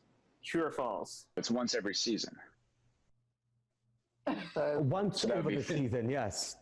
So it's false. So, yeah. Amy, you'd know this one. I was like, how many have I read? Oh, yeah. Yes, actually 4 times. So next one, Nia McDonough, who played Damien Dark, once disappeared from set to coach his kid's soccer game. True or false? That sounds true. Totally true. True. That's cute. Say it's true. Okay, this one. What's the answer? Wait, what was the answer? Oh, sorry, it's true. It's true. Oh, sorry. Oh, it's true. It's true, yeah. DC's Legends of Tomorrow was originally planned to be an anthology series. True or false? False. True. True. Phil? False. What's an anthology series? False. True. True. Yeah, Katie and Cheyenne were right. That would have That been is interesting. True. And finally, for this round, Mr. Parker was just a random name that sounded nice. True or false? True. True. True. It sounds like a true thing. False, actually. Mr. Parker is named after Phil's assistant, Ian Parker. Who knew? Did Matt Just get say how going? much we all love the guy who played Mr. Parker. He's just my like the most. goodness. Oh, brilliant. It's just like He's so great. For season 1, the only British legend that wears a trench coat is John Constantine. True or false? False. False it is, yes, because there's also Rip. R.I.P. Oh, Two, I miss Rip symptoms of so time much, travel man. include all of the following: nausea, Arthur vomiting, Duvall, vertigo, so good. temporary blindness, flatulence, and in rare instances, bleeding from the eyeballs. True or false? True. True. Sure. True. That is true. Actually, it's false. Flatulence is not a symptom of time travel. Wouldn't the legends know? Really? I mean, the legends know best. No. How do you know, Chancellor? Fair. I'll get that one to you guys. I think Ava can contest to that. Okay, for season 2, George Lucas is responsible for the powers of 2 of the 8 legends in season 2. True or false? True. Powers? Yeah. No, their careers. I'd say true. No, it's their careers. It's weird. Which I guess by proxy is raised. Yeah, you became a historian because of Indiana Jones. How did that give him his powers? Because of us. Yeah, but you wouldn't have been a superhero unless you're a historian. So it's a lot of by proxy stuff. So, I mean, it was still 2. Whole episode about it. Where when he decided. But it was like not about to finish their film passions, school, their suddenly you became a careers, yoga I thought. instructor Not so and much what's like your grade become? what caused them to be You're supposed to have lost your superheroes. powers. That was fun. Ray's was more like inadvertently. Okay, season Like 3, Ray's and I think this is going to be an easy one. drive the to team uses superherodom was the Totem to death join of their his powers wife to become or Elmo fiance. and defeat Malice in epic Wild West showdown. True or false? Malice. No, it is Malice. False. Well, it's not Elmo. No, It's Elmo. Devo. When Ava recruits Constantine to help with Sarah's possession, she finds him chasing a pig around the room. True or false? True. No, it was a chicken. It was a rooster. Jess is right. Yeah. For season 4, so in a Yeah, I truly didn't remember that one. episode, the team is split into multiple timelines, very similar to TV shows, that are like Custodians of the Chronology, Sirens of Space-Time, Oh. The Fellowship of Tomorrow, Kittens of Meow Meow, and Puppets of Tomorrow. Kittens True or up to false? Meow Meow. There was no Legends of Meow Meow, and the one before that as well, Legends of Meow Meow or something. False. Chance. That's correct. Fellowship of Tomorrow and Kittens of Meow Meow were not real thing. Finally, for season 5, Ava Sharp's podcast on serial killers is called Slay Anything. True or false? True, isn't it? I don't think so, but that's It's false. That doesn't sound right. Episode name. It's false. It's called Stabcast. Stab. Yeah. Cisco brought his own dragon microphone when he performed in the season 5 finale. True or false? True.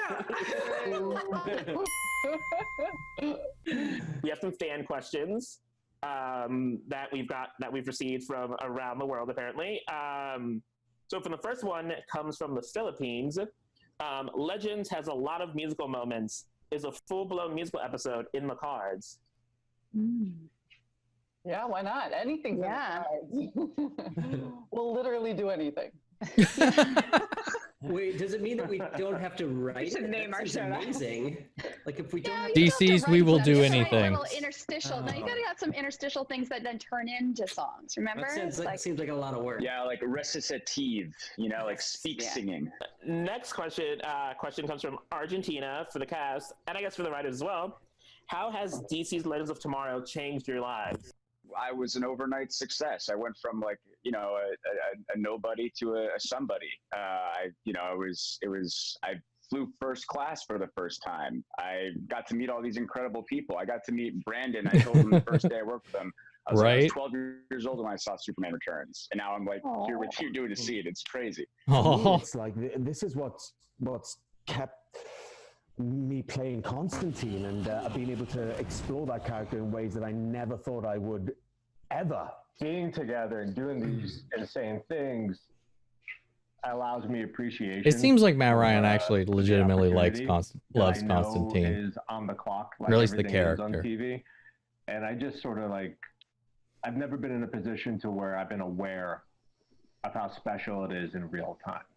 This time, this strange time that we're all going through, like, not to speak for you guys, but I think I love our show, but I miss our show so intensely right now. And I really hope I never take it for granted, but like this time has really made me appreciate it and really made me miss what we have, what we've built, really, because it doesn't happen. It takes time, I think, and it takes the right group of people, which like miraculously are assembled, season after season. It makes you so grateful that we have professionals that like care so much about this show that they're willing to push themselves every episode, as if it's the last. It really is precious. And final question for the writers: what ideas have you had that have been abandoned for one reason or another in terms of like storylines for the show? We always wanted to get Katie to breakdance like in the 80s. Yeah. We've never done that. We're always just trying to crack each other up, and sometimes we get a little too outlandish. So sometimes we have to be reined back. I think that's all the time we have. What's left? Thank you all for joining us. Left for is this. Doom It's been Patrol, really Flash, fun. For everyone Harley watching, please Quinn, remember that Superman, and Lois. DC's Not in that Tomorrow, order. the Next is latest Harley season, is Quinn, available now on Doom digital Patrol, and drops on DVD and Flash, Blu-ray Superman, on Lois. September 22nd. And Legends of Tomorrow will be back for season 6 in mid-season 2021. Thank you guys. Alrighty. Next up, Harley Quinn. Harley Quinn. Harley Quinn. Here we are. May not be appropriate for all audiences. Obviously. I wouldn't have it any other way. I'm always doing crazy things, always being impetuous, always kissing people and That's nice. This is just my Wednesday. Yeah, it's actually Thursday.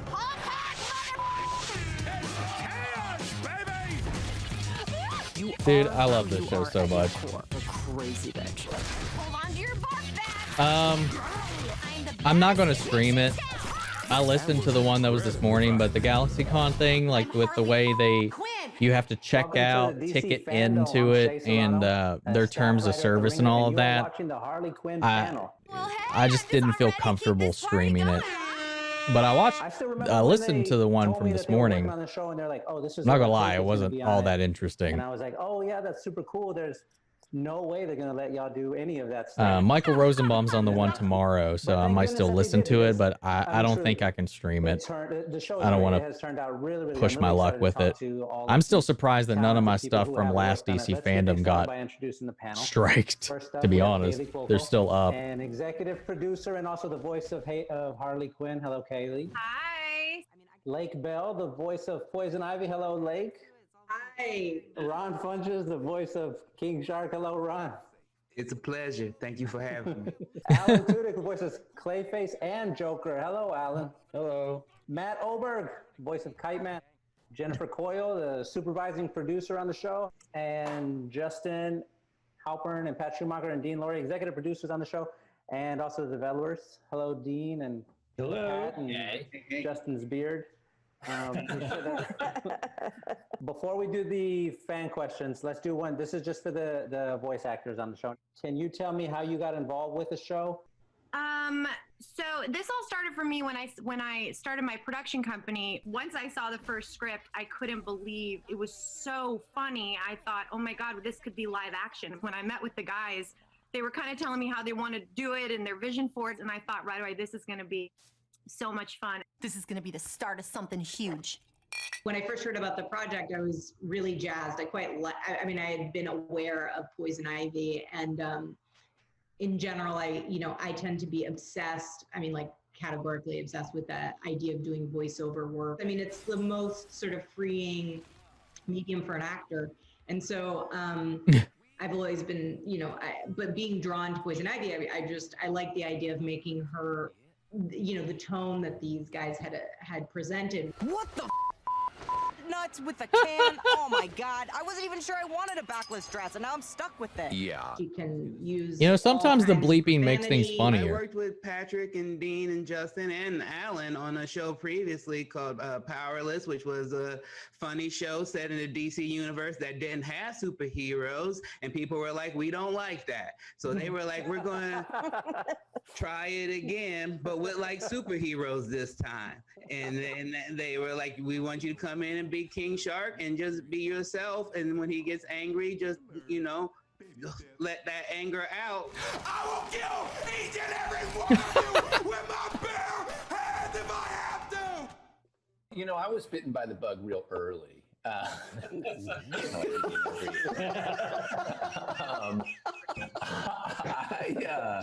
Justin and I met through like a parent in me class. We both had the same sort of attitude about like, are we happy to be here or miserable? It was hard to tell. But then he called me and was like, hey, would you want to do this? I was like, of course. And I recorded an audition, and Justin was like, no, do the character from, I did this bit on 30 Rock. He was like, just do that. I was like, oh, I loved their version of Barbara Gordon, by the way. Jerk voice. And turns out I thought it was the voice perfect. The way they handled the character was so funny. I think you guys called me and said, hey, we want you to play Clayface. And that was great, very exciting. You know, a bad actor. Bravo! What magnificent word choice. You are truly the Shakespeare of the sea. And they said also, You know what's so weird is I just can't hear Alan, his voice in Clayface whatsoever. I said, I don't know, I'll try. And then we got off the phone, and I think I just put it on, I just recorded it in the next 10 minutes. Hey, does anyone know our damn Wi-Fi password? And then everybody, we were all in the writer's room, and everybody was like, well, he's both those. Oh, cool. Why I cannot record, I have to record by myself, because each of these actors are so funny. I just laugh and laugh, like it hurts my face. I have to go in by myself. I can't do it with anybody. Too funny. You guys are all brilliant. Let's do some fan questions. My name is Michael, and I'm from Virginia. Kite Man, hell yeah, said he deserves the best. If it's not Ivy, who's the best for him? Woo! I think that what's interesting about relationships is that I don't know if there's just one person for each person in the world. Controversial, but I would assume that Kite Man has a love for him, and I think that Ivy is one version, but let's be honest, her heart is split. The truth is, I trust you with my life, but I don't trust you with my heart. So I'm marrying Kite Man. I think Kite Man's open to whatever arrangement is available. If this is like a polyamorous thing, you know, that's fine. That's fine. That's cool. My name is Ismael Garcia, and I'm from Madrid, Spain. How do you approach reality and absurd lip sync in a show like this? Do you start by saying there are simply no rules? So it's just a matter of figuring out, like, you know, I'm trying to honor Hello, what, Claudio these records videos. are, and the, you know, the inflection and the acting and everything, and try to capture all of the manic energy. And then we take it one step further. Can we push Harley to be crazier? Lacey, also in the USA. Kaylee, is voicing Harley fun? And if so, what's your favorite? I love part how about just voicing? batshit insane that show's not afraid to go. I spend, you know, an hour and a half, 2 hours in the booth screaming and going absolutely ballistic and being just crazy and trying things that I never thought I would try and cussing and just being outrageous. I don't see what's more fun than that. It's really been thrilling. And like we were saying earlier, I can't believe they let us do I'm surprised she this. can get like, I that said the same thing you did when I deep first and read she's the still script. I'm sitting like, down, man. I you would. can't say this. It looks like she needs to get out more of that energy. So this I'm sure if they renew it for season 3, we'll see more Keep saying Barbara. it, and people are they're really into it. My name is Nicolas. I'm from Madrid, Spain. And my question is, How was the experience of playing with such beloved DC characters in such a fun way? But at the And same they time did a being lot of respectful really to the fun, core? creative It's cool to get to play the Joker spins who does, cussing on a lot of as the popular Joker characters. Seems like natural. That's a natural marriage. That the Joker would have foul language. Harley, what the do you think you're doing? In addition to just the salty language, there is great like superhero battles, and I don't know. It reminds me. It echoes some of the superhero shows I watched, cartoons that I watched as a kid. I'm just going to put her in the Phantom Zone where she'll rest for all of eternity. Then send me there too! All right. Wow, this is so dramatic. It's so many things at once. It's a blast.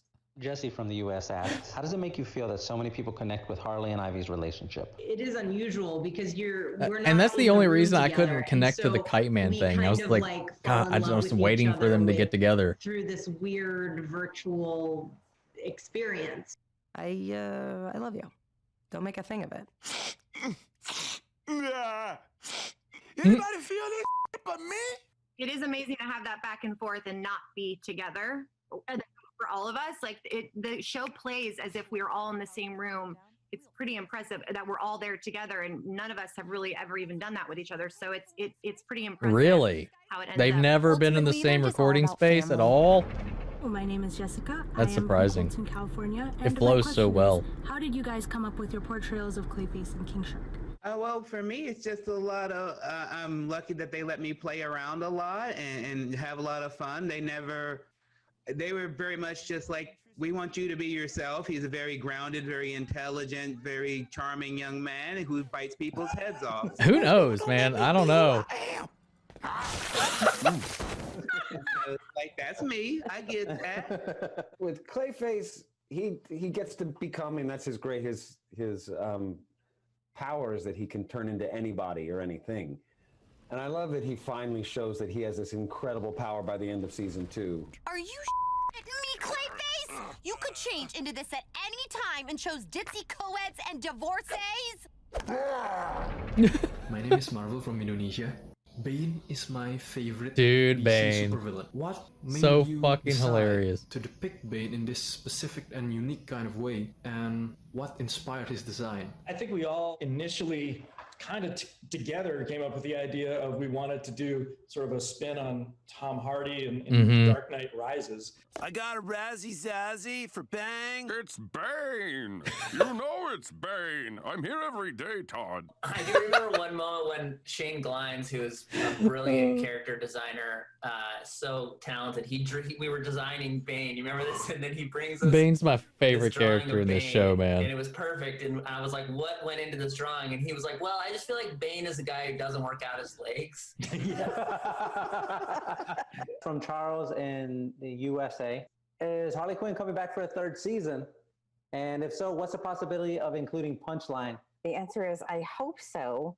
And then I personally don't know about Punchline, whether she should be involved or not. I just literally met the lady. We want to focus on Harley and Ivy's relationship.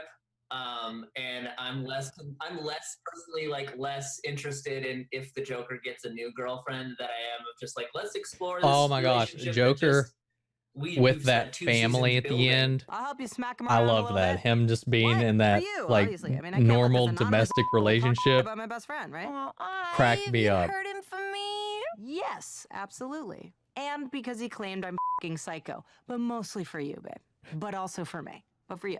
For us. Matt, what happens to Kite Man in season 3? Well, a lot. I mean, I think that at the end of the day, that's really up to me. That's kind of my call. I don't know. Maybe who's this Punchline? Is she cool? Is she sort of, Morse code? Of course, sailors and kiters use signal lamps to transmit Morse code without being detected. I still sometimes can't get over the fact Ivy has sex with you. Oh, she does. What have been your individual favorite tiny moments that we will never see or never get to hear about?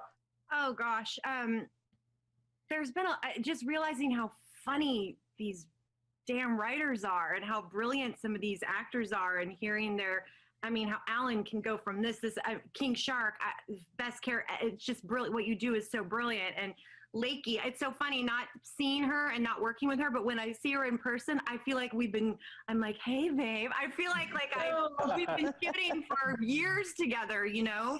We're dating. We're definitely dating. Like, yeah, there's definitely something there. I love you, Ive. I love you too, Harls.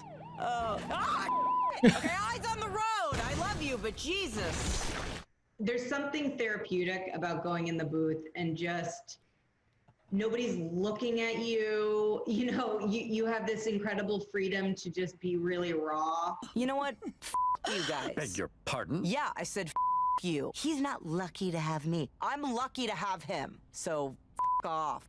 Hell yeah. I love the art Hell style because I yeah. grew up loving Batman, the animated series, and have people tell me how much they love this portrayal of King Shark, and people be asking like, how do you come up with this when it's just literally me being myself, which when my teens and early 20s was not met with much acclaim. Oh, well, you can kindly go yourself. As actors, we're all working towards a catchphrase. That's really the goal. And I'm so blessed that I have one. Can you give us a hell yeah just for...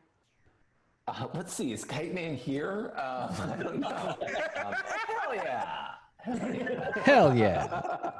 That's been really fun just to say the same thing over and over again in a stupid voice. That's been great. Hell yeah. I particularly loved in season 2 Poison Ivy's and Harley's, their relationship, the coming together and that they just kept accidentally getting together. And that was so funny. The morning after when they Damn wake it. up and realize they've done it again. Oh, what? Oh, for the ding of nuts. I can't. What is wrong? How can I fucking? Oh my God. The cuss words strung together, those were beautiful. Those were well done. Well done, ladies. They, Oh God, it's hurting. I had never heard those words put together in that order before. It was. I'm sorry.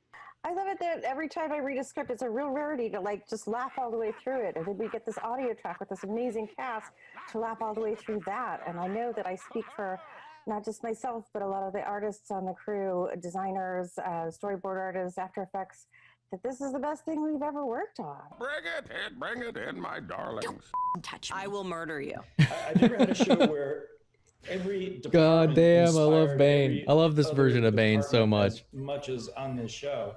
And you know, as writers, you know, we write and then we get the performances back, and they were so uniformly brilliant that it was inspiring to the writers. My favorite scene in the whole show is probably that Legion of Doom boardroom scene. So this is a place to get creative feedback on ideas. Exactly. We modeled it after the way they do things at Pixar.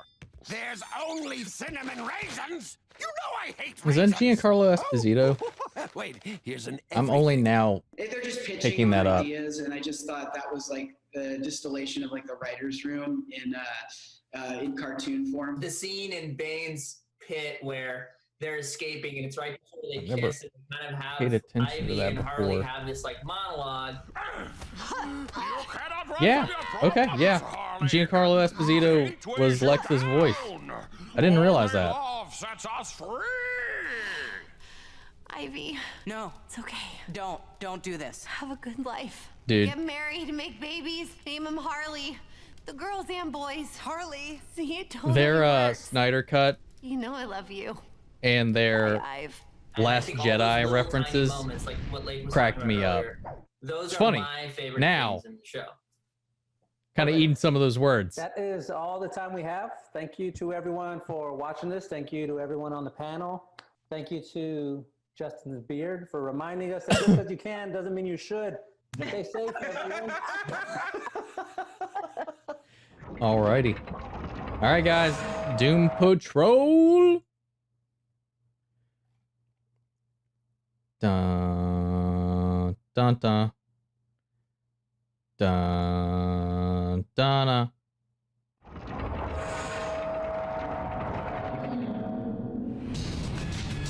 I've made a terrible mess of things. He threw some things together in a beaker and out popped us. Heyo! Yes! Dorothy's missing. Welcome to DC FanDome. My name is Christian Holub from Entertainment Weekly, and you're watching the Doom Patrol panel. So glad to have you all here watching virtually.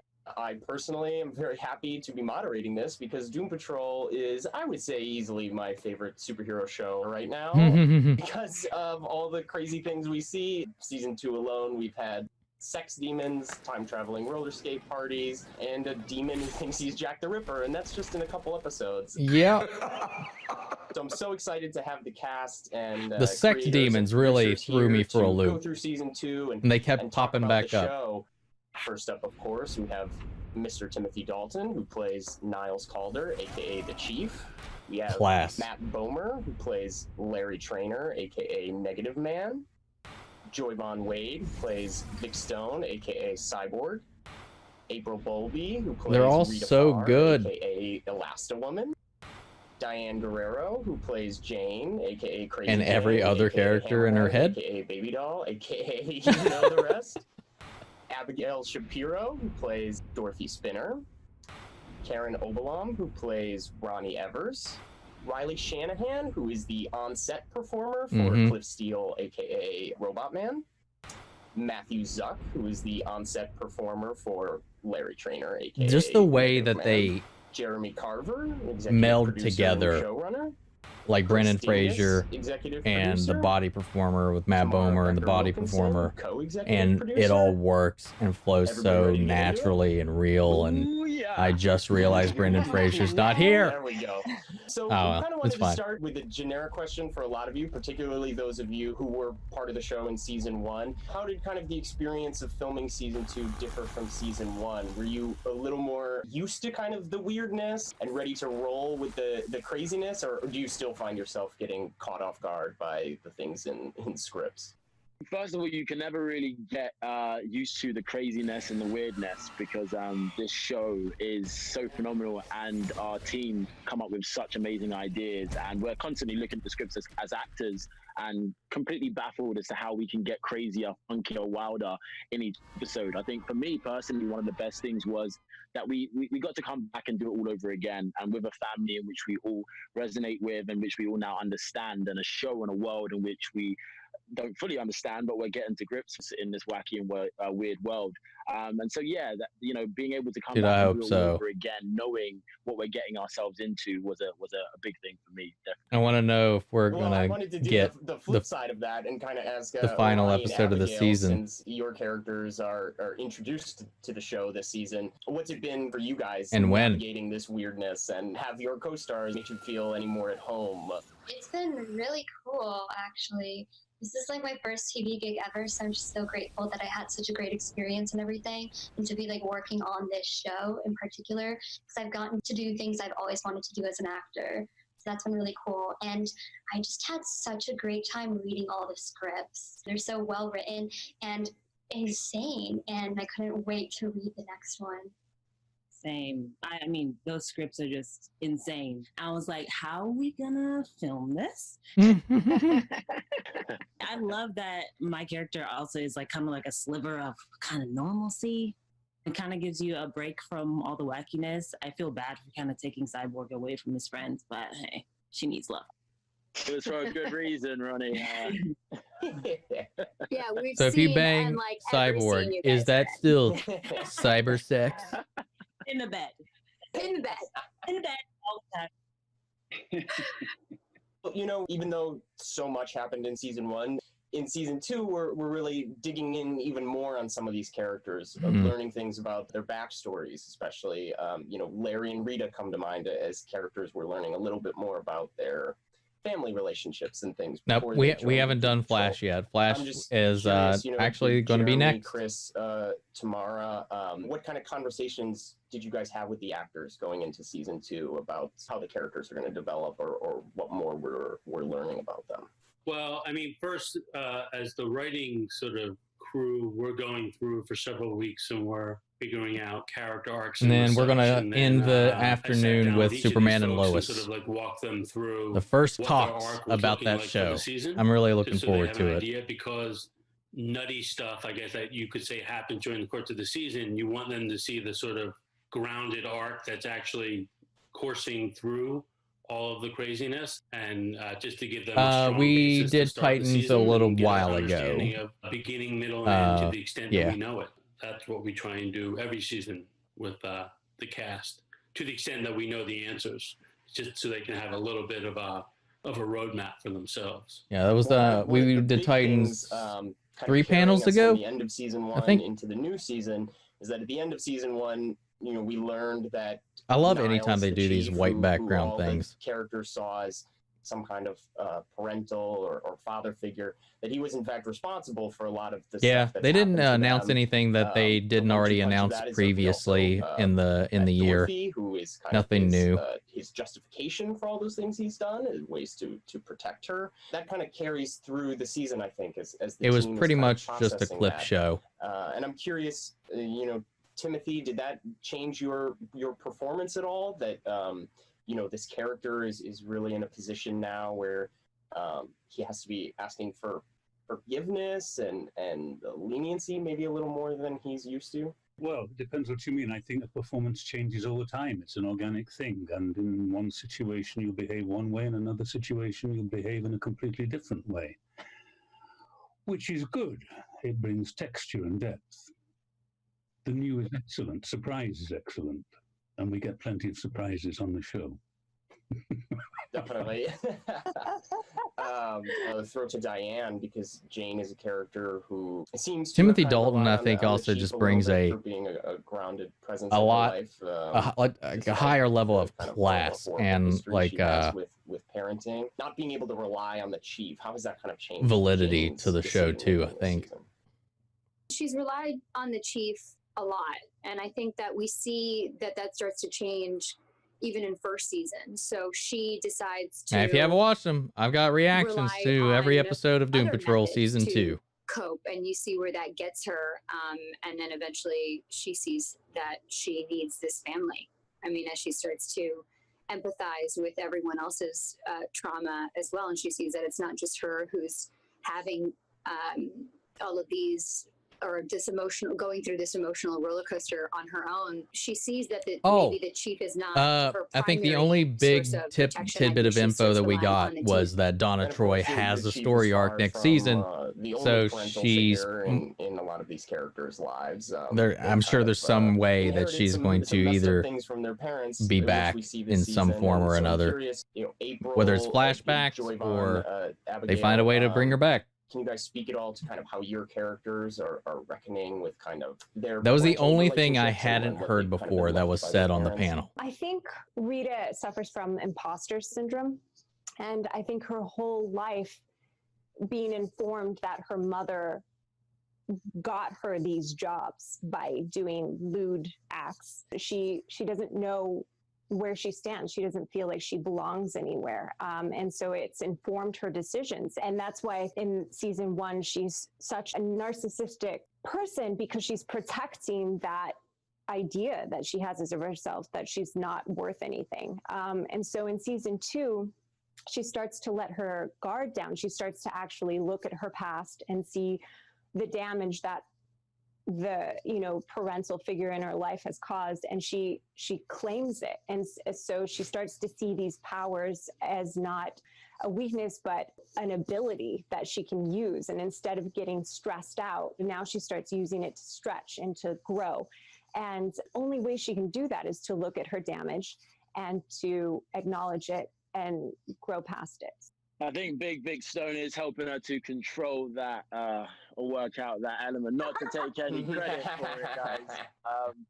He's helping her, maintain her gloop. And I think for Vic, the biggest thing is for him is that Niles was essentially his a father figure to him, and I really look at Silas as more of a parental guardian than a father or than a dad. The relationship between Vic and Silas is very much a relationship in which warrants progress as opposed to actually looking at the emotional well-being of Vic. And that's a constant back and forth, hence to why Vic decides to stay with the Doom Patrol. He's now got a family.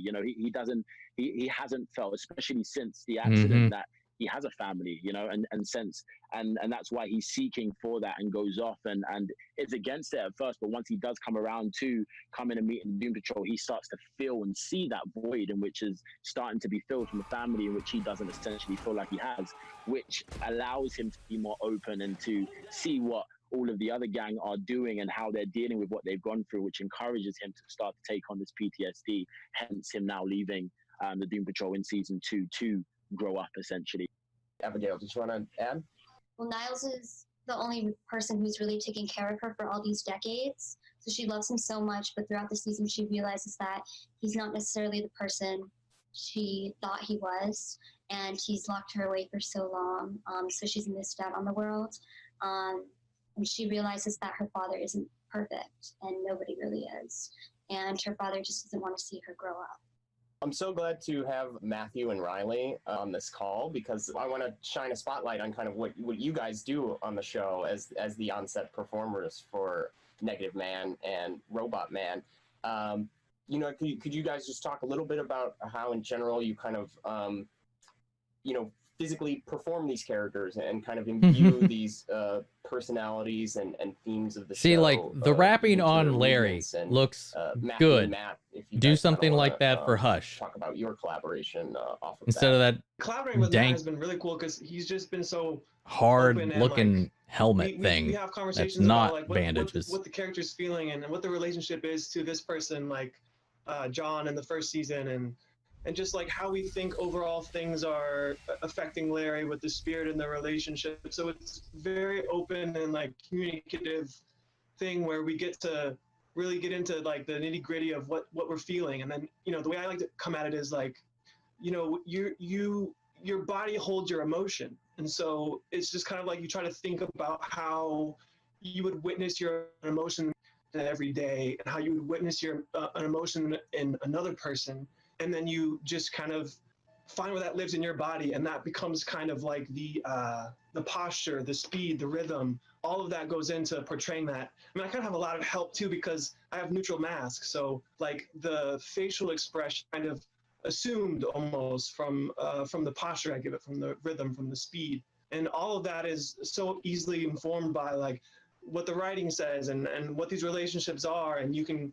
It really is just like you're just acting, right? But then you're thinking about it in terms of, instead of, oh, how do I say this line? It's like, oh, how do I make sure that this physicality aligns with the way that the line I think would be said? And then it's just like, okay, now I take it to Matt and trust that he knows exactly what he's doing. And of course he does, because it's magic when it comes together, and the way that it's the synergy hits, it's just like, it's great. They're just so synced up. Yeah, man. what I love about this job is it is a true collaboration with another artist on the role. It's not a one-sided mandate. We'll have a discussion. Sometimes I'll lay down an initial track, but Matthew's so brilliant, and what he finds on set physically is oftentimes so inspiring to me that I'll go in and kind of vibe off of what he does. So it really is a back and forth, and I'm just so lucky that I get to work with him on the role.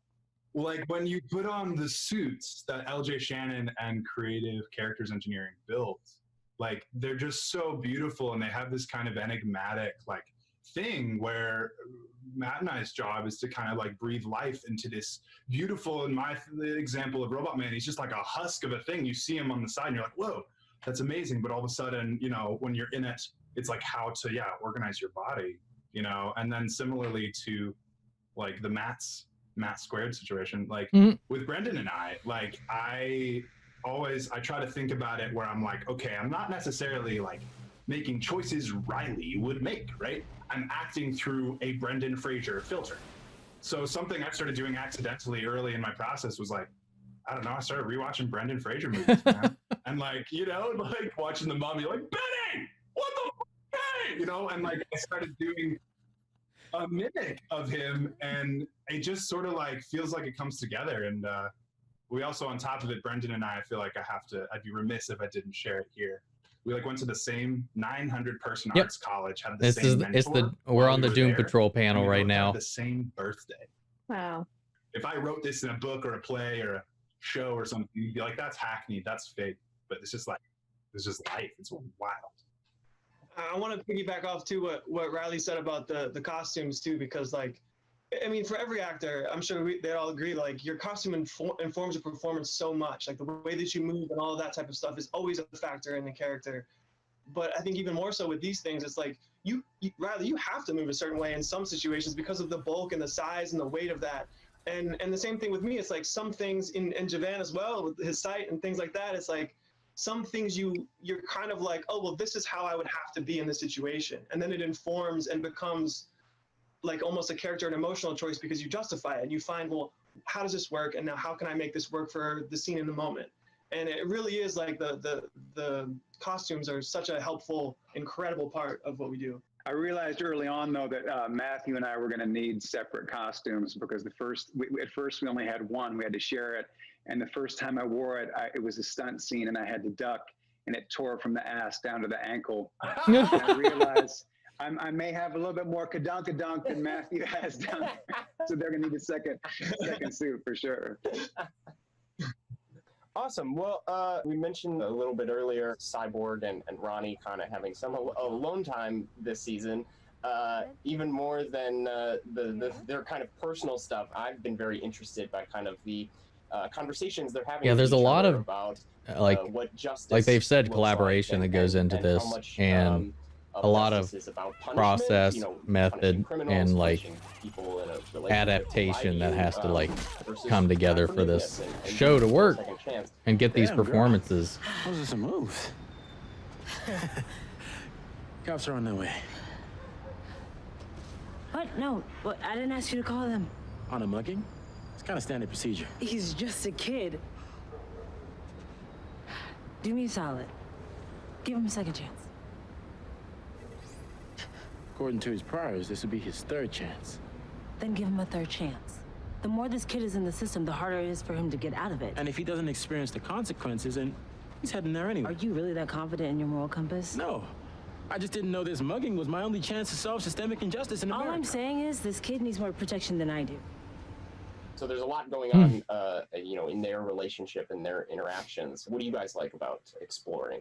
I think it's beautiful that we get to have these nice, intimate moments in the middle of the world about to end. I'm really in love with Cyborg and Ronnie because they're so different in the way they think about things, but at the same time, they're so similar. Like their trauma is very similar. I mean, they met at a trauma group, for crying out loud. So I just love that they're kind of like opposites attract, and she's teaching Cyborg a different way to go through things. And they both have a genuine heart, but they may have, you know, done things in the past that are different. But I think it's the genuineness of their heart is what brings them together because they're both good people. It's just Ronnie has done some things and she knows it. So I just think that it's a beautiful act of Black love. You don't see that a lot. And I just think it's a nice surprise to see in the Doom Patrol. Like you wouldn't expect it. Like these two Black, beautiful people just loving on each other. And that's really important to me. And I love that the producers decided to do that. And I'm always grateful for that. So I just think their service is incredible. The reputation was a huge thing for me. Until and they seeing that Black love on screen, break and that also whole at an access thing point and for clash. Vic, seeing Ronnie as what is the closest reflection for Vic in terms of seeing someone else. You know, I can look at Robot Man all day long, but it's not exactly a direct reflection. But when it comes to Ronnie and seeing someone in which has experienced very similar things, or you know has an outward appearance of something which is so similar to Vic, he relates on another level. And I feel like even being amongst Doom Patrol and seeing what these characters have been through, there was one level of entry, but then meeting and being able to come into relationship with Ronnie allowed Vic to really start to see a mirror reflection of himself and start to learn to love himself more. I think that's one of the biggest things that I feel like Vic gets from that relationship. And then, you know, we all know that only when we love ourselves do we get to love others. And so it allows him to express outwardly for that connection with Ronnie. And it's just so beautiful to, play alongside Karen, who is phenomenal, as you all can see. And we had a great conversation about how this was going to physically work when it came to knowing that Cyborg was going to get down. But we cracked it. You ready? Booyah. Booyah. So I wanted to throw to some of the absolute craziest, most colorful characters, which I would say are probably Jane and Dorothy, who are a little similar in terms of their power both gives them access to different allies, whether it's personalities inside themselves or these imaginary friends. Recently, we've seen them kind of bump up against each other a little bit in the show. So I'm just curious for Diane and Abigail, how do you guys think that Jane and Dorothy see each other? Do they see each other as possible sisters, friends, or as like rivals? I think that there's a lot of similarities there. Jane was I don't think very Jane would attached see to the that at chief. all. I think it's And you definitely see- baby and you girl. see, That was the some problem of the different personas have originally. different relationships with Chief as well, especially Baby Doll, and where we saw Dorothy and Baby Doll have that connection, and then saw some like life-changing things for the both of them that caused them to make some major decisions. I love that relationship there because we both, I care about Dorothy. I care about the fact that she's a little girl, and I think that Jane understands what it is to feel like trapped and what it feels like to be deceived and locked away or traumatized. And so I think that she finds a lot of she's empathetic towards Dorothy, and of course they have that connection to the chief. And I think like looking at it from like a family aspect, they're very much like sisters, because when you look like at a sister relationship, there's that fighting, and you get that fight between Dorothy and Baby Doll. And these are two little girls with these powerful, destructive powers they have really no control over. So when you put them two together, like, of course sisters fight. I fight with my sister all the time. When we would like pull out each other's hair and stuff like that. So like when you put two girls together with these powers, it's not gonna necessarily always end up well. I think I might be a little bit too big for some of your games. Your dad is a bad man. What? He hurt me. He hurt everyone in this house, and that's why everyone hates him. That's not true. It is. He's bad. Your I mean, I don't know if she's related to Ben at all. There we go. It's like, what? Can't find it in like her bio or anything. Baby Doll was like, yeah, that's why everyone hates him. I'm like, That scene turned out so creepy. It's like, Yeah. God. It was so creepy. I just have to say I loved that episode for all of us. I thought it was so fun. And So it was awesome. so fun, like working with you for the Dorothy Baby Doll scenes where we just gotta let out our inner little kid. how are you, Cliff? Top shelf. She's So are you 20. two running buddies now? Two little masters of disaster? Nice. Yes, sir. We're very close friends. Hey.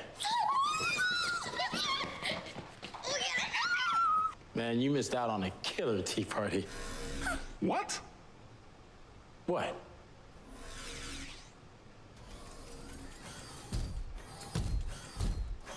This is DC FanDome, so we have Yep. some questions from fans as well. Season 2 was Hi, really My good. name is John Tharp from Yeah, Lynchburg, but apparently Virginia. Abigail's 20. My question is, was the writer's room a no bad ideas sort of space? Because there seem to be no limits on the Doom Patrol show, and I absolutely love it.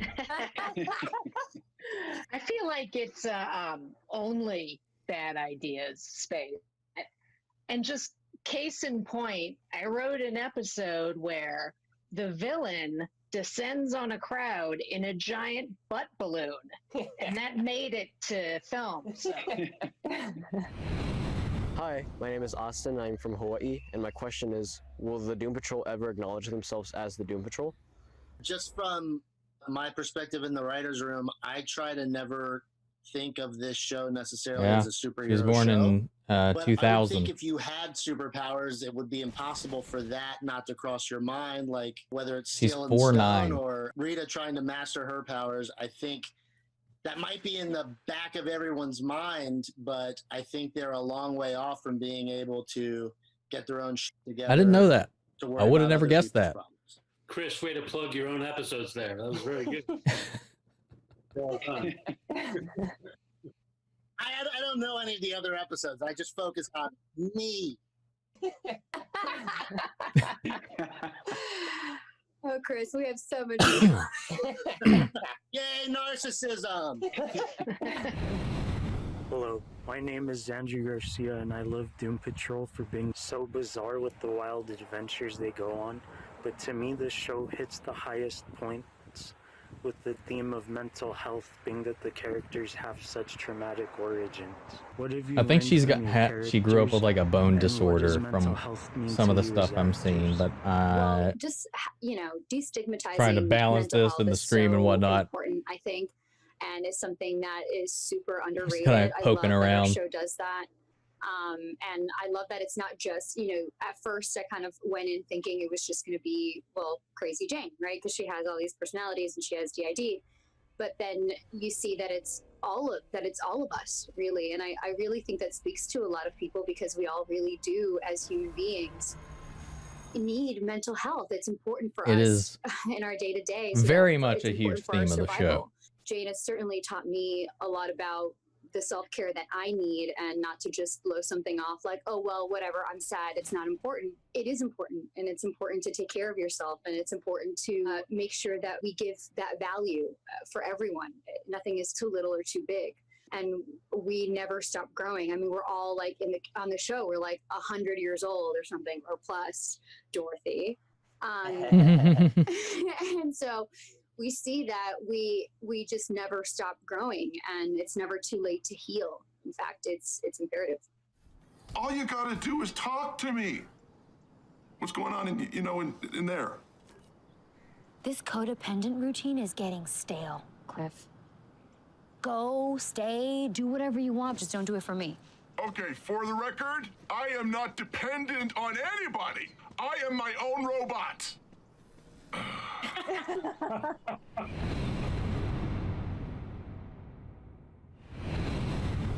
Wow.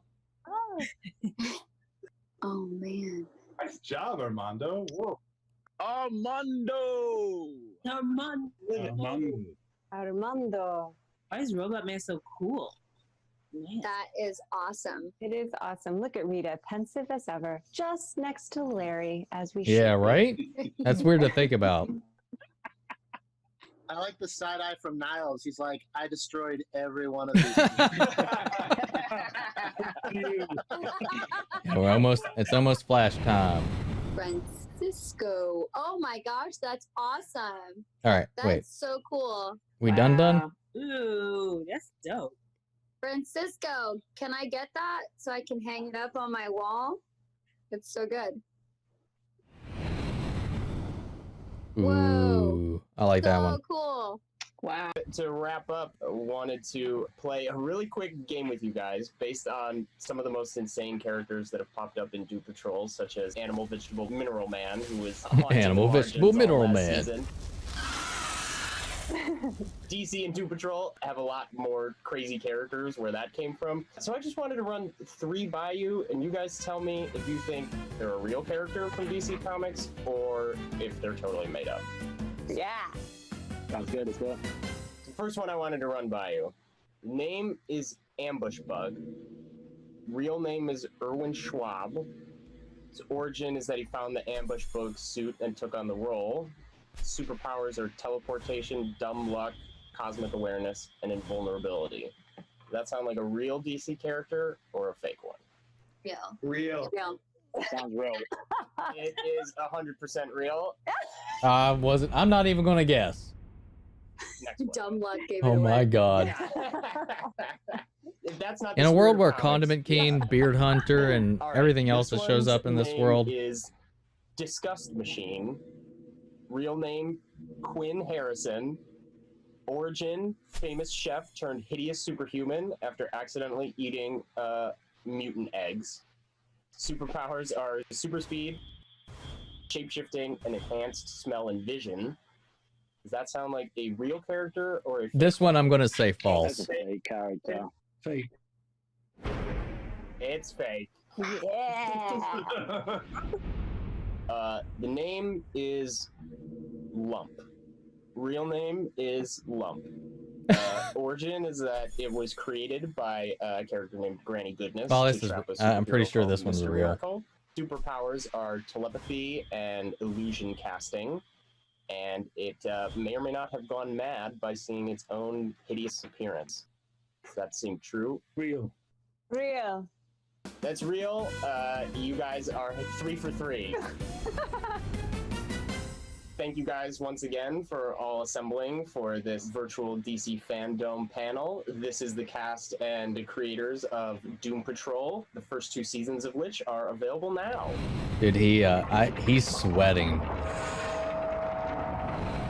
All right, guys. It's flash time. But it's also little break time. I'll be right back. And then we'll dive right into Flash. Our final 2 panels coming up. All right. Be right back.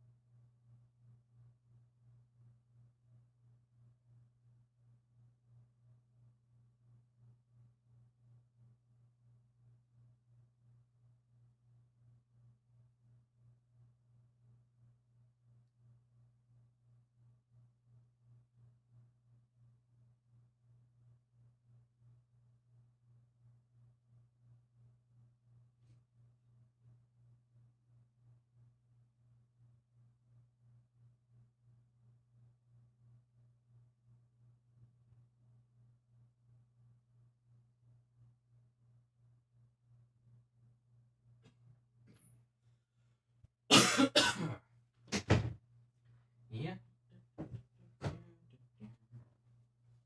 All right. Flash. Ah.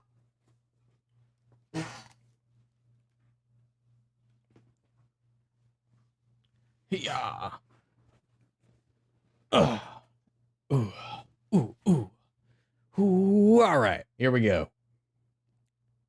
Dun, dun, dun, dun, dun, dun, dun, dun, dun, dun, dun, dun. I mean, we know already Godspeed has a major role in season 7. And of course, we still have to resolve things with Mirror Mistress, Mirror Master, Mirror whatever she's going by now, Ava.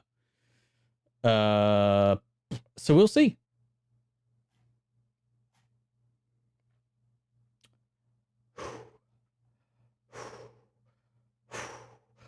All right, let's go. This one's a longy one. It's extended, so it is a little bit of what we've seen already before from last DC FanDome, I assume. My name is Barry Allen. This is my favorite I'm the fastest show man alive. currently going on. My favorite DC show personally is still Arrow, followed by Flash. But I'll admit that so far Stargirl is like a more consistent show. I think Doom Patrol is a better show than all of them. I just enjoy the Arrowverse.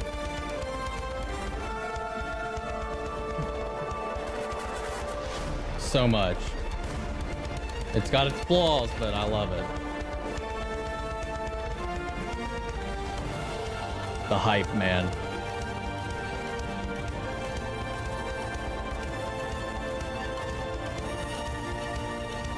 My name is Barry Allen. I am the Flash. Dude, and there's such a huge chance that Grant Gustin might show up in the Flash FanDome. I'm movie. Chancellor Agard from Entertainment Weekly, and this is the Flash panel. Joining me today, we have Grant Gustin, who plays the Scarlet Speedster himself, the Flash, aka Barry Allen. Candace Patton, who plays reporter extraordinaire Iris West Allen. Daniel Panabaker, who pulls double duty as both Caitlin Snow and Frost. Carlos Valdez, who plays the ever-quotable mechanical engineer Cisco Ramon. Daniel Nicolay, who plays meta attorney Cecile Horton. Brandon McKnight, who plays enthusiastic scientist Chester P. Runk. And Kayla Compton, who plays Central City citizen intern Allegra Garcia. Also, we have showrunner and executive producer Eric Wallace. Hi, guys. I already forgot his name. Chester got bumped to series regular for next season. Here for the show, because Eric, you came into the season, you decided to split the season into 2 parts. Looking back on it now, how successful do you feel that was? How effective was that? I thought it was really successful. It gave a new energy, I think, to the season. In the first half with Bloodwork, we were able to really drill down on Barry's story and on dealing with Crisis. Vice versa. Yeah, I liked all of that. We're able to really drill into Iris's character. Yeah, Citizen, no and Tom Eva's Cavanaugh story, unless and he's in then the extended We'll stuff. see at the top of season 7 how it all comes together as well.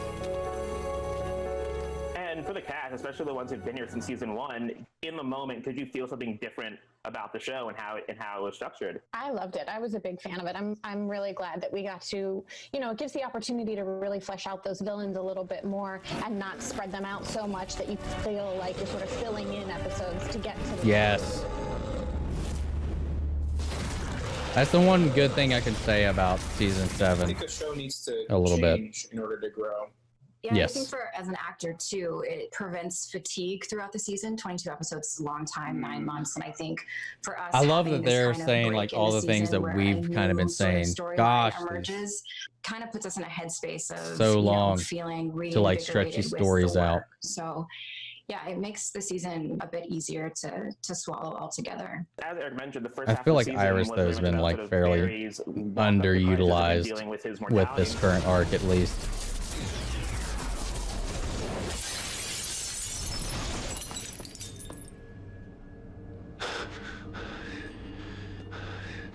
I don't know how you're doing this. Real or not, I'm coming for you. And yet, I'm not your foremost concern, am I? Not as much as your inevitable demise in a coming... Crisis? Crisis? Goodness, you really are full of surprises, aren't you? So tell me, when you saw all those permutations, billions of possible futures all ending in your death, what role did I play?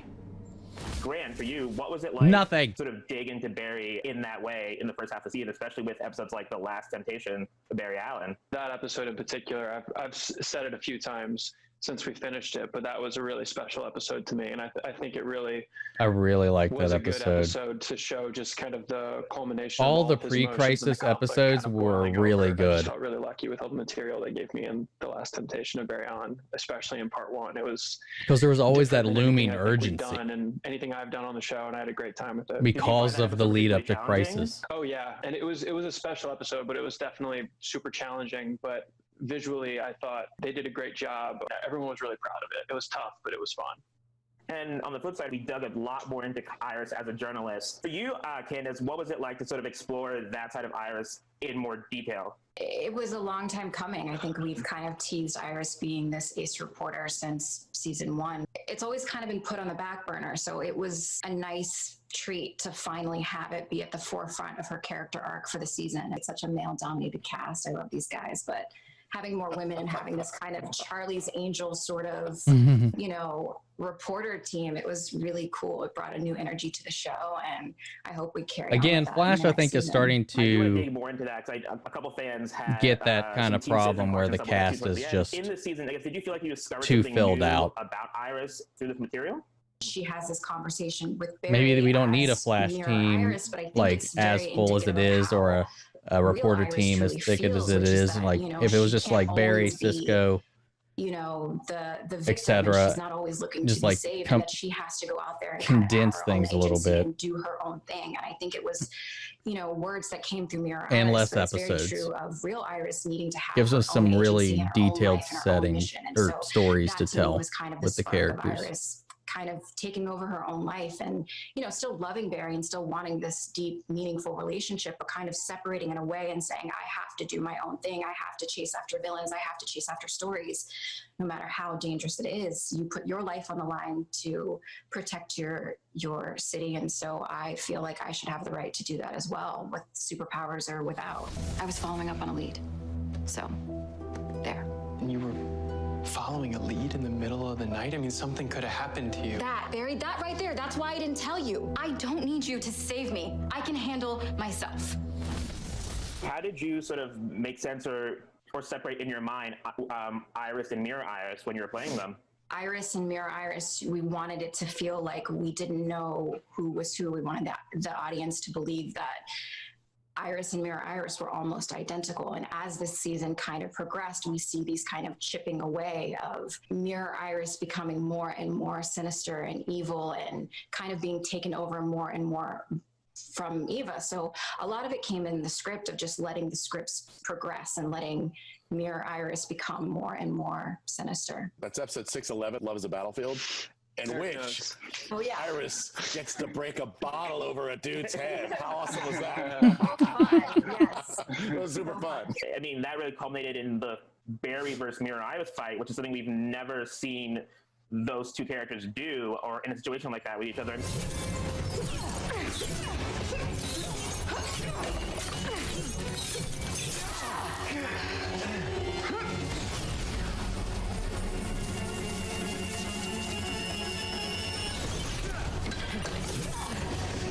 When you guys first joined the show, do you guys ever think that you'd so get to good. do something, do like a fight scene like that together? That's another thing about I post-crisis just assumed I'd always Barry played stuff this is kind like of, you know, the fact that there's a straight limit edge to his speed reporter. And now. so for me It to gives ever it get more powers and then to just have higher a dual stakes to every personality and get to encounter. fight, I mean, it's all dream comes true kind of stuff. You know, for 6 years, I think any actor is always looking for variety. And on the subject of new things, I mean, this season we got 2 new characters with Chester and Kayla, and we have 2 now series regulars coming into season 7. How was your experience sort of coming into a show that's sort of 6 seasons in and sort of finding your way through it? I was intimidated for sure. I knew these guys were a family and I was nervous. I think it was Danny was one of the first people that made me feel so welcome. We were shooting a scene and it was really hot, and she just took me under her wing instantly. And I remember she was like, "Do you want to take a picture?" And I was like, "Do I want to take a picture with you?" Yes. And then I got the courage to like ask other people to take pictures because she like made me feel so welcome instantly. So that transition was really lovely for me. I was a big fan. I am a big fan of the show, and I watched the show. The Flash is my little sister's favorite superhero, so we watched the show since season 1. So I came in already like understanding what the show was about, like what the show's tone was, stuff like that. For me, it was more so just meeting everybody and getting into the same vibe that everybody else, because, you know, everybody had 5-6 years to really learn about each other and learn how everybody works together. And, you know, I was just trying to find my spot and my place without interrupting or changing too much. And Brandon, I know in the past, Eric has talked about sort of how with Chester, he views sort of Chester, it's sort of like him, is enthusiasm about science and all that. I'm curious, one, what conversations did you have with Eric about sort of crafting this performance as Chester? 2, did you base any of it on Eric himself? I remember the first day on set, I met Eric, and it's funny, the first episode 601, the first maybe the first maybe 3 or 4 days, I was pretty much just in a coma the entire time. So I was just laying on a bench or sitting at a table and stuff like that. And I remember him telling me, because I had the monologue coming up when I'm in my garage and I'm doing the stream. And I remember him just telling me, this guy's brain works faster than his mouth. He can't speak as quickly as he thinks. So every time he has a thought, he's going to another place, and then he has another thought, and he's excited about all the thoughts that he's having. So those are like that. I remember that specifically because I remember going into it being like, I don't know how much energy this guy's supposed to have. He's written with a lot of energy. He's written to be really zany and really crazy and really fun, but I don't know how big I'm allowed to go and blah, blah, blah, blah. So Eric really showed me that, you know, you can go as big as you want to go. If it's too much, they'll take it down, that sort of thing. I'll never forget the first time I saw Brandon work. It was Danielle was directing, so I came by set to see how it was going. And they were shooting the montage of like, you had just woken up and you were like, exploring Star Labs and checking all the equipment. Yeah. And I don't think I'd even met you yet. I was looking at you on the monitor. Yeah, that was the first day we met, yeah. Yeah, I mean, I think I came in and said something to you because I said to Danielle, like, this dude is incredible. Like, you were doing things that, you know, I wish I could get to do on the show, and I certainly wouldn't be able to do them the way that you can do them. So I was super impressed. It was so fun. I mean, I remember that scene too, that sequence. I had such a good time, and I feel like we shot a lot more than ultimately ended up in the episode. But we were just having such a good time with it. But I also remember in 601, we saw your monologue. I think it was certainly before I'd had any scenes with you. And I feel like we watched your monologue, and we all looked at each other and we're like, oh, he's great. Like, so you really came into the show with a lot of love. Hey, what up, party people? Welcome to a world where all are welcome and anything, including the scientifically impossible, can and probably will happen. I'm your boy, Chicka Chapter, with knowledge from the bleeding edge of physics and beyond. Kayla, with Allegra, yeah, his intro is really good. Show, I like how that. Did you sort of connect with your character, and in what ways did you relate to her? The way I look at Allegra is that she just wants to fit in and belong somewhere. And I just super resonate with that. I'm going to be honest, like her storyline and character so far, I'm still having a little bit of belonging to something or trouble connecting to. Just really important to me. So that was one of the first things that I like connected with Allegra. She just wants a family and she like wants to belong, and she hasn't had that previously. And so I just super resonate with her on that level. For you, I guess you're in the Flash family now. Yeah. Thanks. I mean, with the character, did you feel like you sort of really clicked in with her immediately, sort of on day one, or was there sort of a process for you to sort of figure your way through that? Yeah, I mean, I think I learned more about her with every episode. I also, you know, my first episode, I didn't it's know not a if bad there was one gonna though. be more episodes for me, and so but you're right. That was all I had. It is so the organization they're fighting against, though. My everything, and in that what if first that's episode, the twist? We learn a lot about, or a little bit about her history and a criminal background, and so like that I didn't necessarily immediately get on with, but as I've done more episodes, I've learned a lot more about her and loved her more and connected with her more. Danielle, I mean, we just talked about your directorial debut, and I was curious. I feel like you've spoken a lot about how sort of acting has informed you as a director. I'm curious, after directing 2 episodes of the show, how has that sort of informed how you approach your role as an actor on the show, both as Caitlin and Frost? I feel like part of the reason I love directing so much is because I've always tried to, be on set with my eyes wide open and look at all the different departments and learn as much as I can. So I definitely feel like it's informed. You're right. I do feel like the directing's informed my acting, but hopefully my acting informed my directing too. All, those years of experience and spending time black on hole set. and black hole action. I love it. I'm excited to get back to work too. And this season 6, was all about sort of Frost finding herself or finding a way to craft a life for herself. For you, what was it like to explore that journey with this character in season 6? It was great. It was really fun to get to explore Killer Frost as a real character and a person and a human being with feelings and emotions, and not just necessarily this person who, you know, pops up for a fight and then disappears and we don't really know her perspective on things. So it was really fun to get to dig in and flesh that out and have a little bit of fun with it. You know, like Candace was saying earlier, it's nice to have the variety after, you know, 6 seasons and we're rapidly approaching 150 episodes. For you, I mean, what do you think is sort of the next step for Frost in her sort of development? I'm excited because it sounds like Killer Frost is going to go on a date soon, and I'm really excited to see that. That might happen. Like, do we think she has the best table manners? Probably not. And Danny, I mean, again, on the subject of change, this season How would that work? Would Caitlin and attorney, Killer Frost both have two different boyfriends?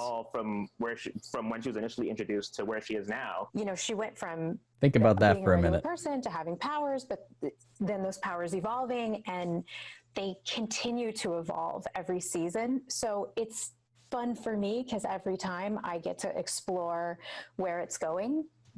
And since I joined the show a couple seasons after it started, I always sort of felt like coming into it, my job was to figure out Cecile, how I can be whatever puzzle piece is missing. Noise. Everyone else on the show's already so That's all I gotta say. amazing, and their characters are so well fleshed out that like I'm always trying to figure out where Cecile fits and where she can support the team and where she can support the show in its entirety. So it's a blast for me because I got to be a regular person, and I got to be a telepath, and then I got to be an empath, and then now I am a meta defense attorney. And then from what I understand, there's going to be some shifts next season too. In shooting those scenes where her empath powers sort of come into play, how do you sort of go through that as the actor? Do you like sort of imagine like the sound that like we eventually hear on TV, or how do you? It was a little hard to kind of wrap my head around in the beginning. I think it's hard for anyone to play powers, whether they're coming out of their hands or they're inside or somewhere in the middle. I think just as an actor, you have to go back to basics and believe where you're at and completely invest in your character's reality. And that's her reality. And so I try to really just believe what's on the page and what's written for me and play it exactly that way. Is there something that you're hoping to do that you haven't gotten a chance to do on the show yet? I have always, this is not news to anybody, Eric will not be surprised, I have wanted Cecile to be bad, just a little bit bad. Yeah. Forever. So just a little bit, because she's so good. I would have a lot of fun playing like bad Cecile. I've offered many times to switch powers with Killer Frost just for an episode, but unfortunately, Eric does not believe me to be as good of a writer as I am an actor. So he continues to not buy my pitches. But I listen. I am listening. I'm listening. I feel you. You never know. You never know. And Carlos, I mean, this season 5 ended with him giving up his powers, and this season was very much about him figuring out what his role on the team was without those powers. After 5 seasons of Cisco's vibe, what was it like for you to explore this new? I'd like to see a bad Cecile episode. I don't think he regrets that decision, but I think it definitely haunts him. I'm actually feeling a lot like Cisco these days because, like, you know, I'll have a fan that I'll like see on the street or whatever. They'll be like, "Yo, but vibe though, come on." You know, and I have to imagine Cisco's probably feeling very similarly. Like, I know, okay, but you know, it was such a big decision for him that I feel like the ripple effect, you know, the repercussions for that in terms of, you know, Cisco's sense of identity, you know, we're still seeing those waves, and we'll continue to see those waves into season 7. So I'm just, you know, riding the wave. The beginning of season 6 actually had an episode. All right, now can we go to Atlantis, please? Cisco-centric. And not just mention it. On the DVD set coming out in August is a black and white version of that episode, and we have a clip from that episode. So let's check it out. I don't know, like, the point of making the episode black and white.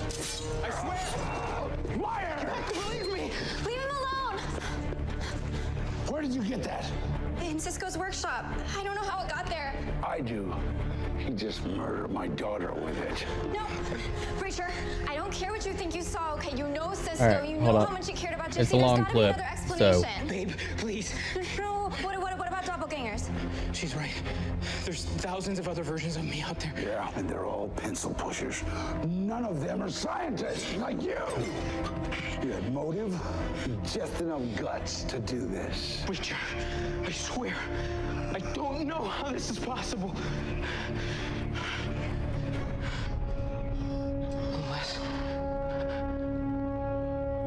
Unless it breeds psychosis. Camilla, what time did you find me sleepwalking the other night? I don't know. Maybe 4 a.m.? You're guilty! But you're not in your right mind. I didn't just lose a daughter today. I lost a son. Because I still respect the man you were. Now, I'm gonna give you an hour to get all your affairs in order and then turn yourself in, or I will end you.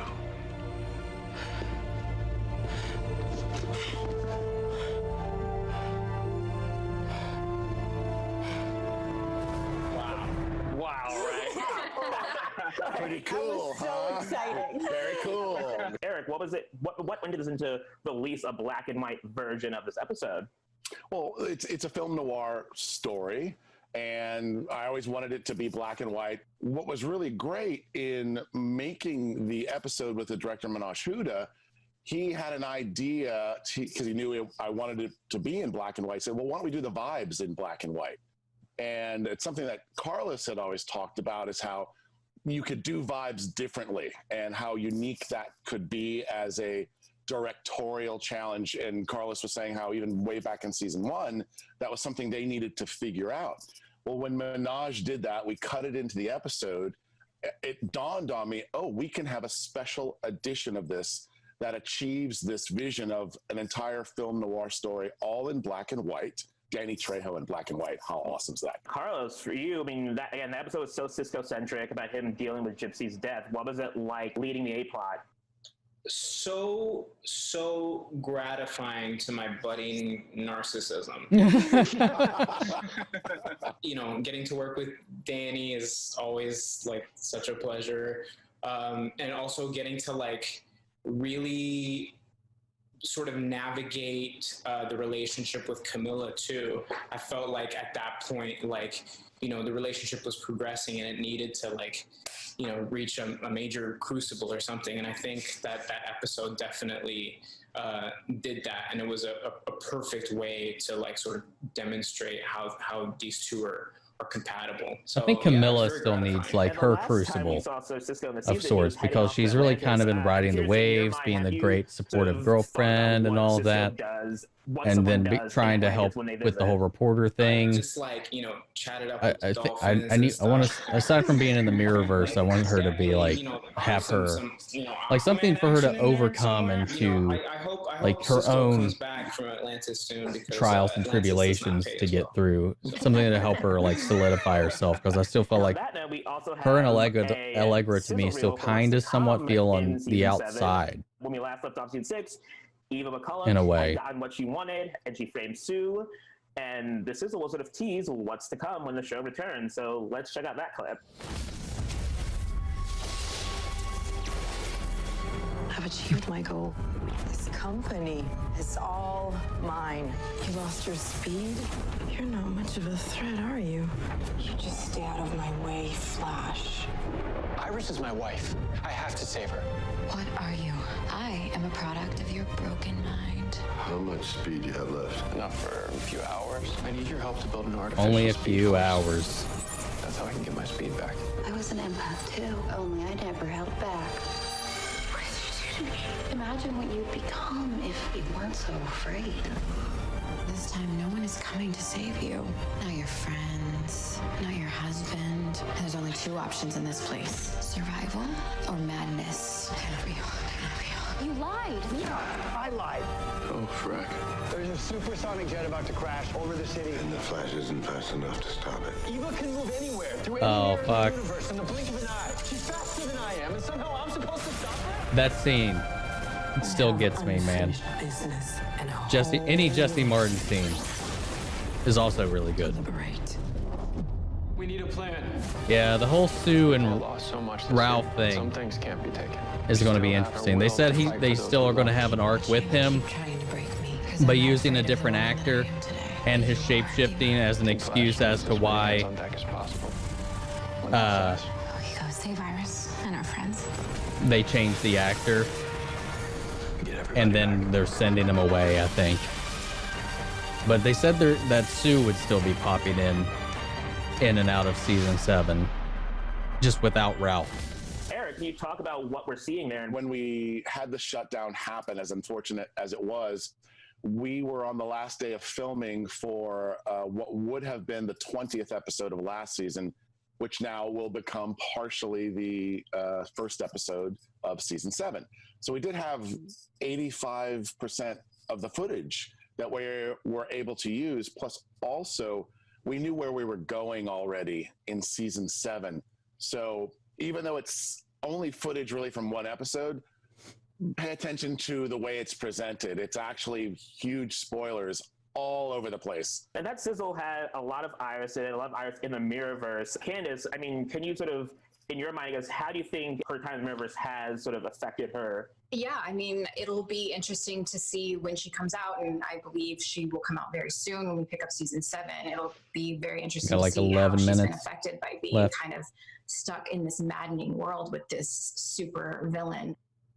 Obviously, Team Flash and Barry were working to get her. It took a while. I don't know if there's some resentment there or what's going on, or if there's even some like residual mental effect of being in that mirror world and seeing things backwards and how. From what that I affects understand, her. it's I have only no going to be idea. That's temporary. kind of up to Eric.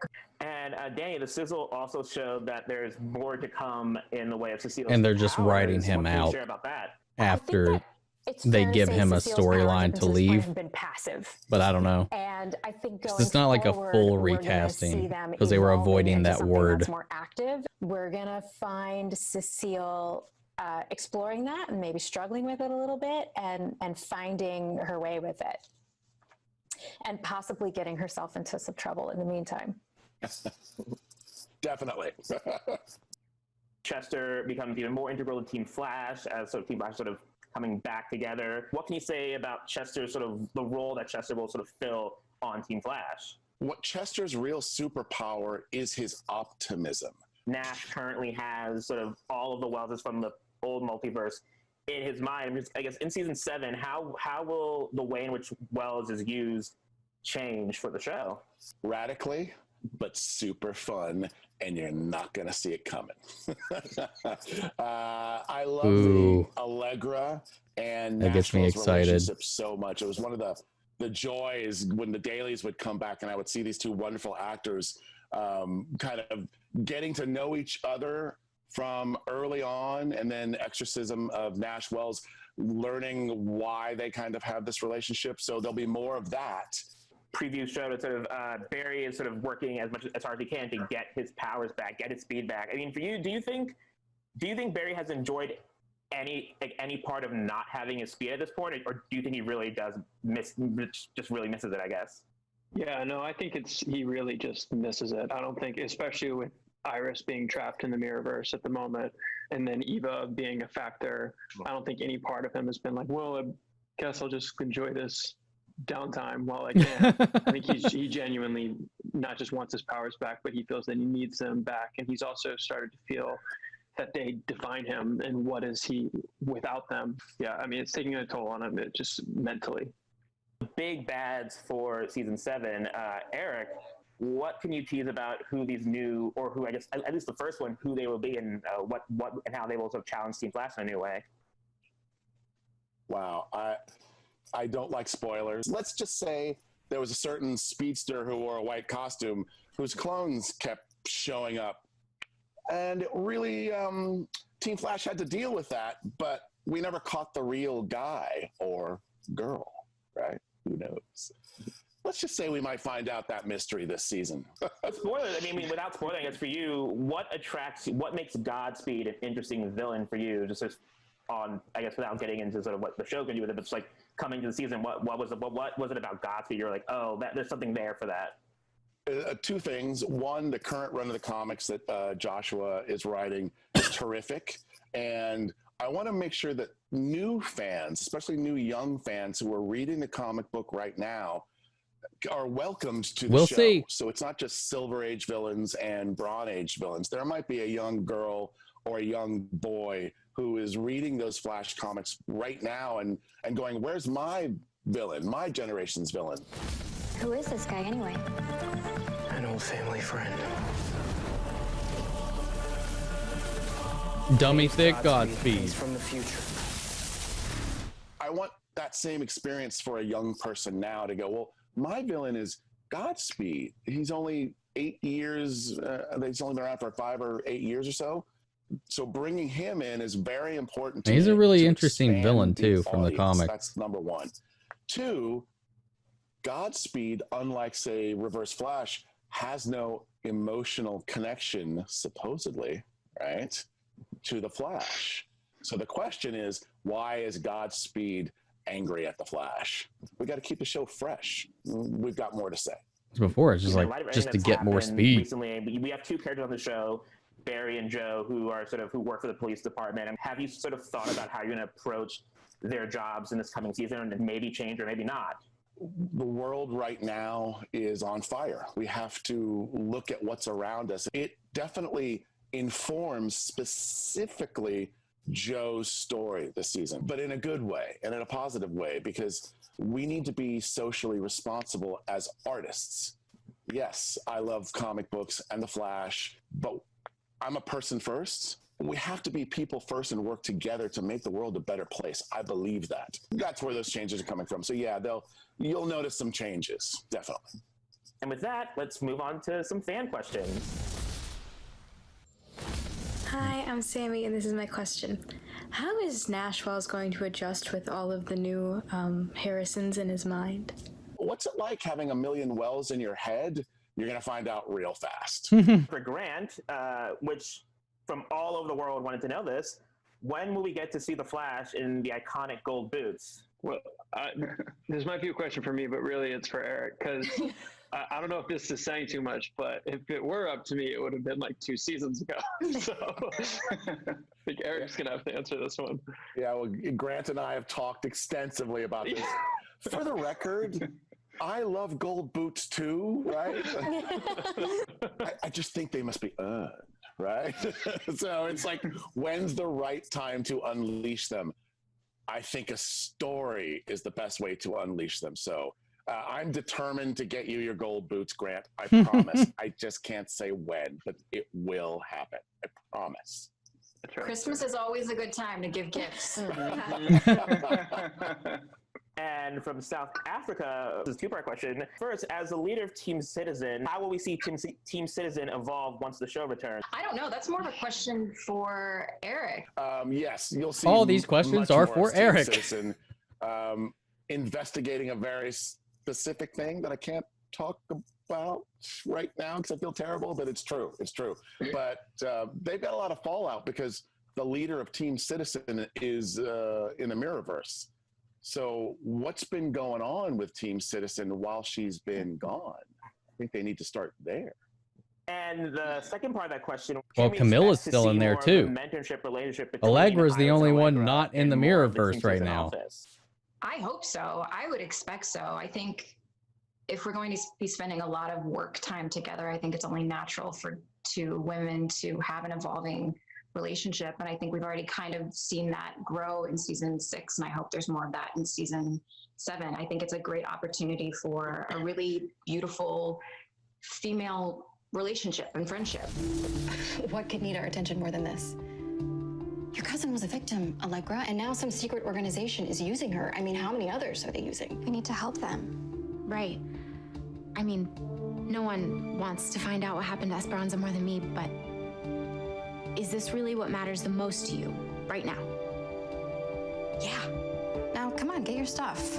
Camilla is going to see if she can recover any other photos. You and I have a stakeout date. You're the boss. Yeah, I echo that. I echo that. I'm really looking forward to that. And I think it's got to happen, right? Especially as we've expanded Candace's story, Iris's story. I think this is the first time Iris has ever had someone come under her, right? So this is a really good opportunity for lots of new fun stuff. Last season, we got to see some romantic moments between Barry and Iris, even though it was Mirror Iris. Will we get to see more of that with the real Iris this season? And this question comes from Jamaica. Iris will be getting out of the Mirrorverse shortly after we return with season 7. So regardless of what exactly that's going to entail, we're going to see them together a lot more next year than we did last year. They will find their way back to each other eventually. A lot of the romance and the chemistry between Grant and I has always been something even deeper than that. It's the way we look at each other and the way the characters are written. And Grant, this one's for you. We have some amazing Flash fan art and cosplay to show you. Okay, guys, right now I'm looking at a cosplay fan art of Vladimir Moriso. I hope I'm saying that right. He's from California, and this thing is epic. Honestly, he's got a better superhero pose than I think I've ever had for a Flash photo shoot, so I could learn a thing or two from Vladimir, I think. All right, I love this one by Shannon Beltran Wally. from the UK. It's me and my bud Wally, Keenan Lonsdale. I love this moment when we were reunited and we did our fist bump. I think it was scripted as a fist bump, which we were happy to do, but then we were like, I'm hugging Keenan. This is awesome. Good job, Shannon. Hamlet Roman from Colombia. What's up, camera? Awesome image of Barry, myself as Barry, running up a building. And Superman and Lois time. Superman and Lois time. Season 3. This thing's really cool. God, you guys are talented. Well, that'll do it for us today. Thank you all for joining me for this panel. I had a really good time. For everyone watching, please make sure you tune into The Flash when it returns in 2021. And again, remember that The Flash, the complete 6th season. All right, guys. First panel for Superman and Lois. Boom. Boom.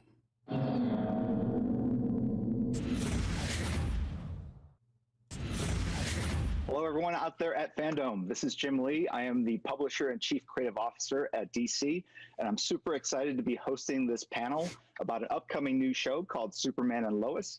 Today with me, I have Todd Helbing, who is the writer, numero uno badass on the production. Hey, Todd, good to see you again. Hello, hey, Jim, good to see you. And we have Clark and Lois. Well, we have Superman and Lois, Tyler Hoechlin, and Elizabeth Tulloch. Welcome. Thanks, I'm excited. Hey guys, good to be here. Yeah, so let's just jump into it. We got a lot of questions. I have my own personal questions as a huge fan of the show, of the characters, and then I believe We've some got fans are going to ask some questions. You guys, Tyler Hoechlin's some questions here at the end, too. sacrificial So altar behind him. Everyone will get a participation medal at the end. So anyway, so Superman was obviously the first superhero, and he's had some amazing TV shows over the years.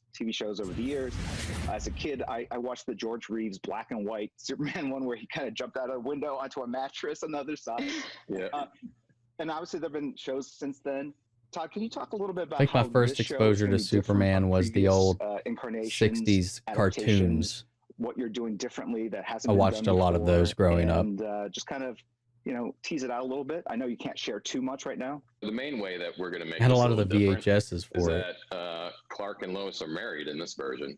And they're not only married, they have 2 teenage boys. Teenage? Yes, These guys 2 look way teenage too boys. young to have teenage kids. Yeah, well, We have like a time skip? We lean into that because Clark Kent does not really. Or is age this that the much. you gotta look closer. The grays are coming in. or the Earth Yeah, Prime Tyler's create a clean time shaven. skip? He's been clean shaven every no.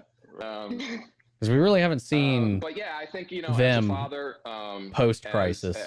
who happens to have 2 boys, that felt like a really great way. I do hope to they bring in some redeem personal Tyler experience. Hoechlin's Superman And, a lot. just They've got to a lot to tell make up for. really I like a him in the story role, that but they is haven't as done grounded any. as you can possibly be They haven't to done have him any Superman in it. justice in that And either. As a couple, we really get to lean into, Clark and Lois not being Superman in the most or famous journalists in the world, but really as parents, like what is that like when you have jobs like that, which can really a lot of people can relate to nowadays, you know, to a lot of families that have two working parents, and all the complexities and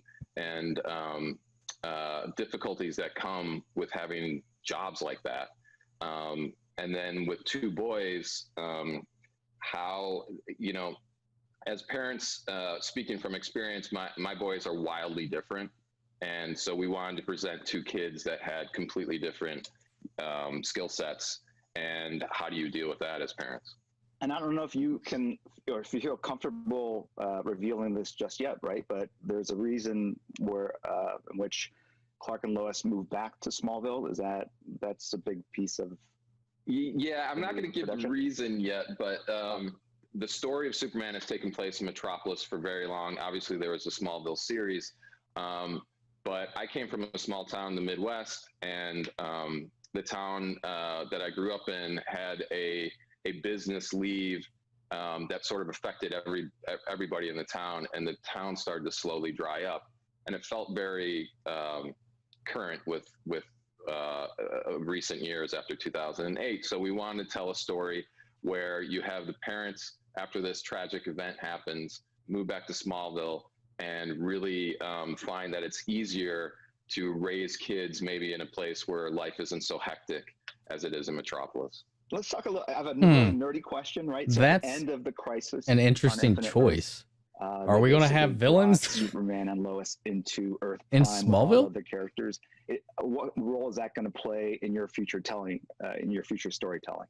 Well, for all the fans that watched, you know, at the end of the last, or the beginning of the last crossover, Clark and Lois had a little infant boy named Jonathan, and the worlds merged and everything gets rewritten. And the end of the crossover is Lois calling Clark saying that he has to get home because there's a problem with the boys. So we took Crisis as an opportunity to really age up and change things for them as I'm just parents. wondering what the stakes are going to be. Is this really going to be a superhero show? And make them teenagers when things really get complicated Okay, for parents. so that makes sense. So it's I still think, present day, just Crisis in general changed really gave us an the opportunity timeline to start with a blank slate and tell, you know, all together. tell the So he story in a comes way that we back, couldn't have otherwise. remembers Tyler, everything, and now how do you has guys teenage feel like, boys. I you know, wonder if that'll before play you're into it. Superman, you're the ultimate hero. He missed all right? the experience in Lois Lane, between. You're the ultimate, most famous journalist in all the world, right? And now you're parents to these kids, like, you know, the judging that will be going on in terms of your parenting styles, like it's a whole different dimension, right? Not only do you have to be amazing superheroes, amazing journalists that have to uphold their ethics and, you know, fight for truth. On top of it, you now have two teenage boys that are running amok in a small town. Like, I mean, given he can stuff just that you can draw zip upon zoom to kind of help tell this story from your own anywhere in the childhood world as or, fast as he needs to. extended family. Well, I mean, I am a mom. I have a 17-month-old, and I feel like she's already judging me on a daily basis. So I'm just kind of used to it. She's a big fan of my husband right now in particular. She's definitely a daddy's girl. But I do think that it's one of the things, you know, especially about Lois, is that she doesn't really compromise her sense of self or her goals. And so I think one thing that I think she butts up against, and obviously Superman does too, is, you know, being really dedicated to our careers and our jobs because we're doing this for good and we believe in what we're doing. And Lois wants to change the world with words, and Superman does it with his power. But also, you know, how much is that alienating and our kids, and how good can you really be at your job if you have two teenage boys who are hormonal and who each have very disparate needs. So I think that's part of what, for me anyway, was really compelling and was so exciting when I found out that it was going to be older kids, like teenagers, because it is so complicated. And are they going to have they powers? are going to be going through a lot. And, you know, I've read 2 scripts now, and I find the storyline with the sons really, really compelling. Yeah. They definitely get harder as they get older, but yeah, I don't have the direct experience of parenting yet. I have six nieces and nephews now. My older brother and sister have gone ahead and taken care of that for mom and dad. So I've been at least kind of seeing it from the uncle lens and watching them grow up. But just the idea, I think noticing my dad in, how often he was gone at work. He's a doctor, works at the emergency room. He had a private practice. And so balancing that with having 4 kids at home, to see him do that and being older now and realizing how much time is taken up by working towards a career, by providing and just doing those things, even just for myself. It's a perspective shift for me to look back at how he was able to do that. So those are the things that I'll definitely be drawing on, just to see, how you're able to wear both hats in that situation, to be a good parent and to be a working parent. It's a tricky situation. So it's no small feat. So Tyler, do you feel that extra level of pressure? I would imagine just playing Superman in general, you have to, embody all these like virtuous, aspects.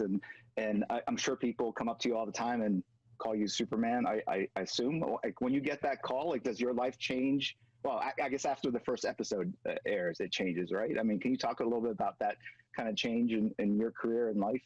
I think it's just there's a heightened awareness. I think, when we were on the set, there was one moment that always stands out. We were on a set, and I'd been on sets before where there's fans around and they want to meet the actors or something, but to be there and to be in the Superman suit and to have a parent bring their 5 and 6-year-olds up to the thing to say, hey, can they meet Superman? That's a thing where you do realize that, at that point, the parent might know who you are as the actor, but to the kids, sure, you're just Superman. You're wearing the suit, and that's all they know. So I think that's the thing that changes the most, is just that awareness of when you're around kids. And I think that's what's so great about this character, and what I love about it, is that what he stands for really just kind of grabs onto such an impressionable audience. These kids who look at him as a hero and all the things that he stands for. It's something that does make me really excited about getting to play this character. I don't know if you guys were, fans of DC Comics or Superman and Lois before you guys got these assignments. I assume you've been to Comic-Con now. Busy, you were talking about how your heart starts pumping before they call your name and you go out in that panel. Can you share some thoughts about Comic-Con or some stories about Comic-Con and sort of? That's the show I haven't seen. I haven't seen Teen Wolf. Fan base that are here watching us, online. I remember the first time we did Comic-Con for Grimm, because Grimm premiered in the fall of 2011. They showed the whole pilot, and because it hadn't aired yet, people kind of didn't know who we were for the most part. So that was my favorite year, because we were able to kind of walk around and interact with people. I always enjoyed it. It was a very long day, but I remember my favorite time was the first time we went, when we were actually like able to kind of get into it with people. Yeah, it's just a different experience. I think when you meet somebody who's a fan of a different show, it's a completely different experience than when someone comes up that's a fan of Superman. And I think a lot of that has to do with the legacy of it as well. It goes back so far, and there's been so many people to do it. It's this long-standing tradition of this character and what he means. It might mean one thing to the 5-year-old you're meeting, but to their dad or to their mom, who also knew the character when they were 5 and is still a fan, it's such a wide range of impressions that have been made over the decades that it's just it's a different kind of experience. Right. I would think Superman feels particularly conflicted, because obviously he has the responsibilities to his family, the woman he loves, the children he's trying to raise, but he's also he belongs to the world, right? He's the world's champion, and that demand and need for that type of character in the world takes him away from not in the world. Right? So he's got to be not in the Arrowverse. He's not. His personal responsibilities to his family, and then this other responsibility to really kind of help not the yet. world to a better place, right? I feel like there's an interesting thing going on, and it's not like it's a brand new situation, but just over the years, it's been this thing where what we do in our professional lives and our work lives does require so much more. And I think that's something about Superman, is that there is so much needed of him. It's when do you turn it off? When is it okay to turn it off? When is enough? Because you do have other things in your life that might be in a different way. It's not as macro, it might be more micro. Doesn't make it any less important. These are the people that count on you for something that only you can fulfill within that structure of a family. So It's one of the things I'm most excited about. It's not only that they made him weak; they used him as a verbal and literal punching bag multiple times just to raise up their the rest of your characters. adult life before you were a parent, putting all your effort into how do you know how and when to scale that back to put that time into the family. And so it's a unique challenge that I'm sure everybody faces going through that. So I'm excited at least to tap into that part of it. So on top of this challenge between, this personal And I'm challenge, hoping now that he's got his own between, show Clark and Lois and their there's family, this Todd, can you talk a new little leadership about, as they that go there to might be Smallville, kind of the some other more elements or the respect other, handled with the members of the character supporting cast of Superman and that you his kinda wanna own show, activate, at bring least. into the fold? We were talking the other day about how love triangles are really important in the Superman mythology, starting with the first, which is Superman, Lois, and Clark, right before Lois figured out his secret identity. Yeah, well, I think it's fun to when they go back that Lana Lang is there. Lana was Clark's first love, and I think it's an interesting dynamic as an adult how you deal with that relationship. It can't be Superman. We don't want Clark Kent ever having an affair on Lois. There's not that situation. That's never going to happen. He's as But good as she they should get. know that. You know what I mean? Yeah. It's also like we don't want Lois and Lana brawling in the but that dynamic as an adult is really interesting to us. Those feelings are impossible to ignore, and I think that that's a real thing for some people, especially when kids are involved. And then to see her husband and her kids and that dynamic, there's a couple of characters that we invented. Kyle Cushing, her husband, and Sarah Cushing, who gets sort of wrapped up with the boys, and then they have their own love triangle. And then a character that I think is really interesting is General Lane, Lois's father, and his relationship with the two of them. He sees Superman as he's a very military guy, so he sort of looks at Superman like his soldier. And so, and his relationship with Lois is a little fraught because of the way that he took his job when he was a parent versus the way that Clark is doing his job. So all of that messiness is really fun. It's not just about the ultimate superhero and Lois Lane leading a family and those kind of challenges and responsibilities. There's true superhero action as well. It's more than just a show about this new unusual nuclear family stuck in a small town and them having to figure out those issues. It is at its heart a show about superheroes and supervillains too. Yeah, so I think, look, there's a lot of set pieces, there's a lot of heroics, but to us, what's just as interesting is when Superman goes out and saves the day, or he's who knows? A villain, or he's stopping a nuclear reactor from exploding. Maybe Lois we'll see is out Lucy there Lane or not. hunting a different sort of villain, and using her superpowers to be just as effective, and you see them as a team, kind of this unstoppable force, which is a lot of fun to play. So Todd, I know you have two young boys, and apparently they draw a lot. Yeah, but that was in a awesome. a Supergirl episode. It wasn't with, the drawing Flash Superman's episode. shield, right? Yeah. Yes. But they're both, that wasn't they're the both only very time. artistic, They've taken but yeah, that is the big, many that's like the thorn in their jabs side. at him, Right, and so then I'm even gonna share more with you after a he's little secret that showed up on the another show. artist told me back in the day. An artist named John Byrne, who's like one of my favorite comic book creators. I'm not gonna lie, Yeah, like it very got to the long point run where on that was the reason I Superman, stopped watching but he Supergirl basically for looked at it as a diamond, obviously the until symbol with two fish I decided to swimming in opposite directions. start So you're back drawing the up negative again space just rather because than of the S. If you Crisis. try to draw the S, it's really challenging, but if you just draw the two fish, Because I the was just getting S tired of miraculously it. appears. So I'm gonna see if I can do that here. So wait, we're gonna do it, right? Are we all doing it? You guys awesome. absolutely. Yeah. Oh, all right. I got my kid's All right, crayon. this is Like fantastic. nothing annoys me more than when you have to Drawing, raise a right? character No. up by tearing Now a the character pressure's on. I down, gotta, Yeah. let's see, Tyler, you guys have to come and through from here. especially the one All right, that you have started paper it too? all. Yeah, It just always came off as so fantastic. All right, I've got my disrespectful to board me. here. All right, so actually the hardest part now, it will probably be to draw the diamond, right? So do that. So you draw the diamond first.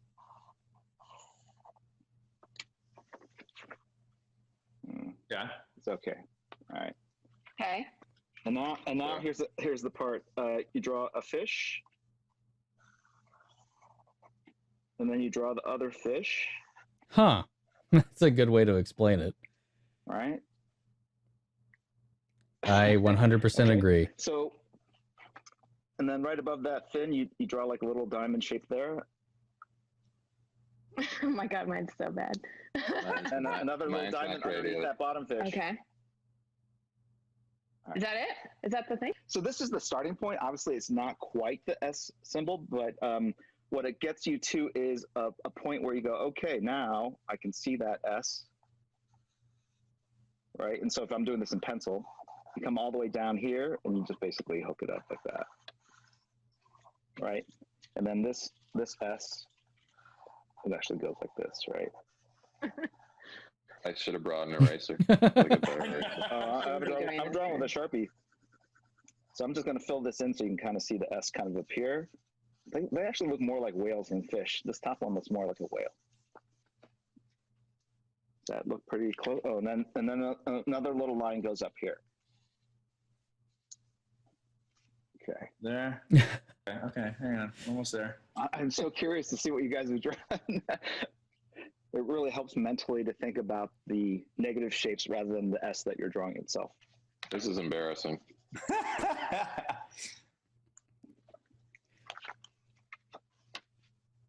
Oh, that's not bad. Oh my God. I mean, I only took them seriously because the first two seasons were very agenda I think I was driven. off to like a real hot start, and then that And- bottom fish got me. Oh wow! Oh, Bitsy's is great. And you have the colored markers too. It's fantastic. They were very pointed. Nice, very nice. Better than her eating them. This is gonna have to improve over time, but Let's see. I don't know what happened. Where happened? It did get better, Dude, that's awesome. These are both. That's great, all man. Of them, all of them. Yes. Yeah, fantastic. And let's put them all up. occurred less frequently, Okay, hang on. I see now. but it still kind of happened. You didn't see the fish before? No, I saw the And it fish. only really I was gonna stopped say, I'm whenever it wasn't a Supergirl writer. My proportions are really off. For the crossovers and the Arrow episodes and the Flash episodes that were written by those teams, it was always a lot different of a vibe. So if you know this, every time you see this, There's like a noticeable difference It's hard not to see the fish between and how so he's that's- handled anyway, by but different hopefully, people, kids and fans and you all around can the world will always sit see down it and try to in the put this all crossovers. together, and hopefully they can share some of this on social. All right, so Todd, we have some fan questions. What Superman story stood out the most to you? And that in made you Crisis, wanna he was a play these punchline. characters? Was They there used him as a seminal punchline moment where consistently. you were first introduced to the Superman Thankfully, mythology that made they you didn't a disrespect Superman or the Lois Christopher Reeve or Superman DC or fan? Brandon Routh. They gave him a it's lot funny. It's not that there's of like one urgency and particular things to do, moment. and I thought that was really I've cool. never seen the TV shows. I've seen snippets of it, but I've never seen. I have no idea I what worked happened with Erica the Grant virtual last year. world. She's amazing. I love her, but I haven't seen Smallville. I've seen the Christopher Reeve. But that's a films with tangent Margot for another Kidder, day. and I love them I'm so not going to much. go And down I that think rabbit one hole. of the things that I always found really memorable was this. Oh, She didn't know I'm not sure who he which one was, that but, is. like, I think on it's one of some the level, other there was something about the way I felt like Margot globe Kidder things you pick played on it, at the or maybe I'm homepage, but I'm projecting, not sure. where it I haven't feels messed like, around and with part it. of I've the just been reason watching they're these such a good today. couple and they love each other so much is that she just kind of gets him, and you know, I just remember moments where she was kind of looking at him quizzically, and I'm like, wait, does she know, or does she just sort of understand? I think he's talking something about him and the who he is the DC and what he FanDome represents. And, virtual like, world you know, going to back explore. to what I was saying earlier on, I think part of the reason Lois is the perfect woman for And Clark not is that Obsidian. she gets why Superman is so important for the world, and she is happy to make the sacrifice as far as one-on-one time and family time as a result. For me, I would say kind of the same thing. It wasn't a Yeah, particular I'm story. not gonna lie. Really, Supergirl for is me, the what it only was show when that I I've met ever rage quit. with Greg originally to do the couple episodes of Supergirl in the first place. You know, I sat and watched the first season of Supergirl. But I am think current with it hit now. me at the right time in life, and I think there was an environment at the time that felt like we needed a little bit of hope. We needed a little bit of optimism. And I love the feel cast. Like I had also just kind of been coming out of a And cynical a lot phase of the life. episodes. I went through those years and tried seeing the world through that lens, and I didn't enjoy. They it don't very know much. how to So for me, it was have just kind of Superman seeing and that show Supergirl and seeing exist in the that, same world without I tearing think I Superman felt down. as if it was a chance for me to jump into something hopeful and optimistic. Yeah, they definitely I need to think do what also something goes because along season with 5 was the a reality of the situation of mess. where we are today. Is Oh that my you do need to God, hope worst that we will get to season the other side of it, and we so will find a way far. through it. So Easy. kind of credit that to that first season of Supergirl. Watching those guys. All right, guys. A couple of fan questions. Start first with, who are the Superman and Lois in your own lives? And how do your Superman and Lois influence your portrayal of your respected characters in this universe? I would say just, for what influences me playing Lois Lane, especially playing Lois Lane right now at a moment in history where the profession of journalism is a little bit under siege, is just every journalist ever who is busting their butt right now and coming under heavy fire from both sides and a lot of media scrutiny and everything. And the fact that they're still showing up and doing their jobs. Yeah, I second that with you. I think anyone who strives to tell the truth in the face of whatever consequences that holds, I think those are some of the most incredible, respectable people, and I think Lois. It's not Peyton because they say it in the show many times how she's greater than him, smarter than him, stronger than him. It's not a comparison that the fans are making. The writers and the characters are speaking these words. Whether that's saving a falling skyscraper. They even have Superman himself demean himself. It's the quality of the efforts and the works, not the quantity. It's not how underplay huge himself. They are, it's just how impactful they are. Like basically explain how he's incompetent in a lot of ways next to Kara. What was it like putting on the suit for the first time? And the second half of the question is, it's not an interpretation thing. It's not a comparison thing. It is in the scripts. Yes, I think putting the suit on for the first time, everything about this, there's been so many times where there's been kind of a surreal moment, but I think putting on the suit for the first time was the most surreal moment, just because any other time that you would be wearing that suit is probably on Halloween, and that's about it. Otherwise, I don't know why you're putting it on or why you have one in the first place. So I think putting it on and actually seeing it and realizing this is not just for a day, we're going to shoot this, we're going to tell a story that involves this character. I don't think that it's sunk in, and if it hasn't by now, it probably never will. To some in the degree, Arrowverse, being the one I mean, wearing it as in opposed the to seeing comics, someone else in she has the potential to be, just based on the physiology, her being an older Kryptonian, and that I remember when I first started because she is shooting on the older show, than and it Clark. was, Elseworlds, and there was a scene with Oliver and the Flash and Grant Gustin. So there is a we couldn't keep it together. Foundation for it in the comics. And when you rip it open and it's the S, we probably had to do that. But it's never expressed. Everyone's reaction, and Lois should be used to this, and even a degradatory way as it is in really Supergirl. But that scene, I remember that when we did it, and I ripped the shirt up. That's why I said it's different. I think when you're doing it as opposed to watching someone else do that or being in that, because when I do it, there's almost a moment of, it's been done before, and you know what it means. So you're like, is the way I'm doing it weird? Does it look right? I don't really know. But I remember Grant. I really like Tyler though. It was the push in, and thank God, the camera pushed in, and it had gone. He plays Clark, and he plays Superman so well. I just remember Grant going off screen. It was this audible. Superman's Grant's favorite character, favorite superhero. So that makes sense. Oh, are we gonna see a new suit? Todd, are we gonna see a new suit? So okay, I'll take the heat for this one. It's like originally you came on for the crossovers, and that suit just wasn't built. I mean, it's the same world, so Lex is still John Cryer. I think just in everything that we were talking about earlier, it gave us this fresh slate. Yeah. This is still on Earth Prime. This is still in the same world as the other Arrowverse shows. In this show, that pretty excited about. Yeah. I'm excited too. So there you have it, guys. just want to thank Todd and Tyler and Bitsy for participating in this panel talking about Superman and Lois, and for humoring me and drawing the Superman shield. It was really lovely seeing you guys work outside of your comfort zone, bringing artistic, creative abilities to the fore. And we'll look forward to seeing the show debut on the CW next year. I'm excited to see how they handle out. I just hope they. Thanks, Jim. I hope they just handle it with care. That's all I want. Because right now, I mean, it's just kind of crazy. That's fine. All right, we did it. We made it through. We've made it. Is there any just off the wall panels we want to check out? Let's just kind of peek around real quick. That's a comic. I haven't seen that, so I don't want any spoilers, so I don't want to watch that.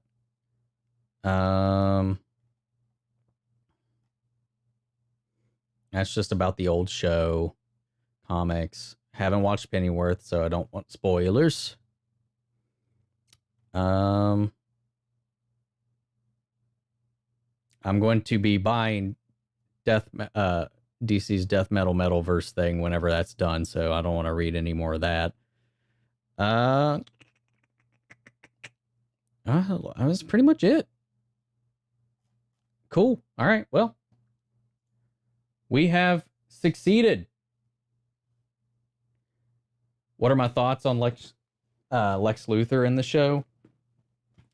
Yeah, I've talked about this before, just last FanDome, but Michael Rosenbaum is my favorite live action Lex. And I've never even watched all of Smallville. I've watched a lot of it, but he's my favorite Lex Luthor in live action. But I think John Cryer does a really good job at playing the character. He's very methodical. He's a good mix of like the Gene Hackman, Christopher Reeves era Lex. Like he's kind of kooky. He's kind of comic booky in like the comical kind of sense. Like he's really out there and eccentric, but he's really smart, and he plays that like meticulous. It's like a blend of the modern and old versions of Lex Luthor, and I think he pulls them together really well. I think he does a fantastic job. I do. I like him. He's I don't know if I'd even say he's my second favorite, but I think he does a really good job. I like John Cryer's portrayal of the character. But Michael Rosenbaum just has a soft spot in my heart from Smallville and all of that. And he plays a much more serious, like, I don't know how else to go into it or describe it. I'm running out of adjectives, at least. I think he plays a very broken, twisted, and analytical version of Lex Luthor that I really liked, with that charisma that I love. I think Michael Rosenbaum's really underrated when it comes to a lot of that kind of stuff. And it's not like he really does a whole lot of acting anymore either. Any new shows I'm going to be reacting to? I don't know. Right now I'm still working on The Boys. Just finished episode 4. I've just put that up late last night. I was up till 4 a.m. editing it. Cause Friday, every other Friday's D&D with the gang. So had a late night watching and reacting to that. So my video on that's a little late. Honestly, I don't know. There's not anything that I can think of at the moment that's coming up that I'm going to be checking out.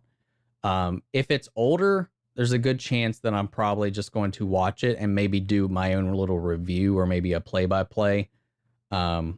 Just with my time working full time. If I could do this full time, sure, I'd be busting out reactions for TV shows all the time, but I got to really pick and choose the ones I want to commit to. Right now it's The Boys. Once I'm finished with The Boys, I'm not really sure what the next big TV show is. Coming around the corner, you know. Any ideas? Sound off to? I know right now another big one has been Umbrella Academy, but I still haven't watched season 1. of Umbrella Academy, so I'm a little behind on that. So that's one that I'm missing out on as well. Swamp Thing's coming to CW, but I've already watched season 1 on DC Universe, so that's pointless. Yeah, I can't think of anything. If you guys have any suggestions, always leave it in the comments, and I'd love to check it out. But we've had some fun little nuggets today. I like hearing about the people talk about these shows. I think there's the promise behind Superman and Lois. You know, the Young Justice, we didn't really get anything other than the title and some hints as to what it might be about, just from us speculating. Not really any nuggets about season 4 of Black Lightning. We learned a little bit about Batwoman, not too much, nothing relevant, really. That's going to give us any clues as to how they're handling it. It was really a welcome party for Ryan Wilder. I can't remember the actress's name right now. Sorry. I hope that CW airing Swamp Thing season 1, if it does well, if it gets good ratings, might encourage someone to pick it up for a season 2. I hope so, because it deserves one. That the teaser at the end, the cliffhanger at the end, for what was coming next. I want to see what comes next. That show was really good. Season 1, I thought, was really strong. Harley Quinn, I really hope we get an announcement for a season 3, because that show was so funny, so good, so unique, and so strong. Legends, I'm really hyped for what they do with that. It's just going to be more craziness, more insanity, and a lot of aliens, apparently. Titans season 3 sounds like a joke. I do not care. I'm sure the Red Hood design's going to look great. I'm sure the suit's going to look good, but unless they fix the writing and do something better with the character, it's just going to be more mediocre, just unfulfilling storytelling to me. So I'm still going to watch it because it's DC, and I'll put myself through that pain whether I like it or not, in the hopes it'll get better. But I will just let you know when I watch season 3 of Titans. I might react to it. I don't know. But if I don't want to like spend like an entire season with a shitty attitude about a show, like my reaction every episode is like, God damn it. Because that's been my reaction to every episode up until season 2. Like the first 4 episodes of season 2, I legitimately enjoyed, and then they just went right off the rails again. Flash, a lot of hope there. We'll see how it goes. I haven't watched Cloak and Dagger. I haven't watched that, no. That's a Marvel one, isn't it? That's a Marvel show. Let's see, Marvel side of things, the only shows I've watched are the Netflix Marvel shows, and I think up to season 3 of Agents of S.H.I.E.L.D., and then I tapped out on that. Agents of S.H.I.E.L.D. couldn't keep me interested, personally. Once they pretty much confirmed it was not part of the MCU, I was like, I'm good. I'm just not gonna watch it anymore. But my God, Daredevil is one of my favorite shows ever. God damn, that show's so good. Yeah, I mean, I don't know. I don't really know what to say.